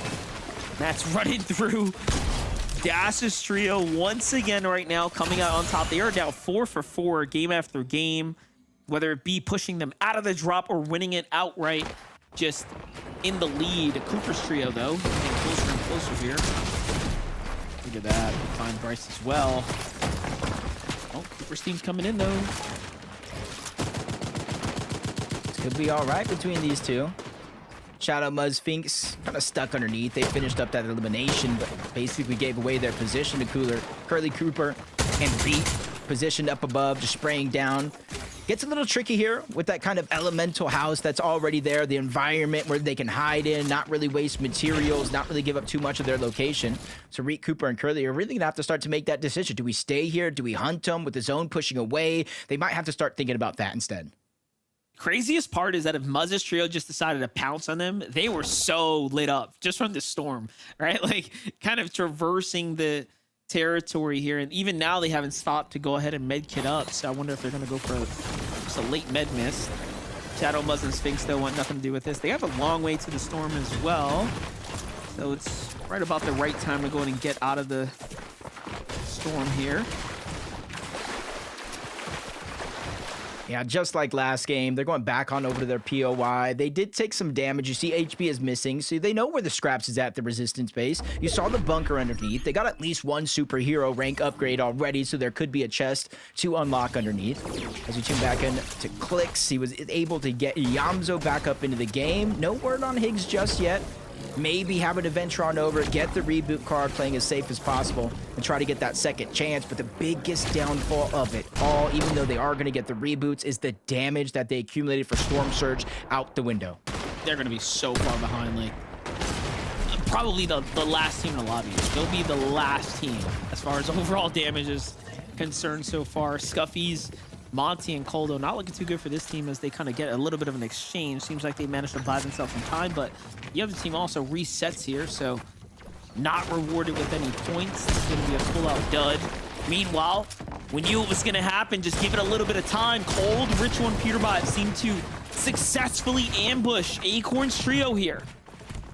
Yeah, they did get the elimination onto Acorn as well, so they do have a numbers advantage here deep into the zone. Agers on the other side. Cold just making sure to stay with the rest of his team, and now they have their eyes set on the Puyo up above, 3v1, but Puyo, he knows not to stay too long in that position. Drops down a few layers, but he's quickly getting chased around. Luckily, he was able to hide where he's at just a little bit, reunite with Agers, making Cold, Ritual, and Peterbot kind of second guess what they're doing here. And you got to think about it. One mistake, and Puyo's going to chew you up and spit you out, and it'll be a 2v2 before you know it. Peterbot goes toe-to-toe with them. They go for the breakout, tries to misform around, cuts off Agers here. And this is high-level gunplay at work. Peterbot known best to just hold his shotgun, track you through the walls. But other teams are putting in their attention to the matter here too. And look, this is what we talk about. All of a sudden now, they're forced to kind of reset here.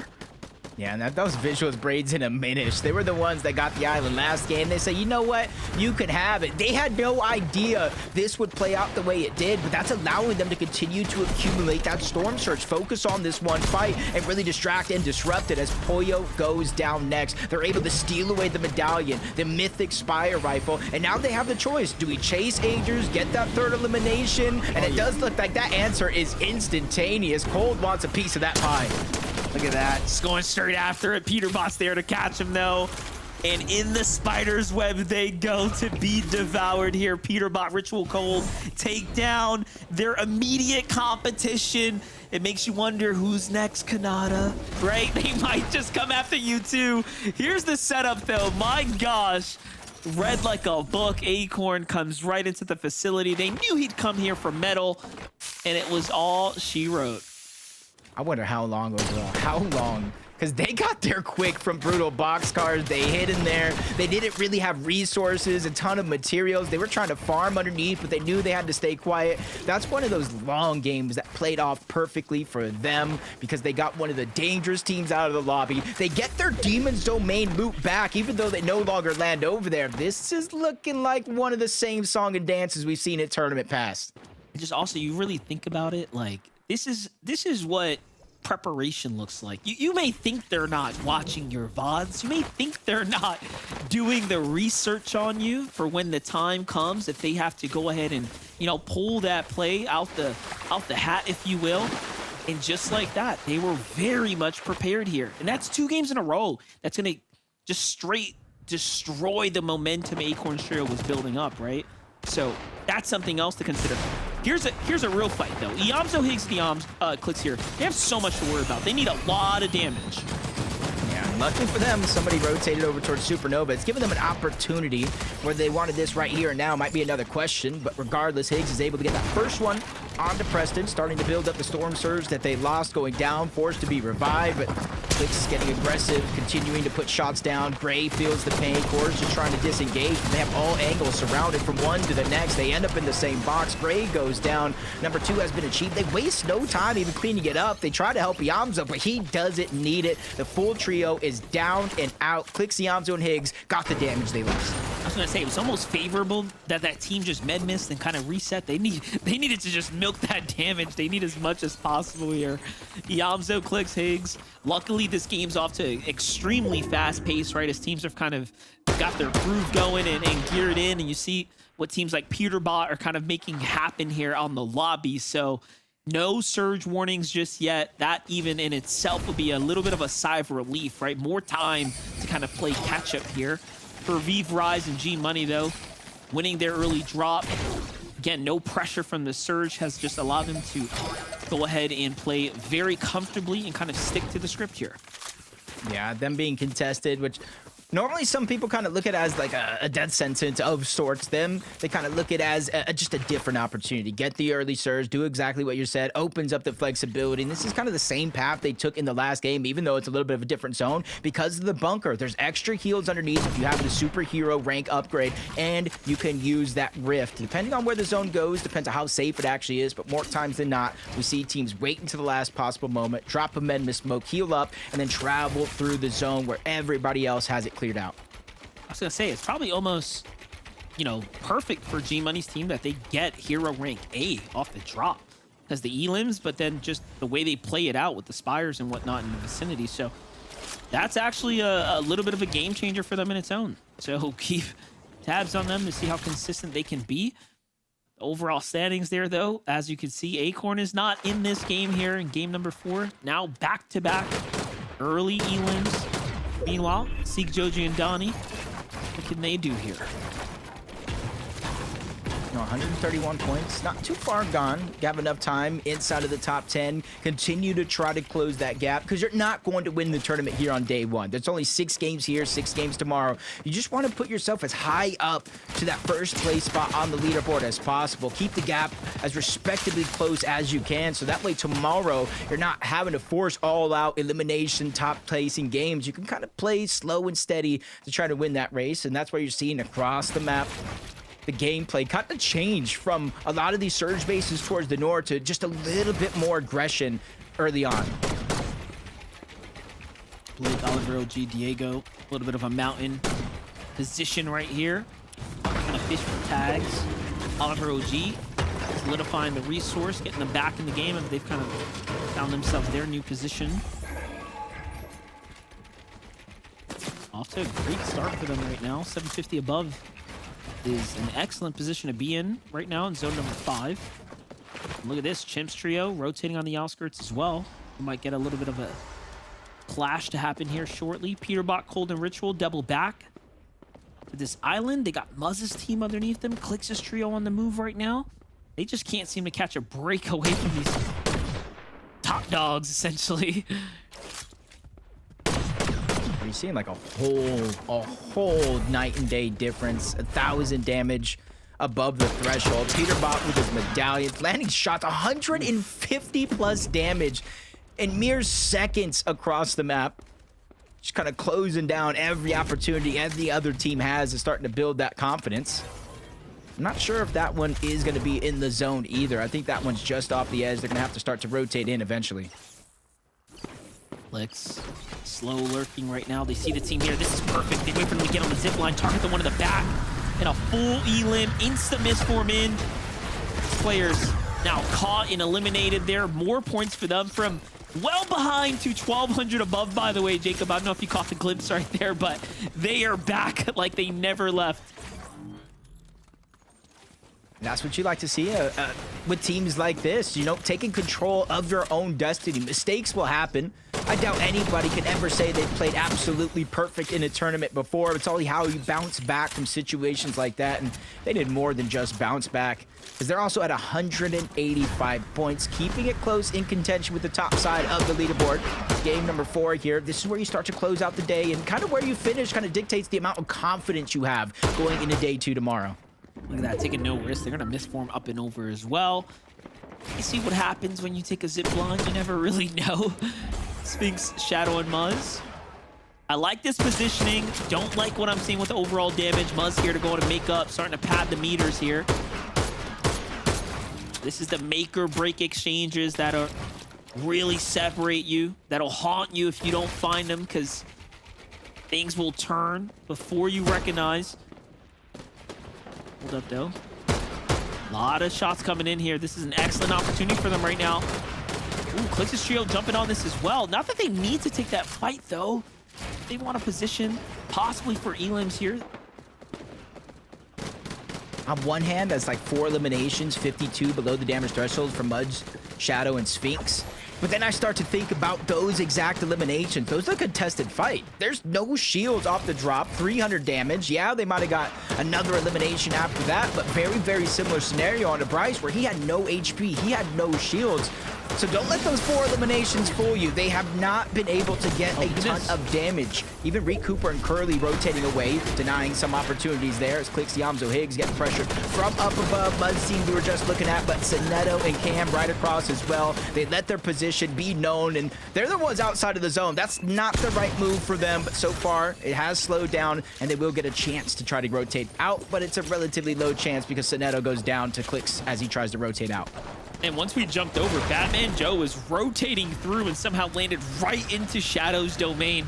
And he cleaned up that elimination immediately. That was about 100 to 200 damage. That was absolutely welcomed for this trio right here. Now the Booga's team's got their eyes onto Sphinx here, who's kind of leading to rotate at the moment. But the South Pool is going to force everyone out pretty early here. Peterbot not looking to take any contested battles at the moment. They just want to get to safety here. And they're decently well connected because of Visual's Braids diminish underneath. And then they kind of reconnect on the way there. That's Ritual, that's Cold, making sure to use the extra resources they have to make sure that their position is going to be secure. Just on the edge of zone, though, that's the biggest thing to take note of. Every other team, like Muzz, like Clicks, even Slepsy up there, just going to have to rotate in that direction. And it's not going to be easy because you can already see Muzz is already trying to hold one team out. Now imagine the cascading effect from here on out. Yeah, and the mid form starting to run low here. Shadow, Muzz, and Sphinx. Shadow's just got one here. That's not the optimal situation you want to be in the end game here. Muzz does as well. Yeah, so this entire team's really leveraged their misforms heavily to make it to end game. But you know what? This is where they shine best. It's getting past the mid game that we've seen Muzz's team almost struggle with season to season, but we haven't seen them in a better position on NA than we have right now. So very cool to see Muzz kind of find his true form here late into the year. Look at the wide shot, though. No easy choices here for any of the teams. You got Clicks on the other side of the wall. A Minish's trio there. Peterbot right up top. And the zone's going to pull straight Eastern, so they all got to move. Yeah, and it's starting to look kind of frightening when it comes to the zone. We're getting closer and closer to those mountain ranges as Muzz landing a couple of crucial shots, almost getting the knock all the way across. Obviously wouldn't have been able to push over and get the elimination, but you're seeing the difference in their Storm Surge threshold, 363 above, feeling more and more confident here as the game does go on. And that's a huge change because this is a team did not even make it out of groups, but during the LCQ, they get first place in Open. They win the first game to qualify, and it's a perfect time for them to catch fire. You see the difference right here for Peterbot, Cold, and Ritual's team, who didn't have to misform their way off through the early game. They're able to really position themselves well now come this final zone rotates here. Aaron falls to the hands of Sphinx, so he was late on the rotate there below the surge as well. And this is where Cold, Ritual, and Peterbot are going to go from 5 or 3 elims now. Start racking things up. Let's see where they get to end this game number 4 here. 213 points. They're literally almost one more point away from overtaking that second place spot. Steel trail to Kanata, Rapid, and Bolts though when it comes to that leaderboard. You see them on the map right now, front side of the zone, but relatively low. Team Phaser, PH Sin, starting to create a little bit of distance between them and everybody else, but you have to be careful. You hear that exotic pistol, the shockwave effect, kind of frightening for a lot of those teams that are going to be on the high ground, as Peterbot did exactly what you said. They cleaned up another elimination from the distance. They're picking them up. I'm looking at the distance, though. You see Kanata situating for a bit of height as well. What is going down here? Are we going to see another back-to-back here? That'd surely be an anomaly. But Bolts, Rapid, and Kanata are starting to set themselves up. Meanwhile, Ritual's team starting to rotate straight south. Curly's team making their way through a re as well. And everyone seems to be congesting up below them. Bolts, Rapid, and Kanata overextending outwards. Hungry for any type of traction here, but nothing's going to go on and reveal itself just yet. Still, 14 teams remaining here, so a lot of placement points to be earned. Yeah, and they just started to set in, so this is where the real difference maker is. You spent all the time in this game. You cannot go down. A couple of rare missed opportunity there by Cold, but he's immediately going to use the misform to get out, and they overtake and throw a whole nother team out of that position. That's scared Co. They get forced down a whole nother layer, but Peterbot wants, Peterbot takes, and there's another example of that. King's Trio gives up the high ground as well. Look at the low ground, though. Yamzo has to play savior here. See bodies, visuals really quick. Plays around the side angle to secure the elimination. Tries to see if he can chip away at what's left for Braids and Diminish. But no, Higgs falls too. What just unfolded there? Something went terribly wrong there. Now Yamzo forced to play this one out by himself. We've already seen Yamzo do this before, clutch up the big points in the end game here, but placement points are going to be absolutely critical for him. Booga, Threats, Crazy, staying as consistent as ever. Also, on track here, Jacob, for another big game. That's exactly what they need. You saw the probabilities. Teams qualifying for the Global Championship. Booga slow to start out the tournament, but they're ready to pick up that pace. Cold, Ritual, and Peterbot, same thing for them. 203 when it comes to points. Sphinx, Shadow, and Muzz using that med miss, the regular old med miss, and he's doing exactly what I said. He's trying to heal both of his teammates with the one usage as Yamzo barely finds his way in. 3 HP, 50 shield, flank onto Cooper, but he missed that opportunity there, but he's still floating around, lurking for more, but he gets taken down by Muzz's trio again. just goes full circle for Muzz's team here. They are all well on their way to top 10 and 10 eliminations as well. Peterbot, Ritual, Cold, though, starting to make a big move here. Up for high ground they go. They get ever so closer. And this is them just kind of feeling the water out, right? How warm is it? Is it time to jump in? Here goes the med miss. This is giving them a lot of opportunity now. Also puts a lot of kind of thought and focus in on Kanata's team. What are they going to do as they know there's a team lurking beneath them? Meanwhile, Minish clutching up by himself as well, keeping his team very well in the running for a potential third place seat here on the standings. Sphinx makes it out the side though. And Minish just kind of lurking by. Eating way too much storm here, though. Someone's lurking in the cone behind him, too. He's got no idea. This form comes out. He's just trying to stay in the game right now. Still 7th place, little med miss for him. And then a siphon there onto Sphinx, too.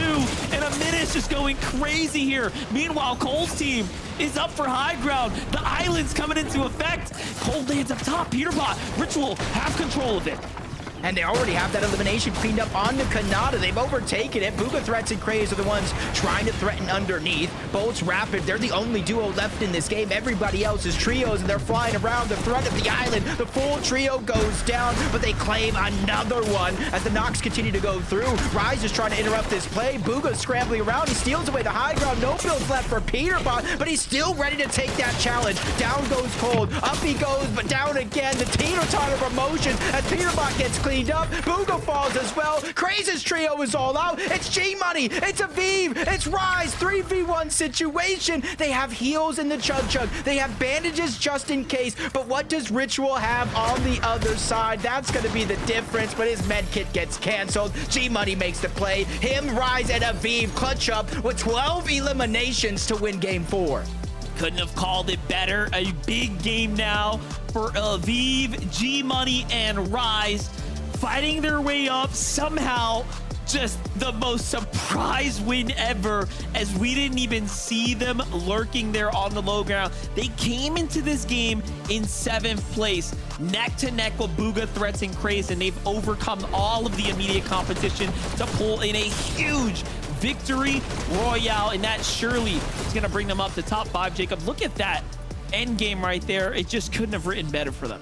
Yeah, they were kind of focused on the mid layer, the high ground. Meanwhile, G-Money and V Rise said, go ahead, you guys can take it. We will be the ones that steal it away when the dust settles. Game 4 goes to them with only 2 games left. Are you excited for more, Zeke?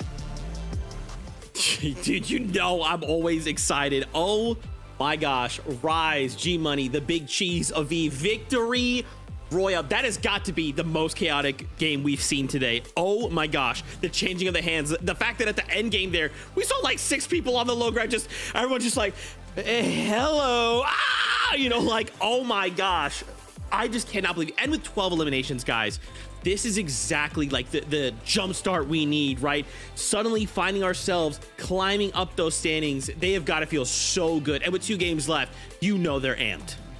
I mean, the best way to get a good end game is to start with a good early game. And we saw them get that big Spire, they got the exotic pistol, then we saw them rotate over into the research lab. So obviously they're getting a bunch of loot from that area as well. And to be able to just carry that into the end game as well, and to do it like ninjas, like we heard the casters say, we weren't really paying attention to the low ground in consideration of Aviv, G-Money, and Rise. But Elam after Elam, while everyone else is fighting for height, look at this. They're just able to get all these fish in a barrel, these easy elims. I love to see it. Yeah, I mean, it's crazy, right? Game number 1 had that fight for height just a little bit, right? Kind of created some chaos. And then games number 2 and 3, they kind of slowed down.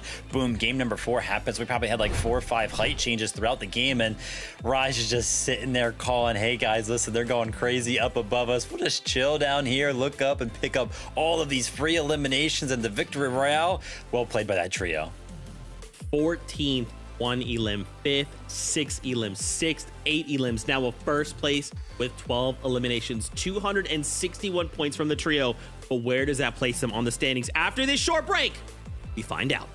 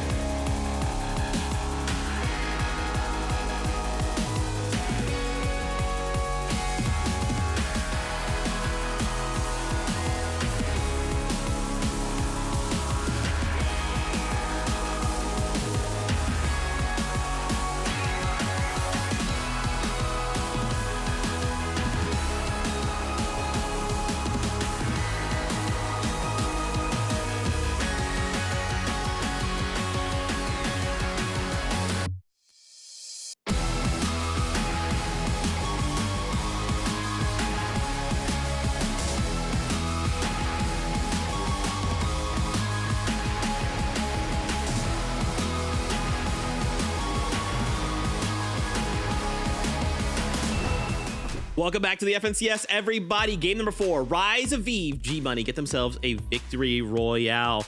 Now, obviously, we said 261 points. That's a lot of points, but where are they on the standings? We'll find out momentarily because the answer will shock you. It's second place. That's right, guys. After that last game, we jump up 6 placements. And now look at the standings. I mean, guys, if you told me we were going to be just jumping all over the place in the first 4 games of NA Grand Finals, I'd have said, no, it's just going to be Peterbot and Puyo at the top. Sort of, kind of, 50% there. But my gosh, what an impressive showing from the trio. Now, obviously, we talked about them before we kind of went to break, so we got to double back, right? We got to talk about Ritual, Cold, and Peterbot, guys. Where do we even begin? Because I feel like from the trio, this was a crazy game. We saw them contest Rift Island. We saw them sit in a building and wait for Acorn to run in. The longest con I've ever seen. I mean, so many things. They in so many ways, Kelly, they impacted just this one game. Yeah, so smart and so prepared to not even, at first when we saw them sitting by Foxy Floodgate with the Rift Island, I thought, oh, they're waiting for Rift Island to spawn, they're gonna go for it. But then they waited, and Vivid, you were like, oh, they're waiting by the chug barrels, that's what they're doing. And sure enough, once they claimed Rift Island, Acorn drops down. This is how you know that VOD reviewing and practicing and just watching what your opponents are doing, less of what you're doing, just can benefit you so much. And then obviously converting that into a high ground control at the very end, but obviously so much chaos was going on that even Peterbot, Ritual, and Cold can only control so much the end game. But what a game to play. Yeah, I mean, that's their best game so far, right? Picking up the second place right there for the trio. I almost won it. Honestly, I feel like, taking down Kanada's trio, if they would have done that a little bit more cleanly, then I think they would have went ahead and won that game right there. But as soon as they went ahead and took the higher ground, Booga and Craze, of course, playing spoiler up on the higher ground right now. And I gotta say, Zeke, the leaderboard is honestly a little bit more crazier than I feel like we're really kind of talking about, because it's like we kind of came into the lane and it was like, oh man, we're playing right now with 6 trios that are qualified to the global championship. But right now, that spot is only rolling down 1 time because of Peterbot in first place. Second and third place right now are going to globals. I mean, dude. Oh, sorry, Kelly. Zeke. It's just an 88-point difference between first and 8th place, which I don't know if we have ever seen it be that close. We'll see like 1st through 4th be really close, but just look how close, and look at all of the names that are here. This is NA Central. These are the biggest names that we have in NA, all fighting for the top. This is no longer about, is it Peterbot versus Puyo, or this is about who is the best in NA, and everyone is showing up right now. And even just look, Kelly, right? 7th through 4th place, only 10 points, right? 15 if you look all the way down to 7. Like, this is like such a close race, even down to 8th. I'm sorry, I apparently can't read, but my gosh, this competition is so unbelievably close. Of course, they're Kanada. I don't know how they continue to find themselves in these situations, right? We catch them in this like surge base in 9th, and then suddenly, boom, they've got high ground. And though they didn't have eliminations, they clutch a placement in a 4th place. Like every single trio, it feels like is like maximizing. It's like, hey, you know what? I'm in a situation where I'm not going to be able to make it, but this far, they're like, cool, I'm going to do everything I can to just get every single point I can with what I have. It's just every trio is executing at such a high level right now, Kelly. I'm losing my freaking mind. I'm losing my mind. Yeah, I think we all are right now. This is what we wanted to see, and honestly, only NA can bring it. The trios know that they had to put on a show for everyone. They want everyone excited for the global championships, Vivid, and right now, I am super excited. Real quick, I got to highlight, right? Kanada's trio picked up that 4th place. 0 eliminations. You got no refreshes throughout that entire game, and you made it all the way to the end game. That is impressive. They're looking really, really good. And I got to, tip my hat just a little bit to Clix, Yamzo, and Hig as well for kind of making so much out of that game where they went down in the early game trying to push over towards another POI. They went down. They still kind of made something out of that game, keeping themselves inside of the top 10. Those 2 trios right now making the most out of, what sometimes seems like nothing. Bro, the fact that they camped the zipline talk. They so camped the zipline. Like, what? You know what I'm saying? Again, it's just like, you've got to just commend all of these trios doing everything they possibly can. We've got spots to global championships. We've got a lot of prize money, life-changing amount of prize money on the line right now. But with that being said, I know you want more games. Only 2 games left to go before we say goodbye for the day. So, casters, back over to you for game number 5. We are really closing out at the end of day number 1, Monster. And Kelly said this is some of the closest Fortnite we have ever seen when it comes to first all the way down towards 8th place. It just means one bad game going down outside of the top 17. No eliminations could cost you a global championship spot. Yeah, most definitely. And then you got to think about with game 5 here and then the second day right ahead of you, how much preparation have you prepared for this championship? Because what I'm looking at as far as the standings go, there are teams that, well, jumped into this conversation, so it can really show us that they are extremely ready for this opportunity. So let's do it one more time for game number 5. Major 3 finals, game 5 is here and it's ready to begin. Jacob, I want to pick the conversation up where I was kind of leaving off there with all of these new teams like Visuals, Braids, Diminish, VG Money, Rise, Rapid, Kanata, Bolts. It just seems like they have come with their A game prepared, and we really could see an upset championship handover for Major 3.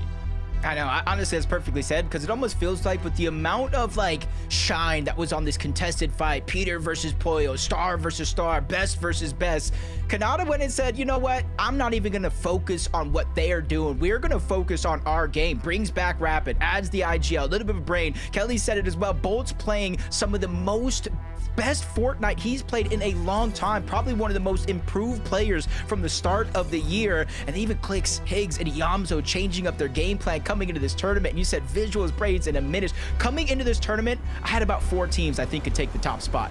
Now, I say 5, 6, 7 teams that could be a threat.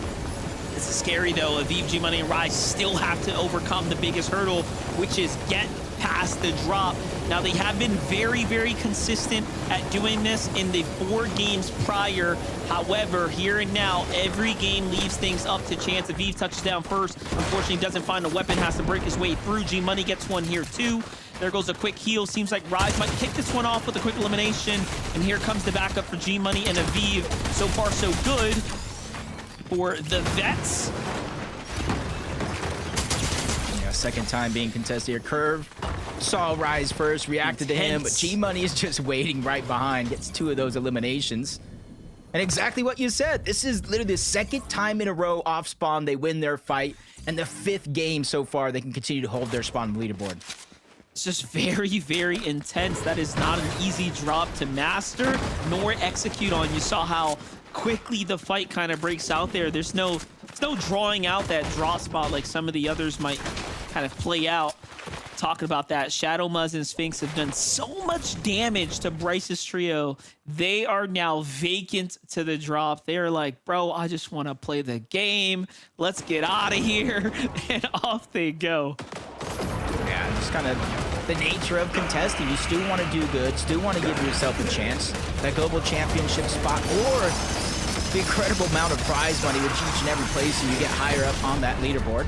The Agers, Acorn, and Puyo have averaged 8.1 eliminations per game this season, the highest of any trio. And honestly, I wouldn't have necessarily expected it myself with Peterbot, Cold, and Ritual being in the lobby, especially them being contested at Demon's Domain most of this season, but it just goes to show the work that they've been putting in. Well, this kind of begins to put other things into perspective for me. We know Ritual, Cold, and Peterbot are very likely to target their immediate competition.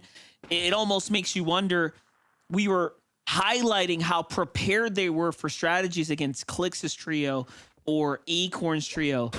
But I don't know if they had Kanata, Visuals, Booga, Muzz, right? These teams on the menu for like, what do we do when those teams are hot on our heels and have the capability or the ability to be the next champions of the Major 3.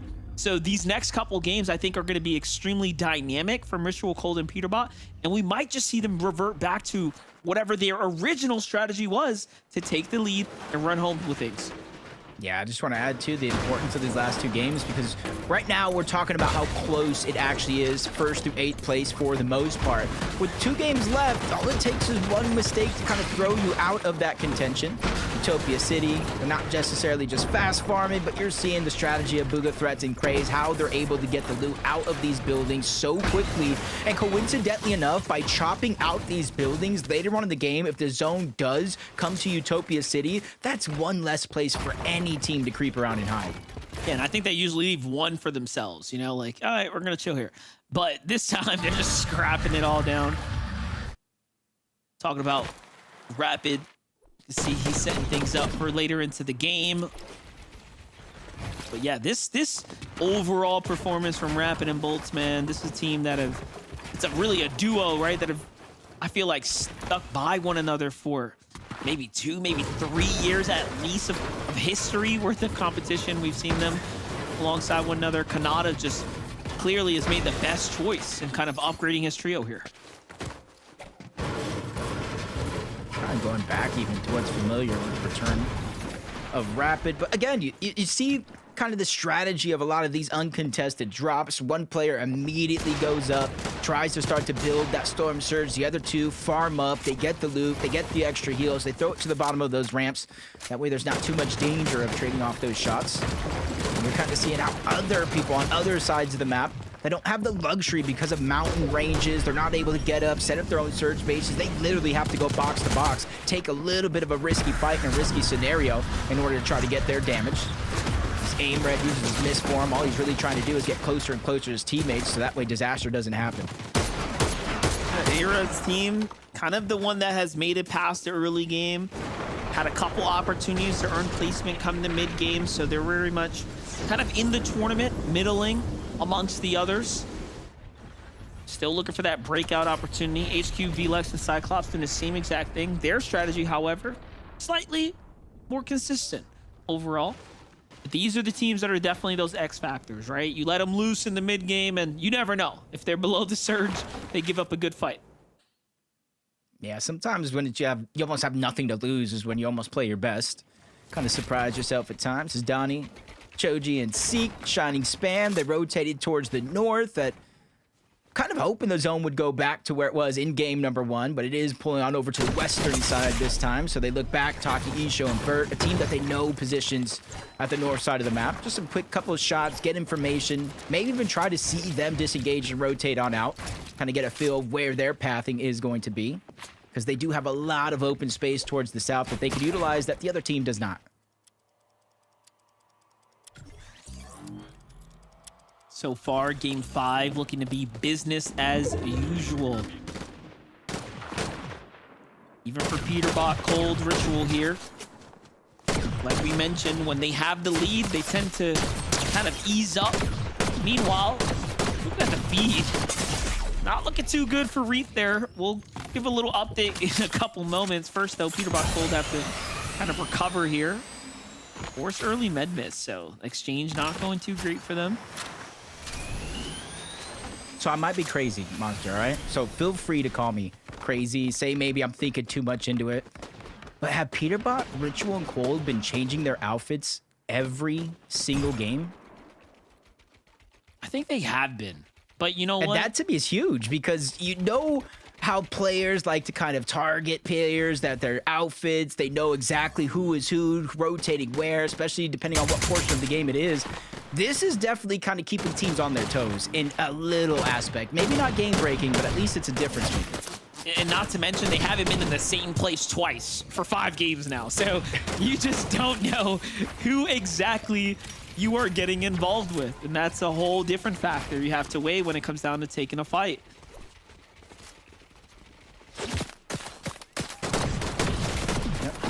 Changing things up again. Visual Grades and a Minish. I think anytime they notice that Aegis, Acorn, and Puyo make it off spawn at Demon's Domain, it's just too much of a risk to contest that island. Aegis, Acorn, and Puyo have made it known every single game. We are going for this island. We are going for any team that goes up there. So they're just kind of letting them have it. They do have a mountain range on Foxy Floodgates itself. You see they still have loot to kind of get from underneath inside of the POI itself, and then a whole abundance of extra metal. So they're just trying to stick in what got to them this far, and honestly, that's a smooth, collected game plan. It's crazy. From this far, you can see the little pixels, like, okay, there's one on the right side. This player jumped over here, like, they're just tracking very nicely. Breeds visuals coming out ahead with a couple extra tags there. Not bad at all. That stat was crazy. They haven't placed outside of the top 11 in any major this year. It said major 1 and 2, but let's throw major 3 in it as well, because the worst they've placed today is 7th place. They are on a run. They already have their global championship spot secured, but this is the type of run you start to be on when you start to threaten for an actual FNCS championship.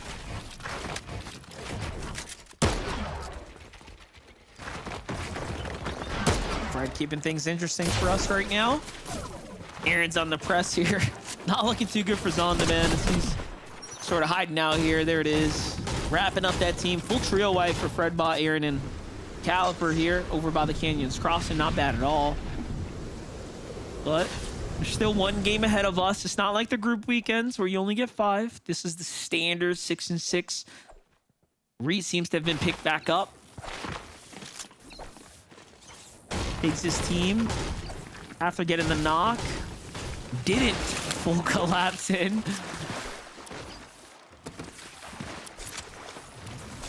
I think that's one of those things. Almost a lot of players kind of know that in the back of your mind. The distance is too far, especially it's trios and not duos. You get the revive just a little bit faster.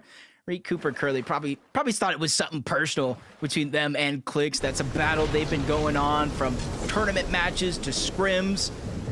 And so they realize, hey, maybe made a mistake. We let our emotions get the best of us, and now they can have a chance to kind of pick back up, dust themselves off, play the rest of the day out, build that confidence, and kind of be like an avalanche from day 1 into day 2. You have the momentum and just let it roll its way to what could be a top spot.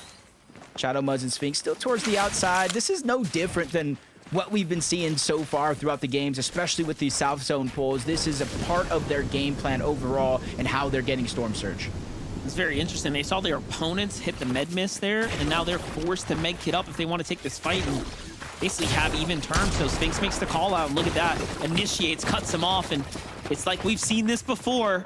It's not looking good right now for Cole here. Sphinx is playing very, very fast. Kind of maneuvering here, but jumps into the spider's web. Doesn't matter. He manages to escape here. The first knock is on their side. Here comes Shadow for the backup. And I really just love to see this team perform well, especially given how much history I've seen as these players have grown over the years, especially with Shadow and Sphinx. It's almost like Muzz is just trying to keep up with the young goats nowadays. That's just unfortunate, though. Muzz, Shadow, and Sphinx, they pushed him out. They were able to get that first elimination. They forced the other 2 out, but that was enough. Smiley and their trio towards the outside. Cold landed right in the palm of their hands. This is exactly what I'm talking about. Didn't even know that full trio was there, and he goes out like a light. Luckily for them, though, I'm not sure they saw his teammate, the lone wolf that's out there now playing this one as a solo. And with the zone pulling south, I wouldn't be too surprised if they get him back in the game. Yeah, it's like one of those things, you know, you do laundry, you find a couple dollars in your pocket, you're happy. Yep, that's what it feels like to get delivered a free elimination. Puyo, Adria's Acorn, though, sitting back up. Some prime positioning here. Don't be worried. Say Don't notice. be worried. Go ahead. Oh, I would say Muzz is down. Don't be worried. No, they're just rotating into zone, and they're letting Muzz go down because they can get the double revive, knowing this is how we're going to save our med kits, save our med miss smoke, and only really use it if they have to. But they did find out Monty kind of sneaking around as a solo. Whoa, look at this. Bryce's team finally escaping the drop here. They get to see a little bit more of the sun on the other side of the road here, but the agent, Phaser, and King show up. Let's go in and clean up things. Although one may have gotten knocked here. Phaser now forced on the back heels. Bryce is still pretty healthy. King and Phaser looking for the reset. This might be a mistake allowing them to actually get their way back in, but no, they just pick up the card, and I think they're going to go in and disengage here. At 101 points, you know, they're still very much in this tournament right now. Saw King choosing to keep the extra heals, the extra bigs that you see in his loadout, instead of that misform. I think that's just an interesting decision, but a smart one overall, knowing they have to go ahead and go right back on over to Lone Wolf if they have any hope of getting their teammate back in the game. Dash Skittles and Bryce are making that decision to follow them through and through. They know they got that first elimination, so they know exactly what they're looking for, which is an opportunity to get that reboot. Yeah, it's almost like King notices Phaser doesn't have one either, so he's like, all right, we ride. Let's go. And they're just tanking up here, getting ready for the fight. Gotta be careful, though. Fast rotating like this, you can still get burnt. But Bryce Dash and Skittles managed to get across without taking any damage. Meanwhile, Osid falls pretty quickly here to the side angle of Cold. This is just outside the brutal boxcars. I mean, guess they didn't heed the warning. Peterbot did say, anyone step foot in this area, we are gonna push you. Oh, here we go. This is what I love to see. The Superman sprite melts through those builds. Cold gets tagged up a little bit and immediately hits the moonwalk to get back into the box with his teammate, healing up just a little bit. The advantages of being a trio here, separating your opponent. Sinetto up top, Cam down low. He's lurking around trying to get a sneaky play, but while he's lurking around, you see Peterbot feeling all the confidence in the world. He's trying to continue to pressure on over, close the distance. Sinetto gets caught by himself. Cam trying to be the hero, but he gets spotted as well by Peterbot from underneath. He's trying to go up higher and higher, but I feel like his demise is around the corner, barring any miracles.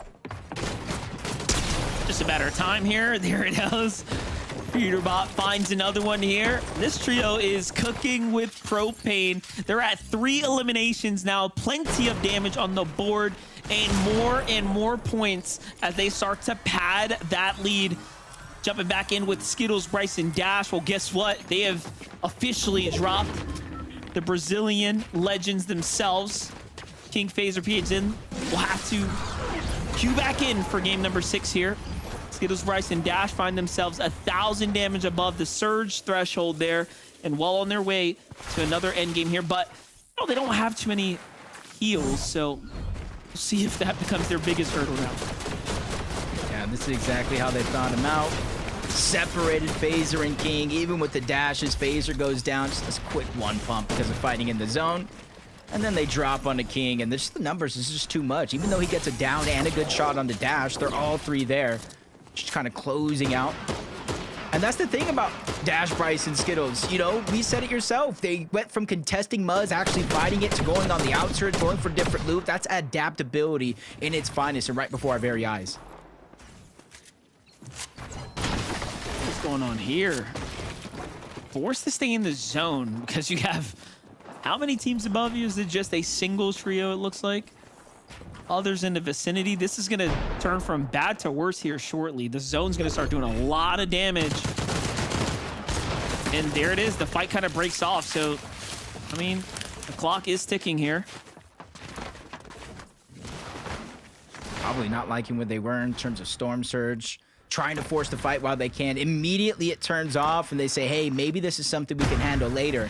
And not as risky of a situation. You said it yourself, a huge lack of heals overall. It just means that they're on the clock when it comes to a fight like that. And if you don't win it, it's just one less game you're going to have to play. And it's only the 5th game of the day. You're going to have one left over. This is where, no matter what has happened in your tournament so far, game number 5 is where you got to start to build that confidence.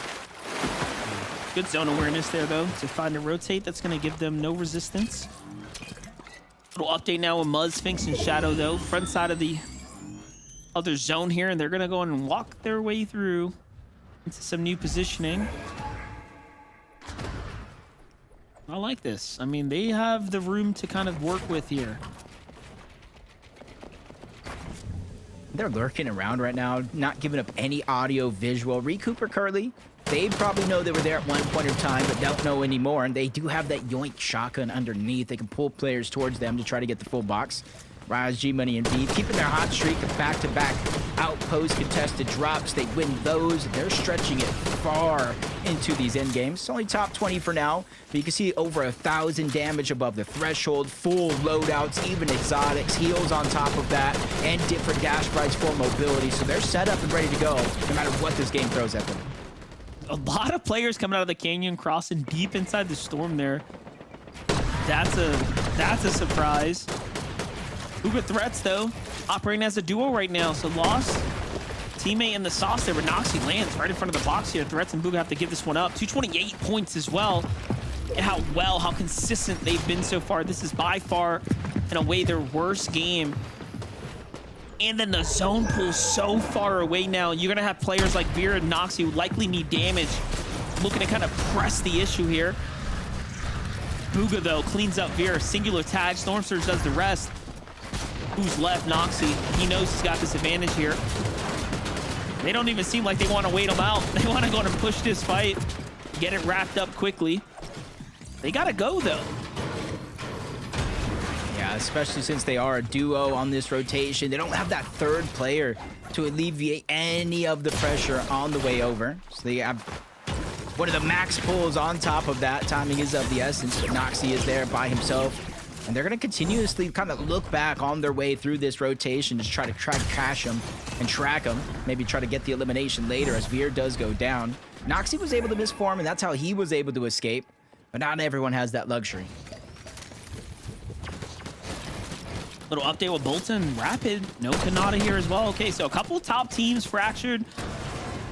Down and out. Key players here so far. Acorns trio seems to be pretty healthy, positioned right across from Bolton Rapid here.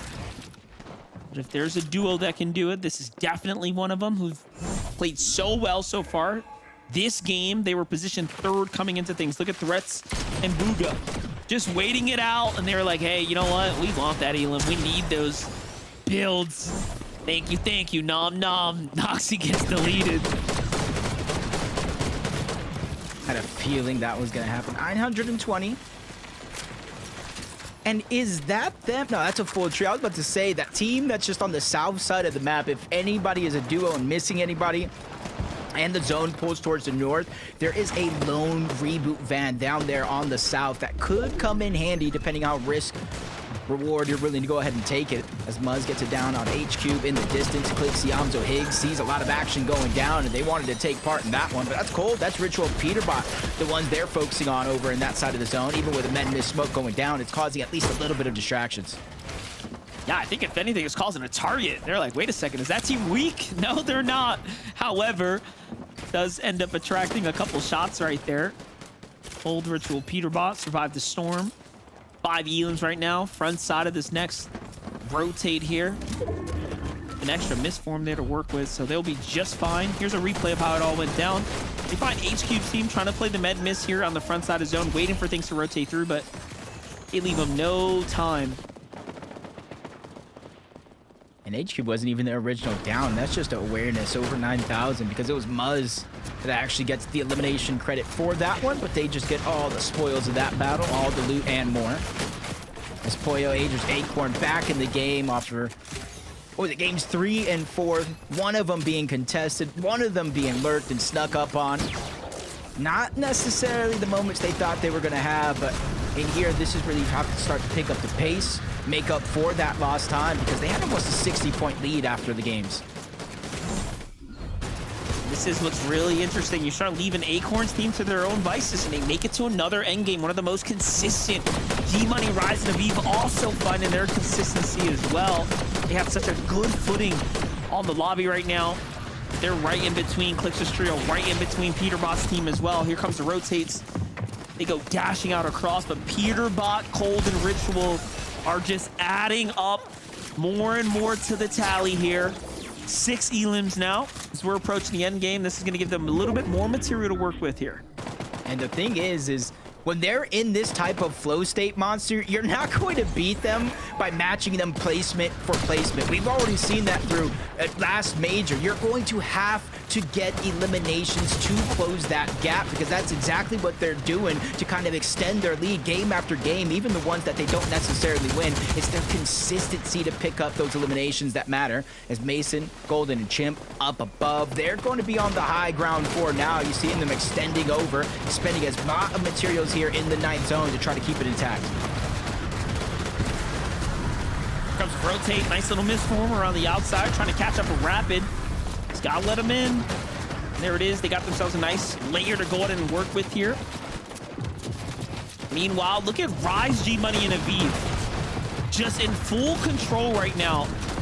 Clix's team is on their layer. Another team, Ritual's trio, on the opposite side there too. Things are starting to heat up here. Agers caught on the backside of the rotate, so that's one down.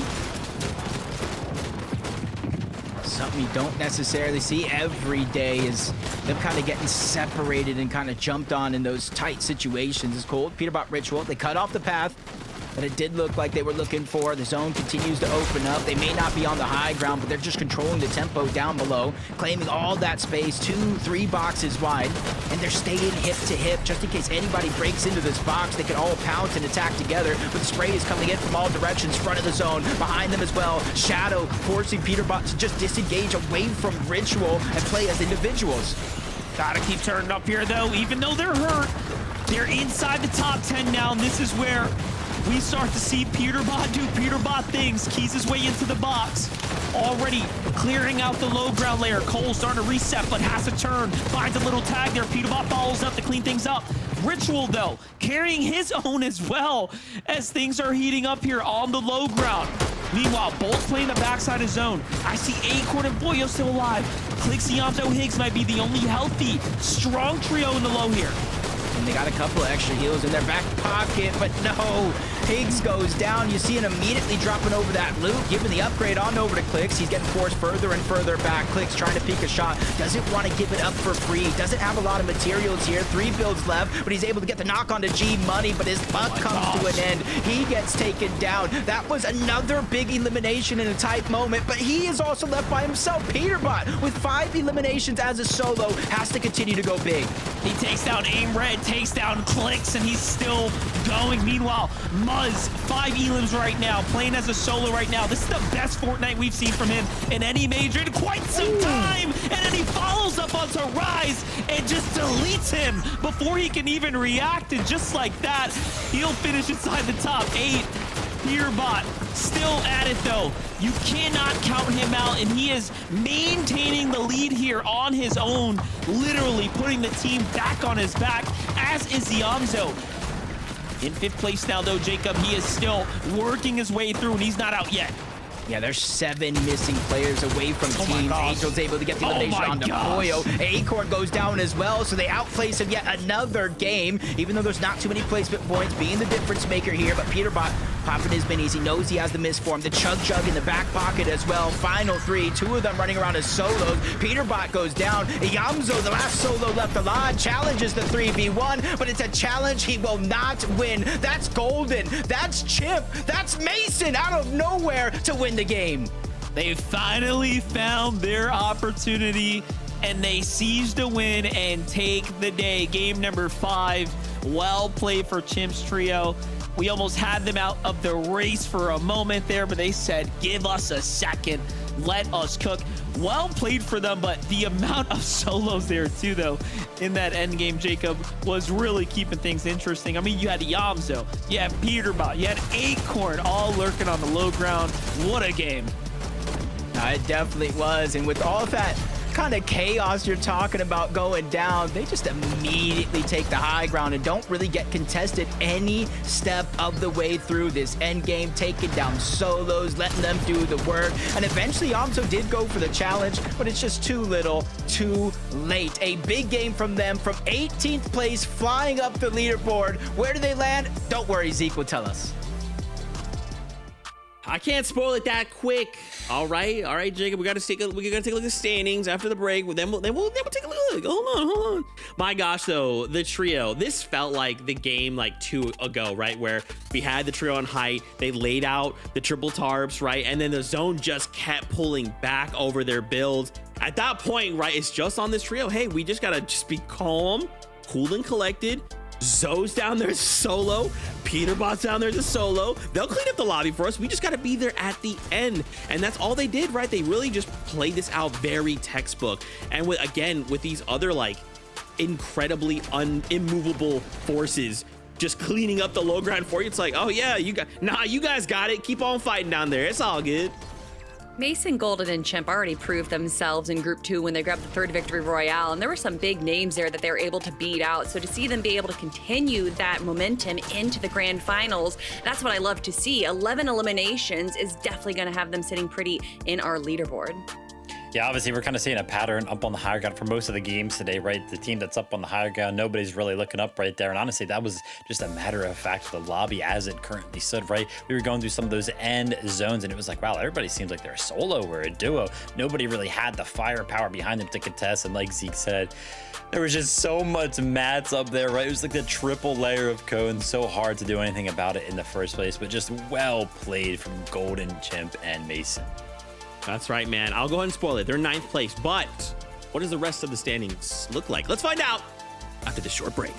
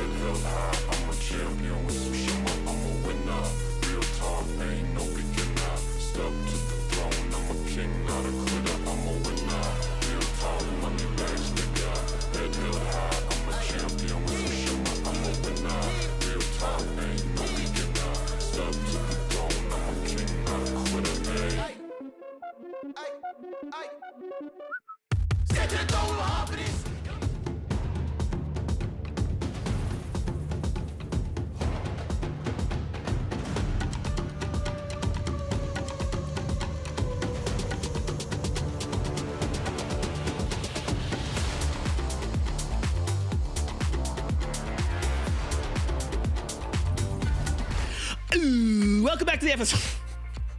Anyway, what's up, guys? Welcome back to the FNCS. One game left to go. Get it together, Zeke. Last game, Golden, Chimp, Mason got themselves a victory royale. Now, I went ahead and spoiled it.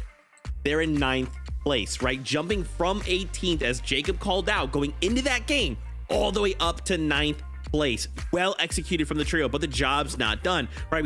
We have one more game to go. We've got another 6 tomorrow, but let's take a look at these standings. Guys, the top 3 did not move. I am very concerned right now, especially when we go into that game and Peterbot decides, oh, what's that? Oh, Zeke, oh, I'm a solo. No, what am I gonna do? Oh, I guess I just turn it on, go ahead and get 3rd place with 11 eliminations. Okay, Peterbot, okay. He can't keep getting away with this. He can't. Pulled Ritual and Peterbot time and time and time again. When we think, oh, this is it, this is the tournament for them to lose, they just start climbing up the leaderboard, and with even out a victory royale, which we know that they are well within their capability of claiming one, but they would rather just decimate the low ground, getting all these eliminations, and we know how Elam heavy they are. But for these solo clutches to come out, for them to also get these placement points to survive to the very end, Vivid, it's looking a little rough for the rest of the lobby. Yeah, I mean, as we saw on the leaderboard right there, they have the most eliminations throughout, right, with 44. Although, surprisingly enough, Muzz's trio close behind with 40. But yeah, right now, it just seems like this trio is just all gas and no breaks. It's like we tune in with them. They've got enough mass to go ahead and build like a little tarp, stay safe a little bit. But nah, they just keep making the edits on the trios. And I mean, we've seen it happen time and time again throughout, right? They just instantly can lose a member or two. And, you know, when that happens, it just seems like it doesn't matter. Whoever's left alive on the trio, you know, we've seen Ritual clutch up, we've seen Cold clutch up, and now we just saw Peterbot clutch up as solos. They just refuse to go down without like breaking into that top 5 right now. It's working out very, very well, but that's why we kind of see 0 wins right now. Is because, yeah, they are all gas and no breaks. They're finding the eliminations, but inevitably they're going to have somebody go down. So yeah, they're not getting the wins, but they are finding so many eliminations, and it's working out top of the leaderboard. Yeah, I feel like in those situations, like with the trio, it's, I don't know, and you guys will make fun of me for this, but it's like, I feel like they go down to a solo and that person's like, oh no, I'm a solo. And you get like the Grinch where he gets like the smile and the little hair like uncurls. Then they just pop off. I don't know what's going on. You know what, you're right. You don't need Victory Royale if you just walk with 10 plus eliminations per game. All right, crazy stuff. Zeke, Aviv, to add go on ahead. to that, I think that there is a lot of coordination, a lot of communication that goes on when you're a trio and you have to kind of stick together. So maybe being a solo, you're kind of allowed to unlock all of your chakra gates or whatever that Naruto thing is. You're able to be by yourself and play to the best of your ability. You don't have to worry about sticking with Ritual and Cold or whoever you are as a solo player. And so maybe it kind of unlocks this innate ability in Peterbot. Okay, heard. I like that. I'm gonna continue to research that. Really quickly though, Aviv, G-Money, Rise, 2nd place right now. That game, they got 7th place with 7 eliminations. And again, guys, we have to kind of talk about consistency, right? Because if we're trying to stay as high up this leaderboard as possible, because remember, there's still a bunch of trios in this that have already qualified. So we need to make sure we are staying basically within that, let's say top 5 at all times. This is a really good pace, right? But we cannot miss a beat. We cannot be eliminated out of spawn. We can't make a mistake. And I'm just concerned, right? Like, because it feels like these guys are firing on all cylinders. But eventually something has to give, right? I mean, for right now, well, they're in 2nd place, so I don't think anything's giving just yet. Aviv, G-Money, and Rise, individually incredible players joining together, and I had like a little bit of a rough start for this season, but slowly, bit by bit, if you look at their placements throughout the tournaments, you know, getting 21st and 13th, and then in the play-ins, they got 6th place, and then they got a victory royale in their group stages. They have been locked in practice for the last few weeks, and it's really showing in their placements. You know, obviously the leaderboard is seemingly right now pretty close together, right? Like everybody's really, really close. And I think the incredible thing is that like almost all of our teams are kind of, they look like low ground teams right now, right? Every single time we tune in with them, they're kind of trying to control the front side of the moving zone. Some of them are trying to control like the back side of the moving zone. It's kind of crazy how this meta throughout some of these end games is kind of phasing out, where it seems like everybody's playing low. Yeah, that was definitely not on my bingo card, right? With some of the trios in this lobby, I would have thought we're going to see a fight for height every single game. Not the case, but this is the last game on the day, okay? This is where we cement ourselves and we prepare for day number 2 with one last game. What are these trios looking to accomplish? How high will they climb these standings? Let's find out together. Casters, over to you. There's only this last game for the day, Monster. Now, we're talking about a 58-point lead from Peterbot, but let's talk about the global championship spots as well. Aviv's team, Rapid's team, they're already the 2 teams that would be looking at it, but it's about 15 points down for Muzz, Shadow, and Sphinx that are still in that race as well. Yeah, definitely. That is going to be what the real question is at the end for some of our teams here. Well, we get to do it one more time. Let's jump on for game number 6. The Major 3 Finals, Day 1, Game 6 is now here, and we are in quite a tournament run, almost a historical run. Some might say as far as how close the Day 1 competition can end up being, But for Ritual, Cold, and Peterbot, it seems like it has been business as usual for them. Jacob, we've seen Peterbot take almost the tournament into his own hands and manipulate the outcomes by targeting other teams that get close to him, but who will do it to them? Almost feels like the question, does anyone have the heart to go toe-to-toe with them and really try to take first place from them? Yeah, that is a big question to ask, because, you know, in last major, it was Clixie, Amzo, and Higgs, but it was a different song, different dance. They were the top two teams with just small amount of points separating those two. And for Aviv, G-Money, Rise, Rapid, Kanata, and Bolt, there's too much on the line. Even Muzz, Shadow, and Sphinx down below on that leaderboard in terms of global championship spots. So I think we're looking at one man. I think we're looking at one team. And they've been battling all season long. And I'm going to make it known, if anybody's going to stop them, I think it's going to be Agers, Acorn, and Puyo. That would be kind of a plot twist, right? Where they're like, all right, you done did us dirty a couple times here. You set us up for failure. And all of a sudden they try to go ahead and counter them back. Well, be keeping tabs on it. Skittles, Bryce, and Dash kind of mixing up the strategy here. So it seems like they haven't been really happy with being pushed out of the drop so fast. The last game, that didn't work out at all. It seems like they probably are feeling like, hey, we have better chances just standing our ground here, taking the fight. Sphinx, Muzz, and Shadow on the other side have so much more to lose, though. They are very much in the conversation, in the running for a win here on the weekend. For that reason, they're not pushing too aggressively just yet. It's almost like those mental games you're talking about. But I did see some action go on in the feed. Our last game winners. One of them does get taken down. That's Mason. Kind of gets back down to the lobby early. Is Tyler, Josh, and Kerr playing drop spot roulette. They find themselves over Outlaws Oasis contesting Oliver, Blake, and Diego. A surprise contest. Might have been what they needed. They win the off-spawn fight. And with only 20 points so far, most of those coming from this game, this might be what they need to start to build that confidence, to start to build that momentum, because where you land here really says a lot about the type of day you're going to have tomorrow. Super rough for Oliver, OG, Blake, and Diego. They have had overall one of the better days that they've ever had in the grand finals lobby start. Just approaching top 10 had they not dropped the ball in game one, but with game 6 now not going in their favor, that's going to be a massive upset. Puyo, Agers, and Acorn likely the only team that could be the kryptonite to Ritual, Cold, and Peterbot's domination so far here. But that is still to be said. Kind of seeing over here a different switch up. I said it already on the other side of the map, a new team contested Diego, Blake, and Oliver OG, which leaves only one thing, Monster, G-Money, and Rise, and Aviv to be uncontested once more at the Outpost Enclave. And honestly, what better situation could you have risked for if you were them? But it's almost looking at both sides of the coin, because now where's their surge going to come from off spawn? It almost forces them to change up their game plan for a third time today. Yeah, I'm looking at their games, 6, 8, 12, 7 elims. 3 of those coming from the drop is super important. I mean, that's 50% to a third of their average elims per game came from the drop spot. So that's honestly a big chunk of their points too. Could be the difference maker that sends Aviv, G-Money, and Rise spiraling down. We will just have to see, though. Sphinx, Muzz, and Shadow strategy doesn't change at all. They continue to just play aggressively towards Bryce, Skittles, and Dash, pushing them out of the drop. That's how that fight started in the beginning. We tuned in when they were already essentially winning it, but it's just quick finds, get them separated. And they do it again with a whole nother trio that's trying to rotate through their new POI that they claimed for themselves for 4 or so eliminations right out of the gates.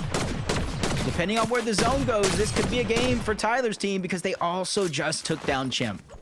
I was just going to say, wait a second, Tyler turning online right now. Chimp falling in the feed there too. Would not be surprised if they just key their way through what's left of that team. I mean, when you have nothing to lose, why not? Just have fun with it. Turn up and show out. Let's see it. Tyler, Curve, Josh laying right into the hands of Chimp. There it is. Caught him off guard. Caught him out of position. That almost looked like elim number 5 there for a moment. Bullets cannot Rapid. They hear all of this noise going down on this side of the map, and normally we see them kind of base up over at Crime City. trying to go ahead and take advantage of these teams rotating in that direction. That might not necessarily be the case with the amount of eliminations so far, as Mason does get taken down by Rapid. Bolts is going to clean that one up. First elimination so far for them as they start to accumulate Surge in a different manner than they have every game so far. I was gonna say, pay attention. These are teams that are finding consistency all throughout the day. And Kanata as well has had very, very unlucky day one grand final tournament performances. He's managed to constantly pull back right on day twos and kind of come back into these top 10s. Look back at any of those years past events. But this time, man, he's off to a hot start. This is pretty exciting for him, as we're starting to see. I mean, would you say they've kind of solidified a seat on the battle bus at this point to the globals? I don't know. It just seems like they're very, very close.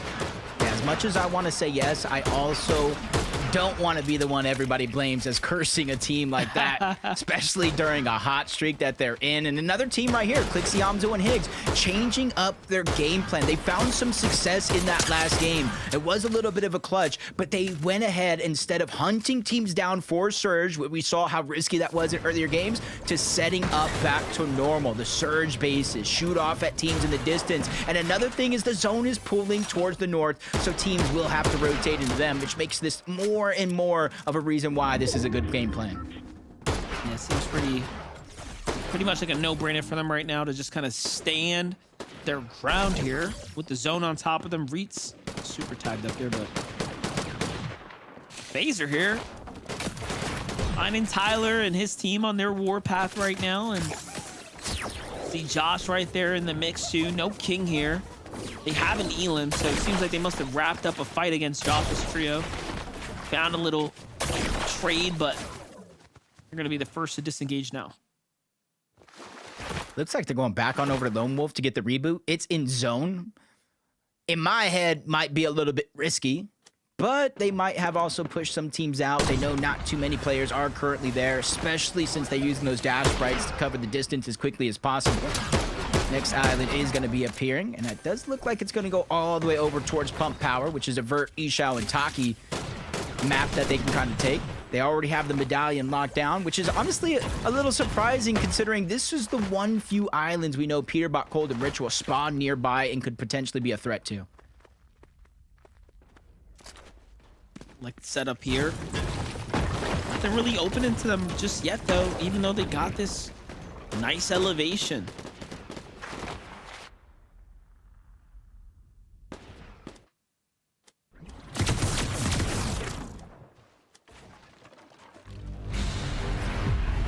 See them looking by. Spire is going to spawn this time around, which makes a little bit more sense whether they're not keying over towards that island. And Peterbot sets his eyes on the north side of the map, the Supernova Academy. You know as well as I do, everybody else at home knows Clixie, Hamzo, Higgs. They not only land over there, but sometimes they do tend to take that railing, which boosts you all the way from Supernova to Brutal Boxcars. And usually catches a team or two off guard, but that's been a strategy Peterbot, Cold, and Ritual known for a while and know to watch out for. Big fight going down right now for Puyo, Aegis, and Acorn though. Kind of like the setup here. This is right south of the Demon's Domain, so they've rotated down into Aimred's trio here. Trying to see if they can squeeze away some extra points. Seems like more than just a damage play. I think they're trying to close that gap to catch up to first and second. There's a lot going on here too. Look at this. Two teams kind of lurking about. Superman sprite is kind of scary to listen to because you know it's only a matter of time for the walls get taken down. Smiley and Hyman up. They are right there. Smiley just went down to the zone. They had no extra heals to use to stay alive much longer. This Puyo, Aegis, Acorn, I'm not even sure if they know that team was there, just kind of floating around, but Puyo's going to spot out that knock. Extra loot for them, damage for Storm Surge, not necessarily what they were looking for, but they're inching closer and closer to Aimred, Angel, and Gary. This is what they were after, using that Superman sprite to just melt through the walls, take control of those pieces, make it easier for them to find some footing in this fight. And I just love how you can see like the play styles at play. Acorn staying like 3 boxes back. Puyo's the one first to step up and look to take that wall. Just everyone playing their role almost perfectly, methodically here. Agers on the side angle, just being that nuisance factor there, but here comes that extra pressure. I'm thinking they got to wrap this up quickly. There's another team coming from the north pretty quickly straight south now. They're messing around those areas. Be careful here. I like this. I like this from Aimred. Instead of just kind of like taking the beating that's getting thrown at him right now, it looks like he was going to go for it lurk. Maybe try to mount some offense, push him back, make him think twice about this scenario. But he didn't really see anybody to go after. They're all hunkered underneath their own builds, just putting a huge amount of pressure, getting them to burn through their materials. So even if they do find a way to disengage and stay alive, they're going to have to farm somewhere. Spire rifle structure damage is just too good. The pressure lasts too long. Who's this? Looking at this team in the distance here. Oh no! Gary was one shot away from getting taken out, and Puyo whiffs the tag there, now forcing us into very dangerous territory. Sure, Aegis and Acorn might be able to clean this one up, but a new trio showing in and showing up pretty quickly here and now. They're going to be the first to be collapsed on because they're on the outside, so forced to go a little bit further inside. Meanwhile, Sleepsy takes the high ground here. This is bad now. Yeah, even Angel's underneath trying to heal, but that's a huge signal that you're giving away in the audio visuals. But with everybody kind of stuck underneath in those builds, it kind of gives that team up above just no real sign of confidence. They're going to disengage on out. Does look like they're still looking for Angel, that solo, the audio visuals, but this is how Puyo got caught off guard. Gary, literally all or nothing. Puyo, a rare miss is what costed him that fight against Gary. Just shows you, you know, can't make a mistake. Doesn't matter who you're fighting. If you're in the grand finals, you're here for good reason. You are a threat even to the best. I was just thinking, I saw him with 2 eliminations. I was like, what? Uncontested? Where'd the elims come from? They get Noxy down across the map, and G-Money was already there. He immediately pushes over and gets the elimination onto Ozone. Oh my, what a sneaky, sneaky fella G-Money is. Just look at them go. How they clean things up here at the Kappa Kappa factory. They'll be able to get their pickups going, get them right back into the game. More points going their way now, just making up for the lack of contested early game. And that's how they find their damage. You know, we had some small concerns, some questions about what did they have in store, what game plan they had for making up some damage. They've managed to figure it out. Braids visuals and Aminish are actually playing pretty good. Braids at the top of the damage leaderboard. Something that you've seen Peterbot at top of for 5 straight FNCS finals. No, I did not make a mistake. 5 straight is correct. Just shows the kind of prowess that he has. And now Braids is looking to threaten that one. Agers, Puyo, Acorn using every bit of resource on their way out. Knowing where these campfires are at are huge. Because you see Agers, no extra bit of Wait material. a second. Oh no! Wait a second. Who just made a mistake? Who was that? Call him out now. Let us know. You cannot do that. That was crazy.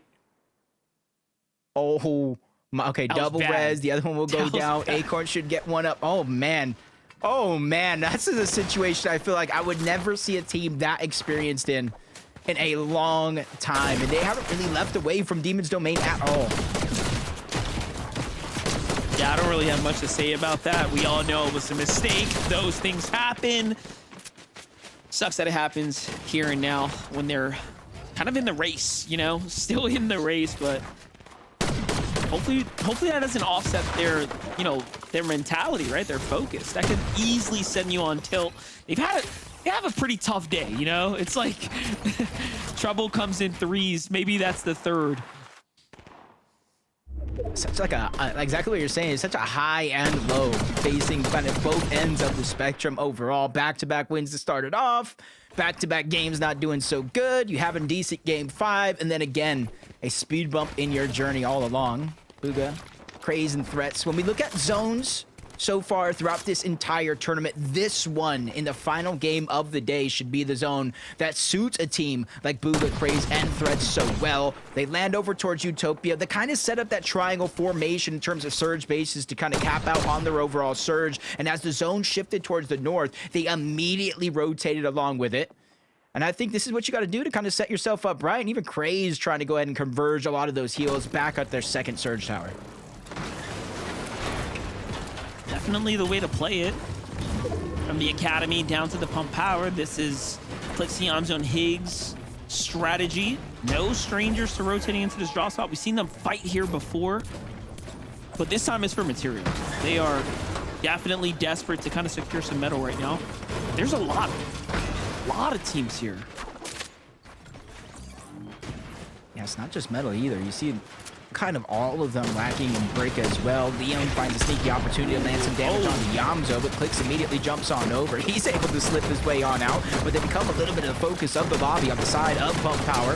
Clicks realizing they're trying to disengage, giving them the confidence to try to mow him down. He's able to get the first knock onto Liam. Higgs is breaking through the side wall. He's feeling more and more confident. That knock gave him a little bit of a green light, but I think Reet and Curly are there on the other side as well, so they have to be careful. That was just such a high-level execution by Clicks right there. It may have looked like he was going to mindlessly key in, but you saw him just pause at the door, just watch and listen as the lobby joined in the fire, not putting himself into harm's way. And this is just, I feel like, again, the evolution, the growth of Clicks as a competitive player is very nicely done. And again, Liam, Xavi, and Neko have played very good early game fights. This is a team that does very well in fights, so you have to put a lot of respect on them. And they've been pretty consistent getting up into this stage. Just honestly, when your day starts with a triple contested fight, it's not the most confidence building day that you can have, but you got to be able to close it out to make it so. As Aim Red runs into Acorn yet again. A fight earlier on from Demon's Domain, or at least the south portion. He gets his revenge. Gary falls as well, boxed up. Angel completes the full trio right. Completely different team. Elims right there, very nice. Meanwhile, Minus, Bishop, and Braids not slowing down the action here by any means. They already had a couple Elims here, but they're cleaning up house here after Fred's trio. Oh, look at that pressure coming in from the side. More teams now joining in the action. This is bad. They're almost calling the lobby to focus on them, but seems like things simmer down for a second. That's going to be their third Elim right now. Calipper gets away. It's Bolts and Kanata who's watching this all play out below them.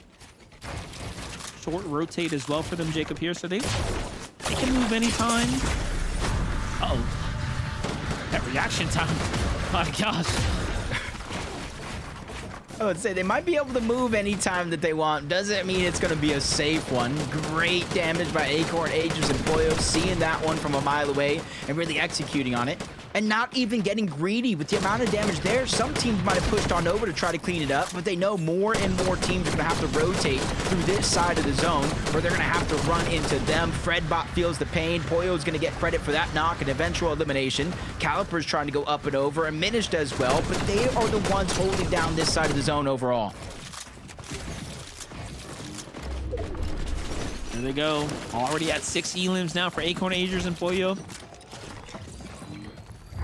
Short rotate here. As things go south, most teams have to move. They're going to be early, being quick to the draw here. Rise, G-Money, and Vito in the replay client. Look at that. Nice job onto VLEX. Cyclops comes in, but surprise, surprise, Aviv and G-Money are here to support them. They are playing excellent Fortnite right now. Game in and game out. Shadow Sphinx left as a duo. What happened to our boy Muzz? Yeah, I saw the down in the feed. I thought maybe they can get the revive back onto Muzz, but nope, that is not going to be the case. And what a terrible time to lose your teammate as well. 19 teams still up. 2 more teams need to go down, though those placement points start to cascade in more and more with every team that does fall. As we're near the Brutal Boxcars Mountain, you're seeing the elevation that they've held throughout the start of the game until now.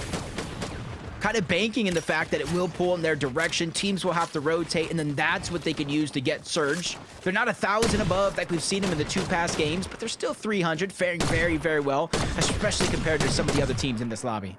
Very interesting that they're also staying kind of like separate, still with these incredible structures kind of all around the area because they can. I almost feel like they want to solidify like a really strong lead, and they're not doing anything out of the ordinary here. Ooh. These pistols are definitely dangerous. Oh, looking down below. He does land some damage onto Josh, but not the first or the last shot, so no shockwave effect coming into play. Taki Vert niche out.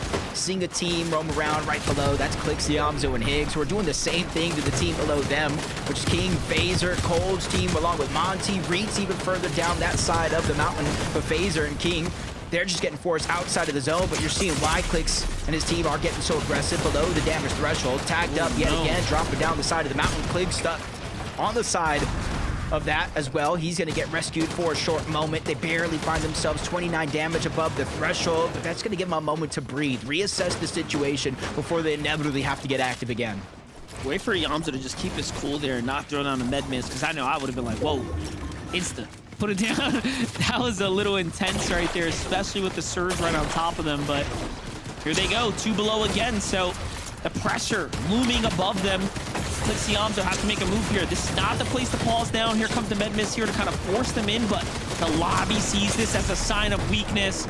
Skittles turns over, finds the knock off the Clicks here. No traded damage. There it is. Finally, they find a little bit, but Bolts Kanata Rapid, they have their eyes on the prize here. Storm Surge is active too. That was a good chunk of the damage that kind of brought Clicks down. Higgs and Yamzo to reposition and barely run. Whether you're an inch or a mile below that damage threshold, it does not care. It's instantly going to activate. 115 above though. Pressure has been alleviated as they make their way towards the zone, but not fully. You see their resource count very, very low. Heals gone out the window, and once again, a singular damage below the threshold. Acorn and Agers have the high ground right now as well. They're positioned well over the lobby here. Peterbot, Cold, and Ritual have opted to go into the ultimate low right now.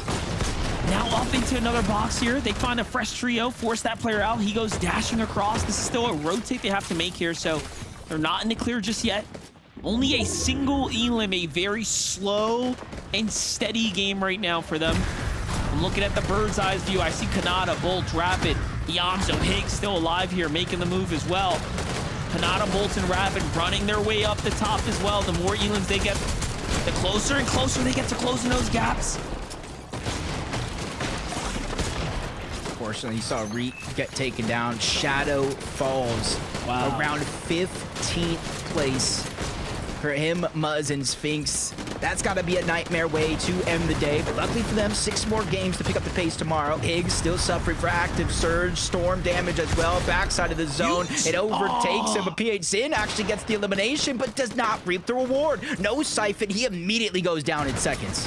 If only he wasn't a duo still, Higgs would still be in the game, but there you have it. Just shy of the top 15. We're just inside of it. Cold, Peterbot, Acorn taking their time now, even playing this med miss.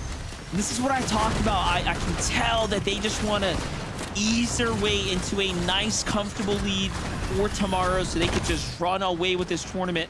Likely to go for high ground now. We'll see if they want to play for this Victor Royale here. Puyo, Agers, Acorn give up the positioning here as they run out of material. They're forced to find a refresh here. Yeah, and that's after already getting one. Agers took down Donnie on his 6th elimination. They have 9 total overall, which is crazy to think they're out of material. But Cold, Peterbot, and Ritual are the ones that are on the high ground. Puyo gets bounced up, trying to go for it. Ritual's shields go out the window, down to just a sliver of HP, looking for a way to survive. But it's Puyo that was the one that took him down, but it sacrificed everything. Him and his teammate will fall, leaving Acorn the last one alive. But Peterbot is in the same boat.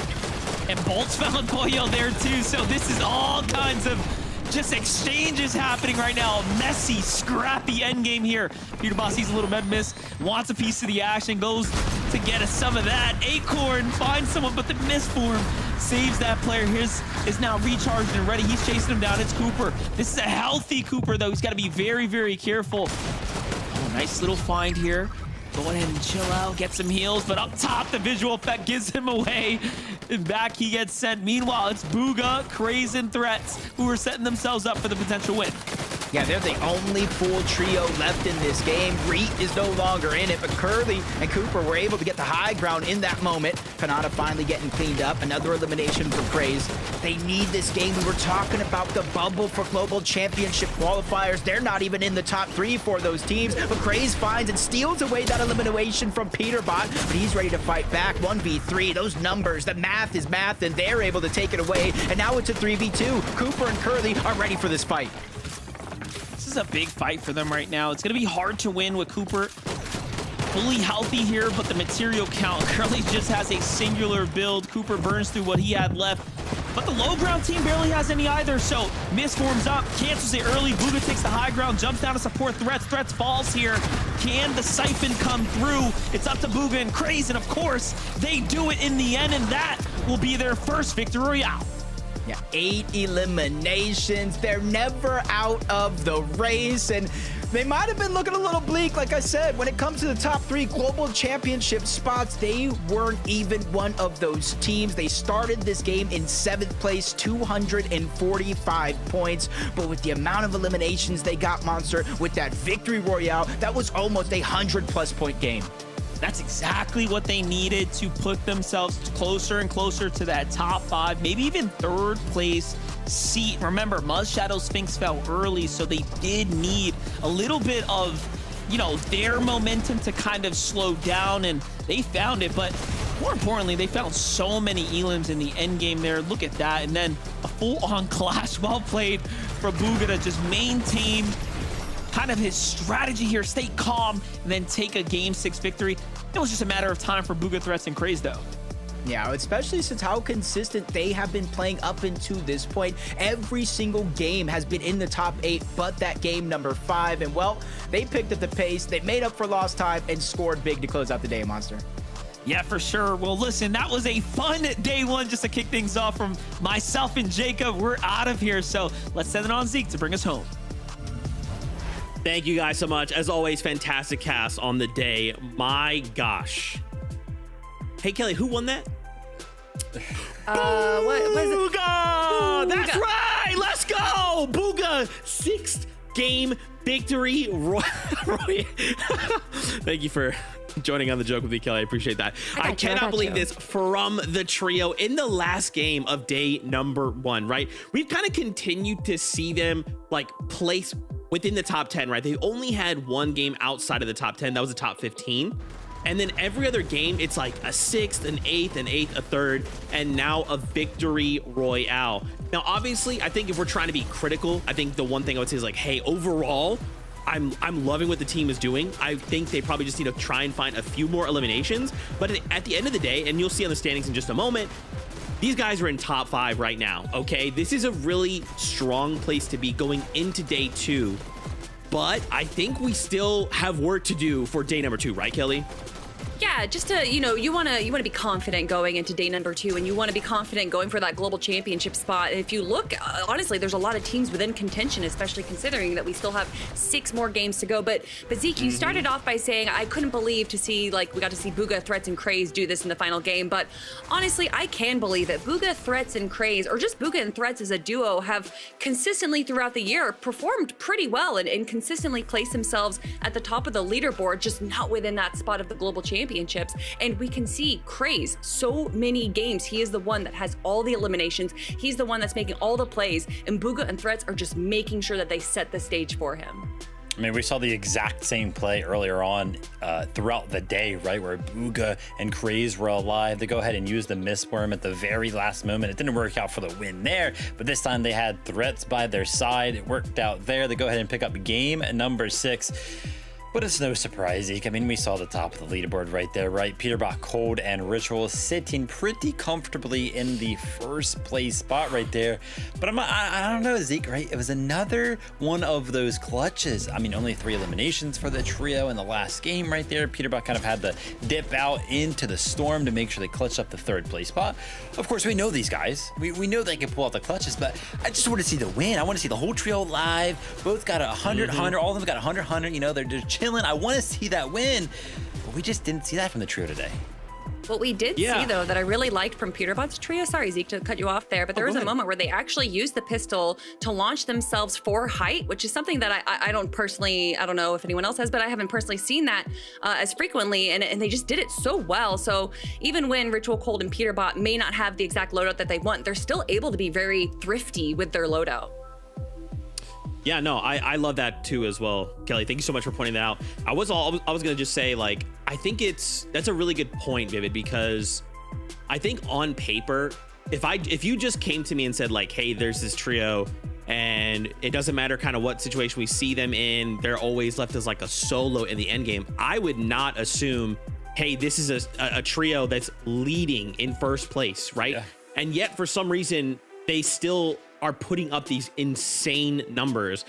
I almost like, I wish I could understand or like know what is causing them to be put into these solo clutch moments, because it's like, if we could just figure that out, if you could tell me there's an end game where Ritual, Cold, and Peterbot are all alive and are all kitted, they win that game every time, right? But for some reason it's like, oh, maybe a person dips out or maybe a person takes a bad peek or something, they start to kind of crumble, and then it's always just one of them left alone. So I don't know, maybe something to show up for day number 2, Kelly. Maybe it doesn't matter. Maybe, right, they just keep doing what they're doing and they just end up winning it all anyway. I don't know. I think that they're a very much high risk, high reward trio where they don't necessarily need to have the perfect loadout for heal offs at the end game. They go for refreshes instead. And obviously it's a big question mark. If you're even if you get the elimination, that doesn't necessarily mean that you're going to get the loot that player drops. And so I think that when they go on these aggressives and they're kind of clearing out the low ground, it's so hard to actually focus on what's going on because you're moving around a lot. You're constantly rotating. So I think that's the case. I think when we've seen Peterbot dominate more strongly, like what we did from game 2, they do it from height and they kind of condition the rest of the lobby so that they just have it. No one looks for height and then they just control it from there, but they're sticking to the low ground now, Vivid. So I really think that it's these aggressive plays that we know for them to make, and it's just not panning out exactly. Yeah, I mean, obviously playing well, right? First place leaderboard, hard to kind of critique anything that's kind of going on there, but we know Zeke, second place right behind them. Yeah, man, Rapid Kanata Bolts. I mean, to see them win game number 3 today with the 11 eliminations, rather, such a high point of the competition. And then they just continue to be consistent, right? If we just look at just their placements, 8th, 3rd, 1st, 4th, 6th, 4th, these guys have only placed out of the top 5 twice today. Like, that is so crazy. And when you just kind of look at the spread of their eliminations as well, it's very clear why they're in second place. Now, obviously, they want to win, right? They want to come back for day number 2 and us to be able to say, hey, Peter, who, right? Kanata wants only eyes on their trio. So I'm excited to see kind of, obviously, fantastic first day, what adjustments we make coming into day number 2. I think that the priorities for early and mid game are pretty like on point. I think going obviously for Spires if it's nearby, also these dead side rotations that I've seen them take a few times have definitely put themselves into a good position as to why we're seeing them at the end game time and time again. But honestly, when it comes down to it, is that it's really hard to just be able to be a strong trio on the low ground when there is a dozen people just fighting each other. It's so hard to keep track of it, but looking at this leaderboard, going from 1st to 10th place is a 228 point difference. It is going to be quite a climb for the rest of our players if they want to get into that first place spot. I mean, yeah, also looking at the leaderboard right there, right? We saw Booga 30 points behind that global qualification spot in 3rd place right there. So that last game was huge, kind of leading into the Mar, right? Kind of gives that trio hopes, you know, allows them to see, hey, listen, we are very, very close to qualifying for globals, only 30 points behind. And we know just one game can change so much. So game number 6 right there on day number 1, huge for not only Booga's trio, but also everybody else and kind of like that top 7. Yeah, man. And I mean, obviously, we saw him in 3rd place, Aviv, G Money, and Rise. I mean, a performance, guys. You're ending day 1 in 3rd place with 372 points. That is next level. Right. That is insane, right? This is such a strong start going into day 2. And I guess for you guys at home, maybe you've never watched or whatever, we're a 2-day format. So we'll have tonight to kind of go back, VOD review, talk to our coaches, talk to our team, look at the games, look at what happened, and then come back tomorrow with a new adapted strategy. So I'm so excited to see what this top 5 brings to tomorrow, because remember, we're playing for global championship spots, we're playing for prize money, we're playing for the Blade of Champions, so much to play for in day number 2. Now, of course, that wraps up day number 1, which is a bummer, but it's fine. We'll be back tomorrow. 6 games tomorrow, spots, global championships, prize money, Blade of Champions, all of it tomorrow. Before we say goodbye, I wanted to let you guys have the floor. What are you hoping to see coming out of tomorrow? You know, it's funny, we did rehearsal today, and when you asked me this question for day number 1, I made a joke, be like, oh, can we not get too many heal-offs? And we haven't gotten a single heal-off game today, so I would love for that to keep happening for day 2. Yeah, I mean, everything was great. Hopefully day number 2, right? All 6 games can kind of be uncontested amongst all of our big trios, right? Those surprise cons kind of happening, or maybe next time they're going to be ready for it. And yeah, I mean, great stuff. Obviously, day number 1 was awesome. Day number 2, hopefully, is going to be just as awesome. And as a quick reminder for everybody home as well, I see this question asked so much in the community. Tomorrow is not a multiplier day, right? So the points will be exactly the same as they were today. So no catch-up mechanic, which is why day number 1 matters so much. And that's why we talked about the leaderboard so hard. That's right. Now, obviously for us, we're going to go back. We're going to start looking at all these games. Come back tomorrow to prepare ourselves for day number 2, break down some of the things we saw, and of course, highlight more trios tomorrow. Now, if you like this, don't forget EU is before us. They have their own set of 6 games. They have champions over there. They have global championship qualifying spots there as well. So much Fortnite tomorrow. It is a massive day. And again, it will give us the complete picture of who will be going to the global championships, not just for us, but for EU and every other region as well. Oh, it's exciting. We'll just, let's start day 2. Go ahead, start up production, start the games. Anyway, we'll be back tomorrow. Until then, as always, we love you. Keep yourself safe, and we'll see you on that battle bus. Beep, beep.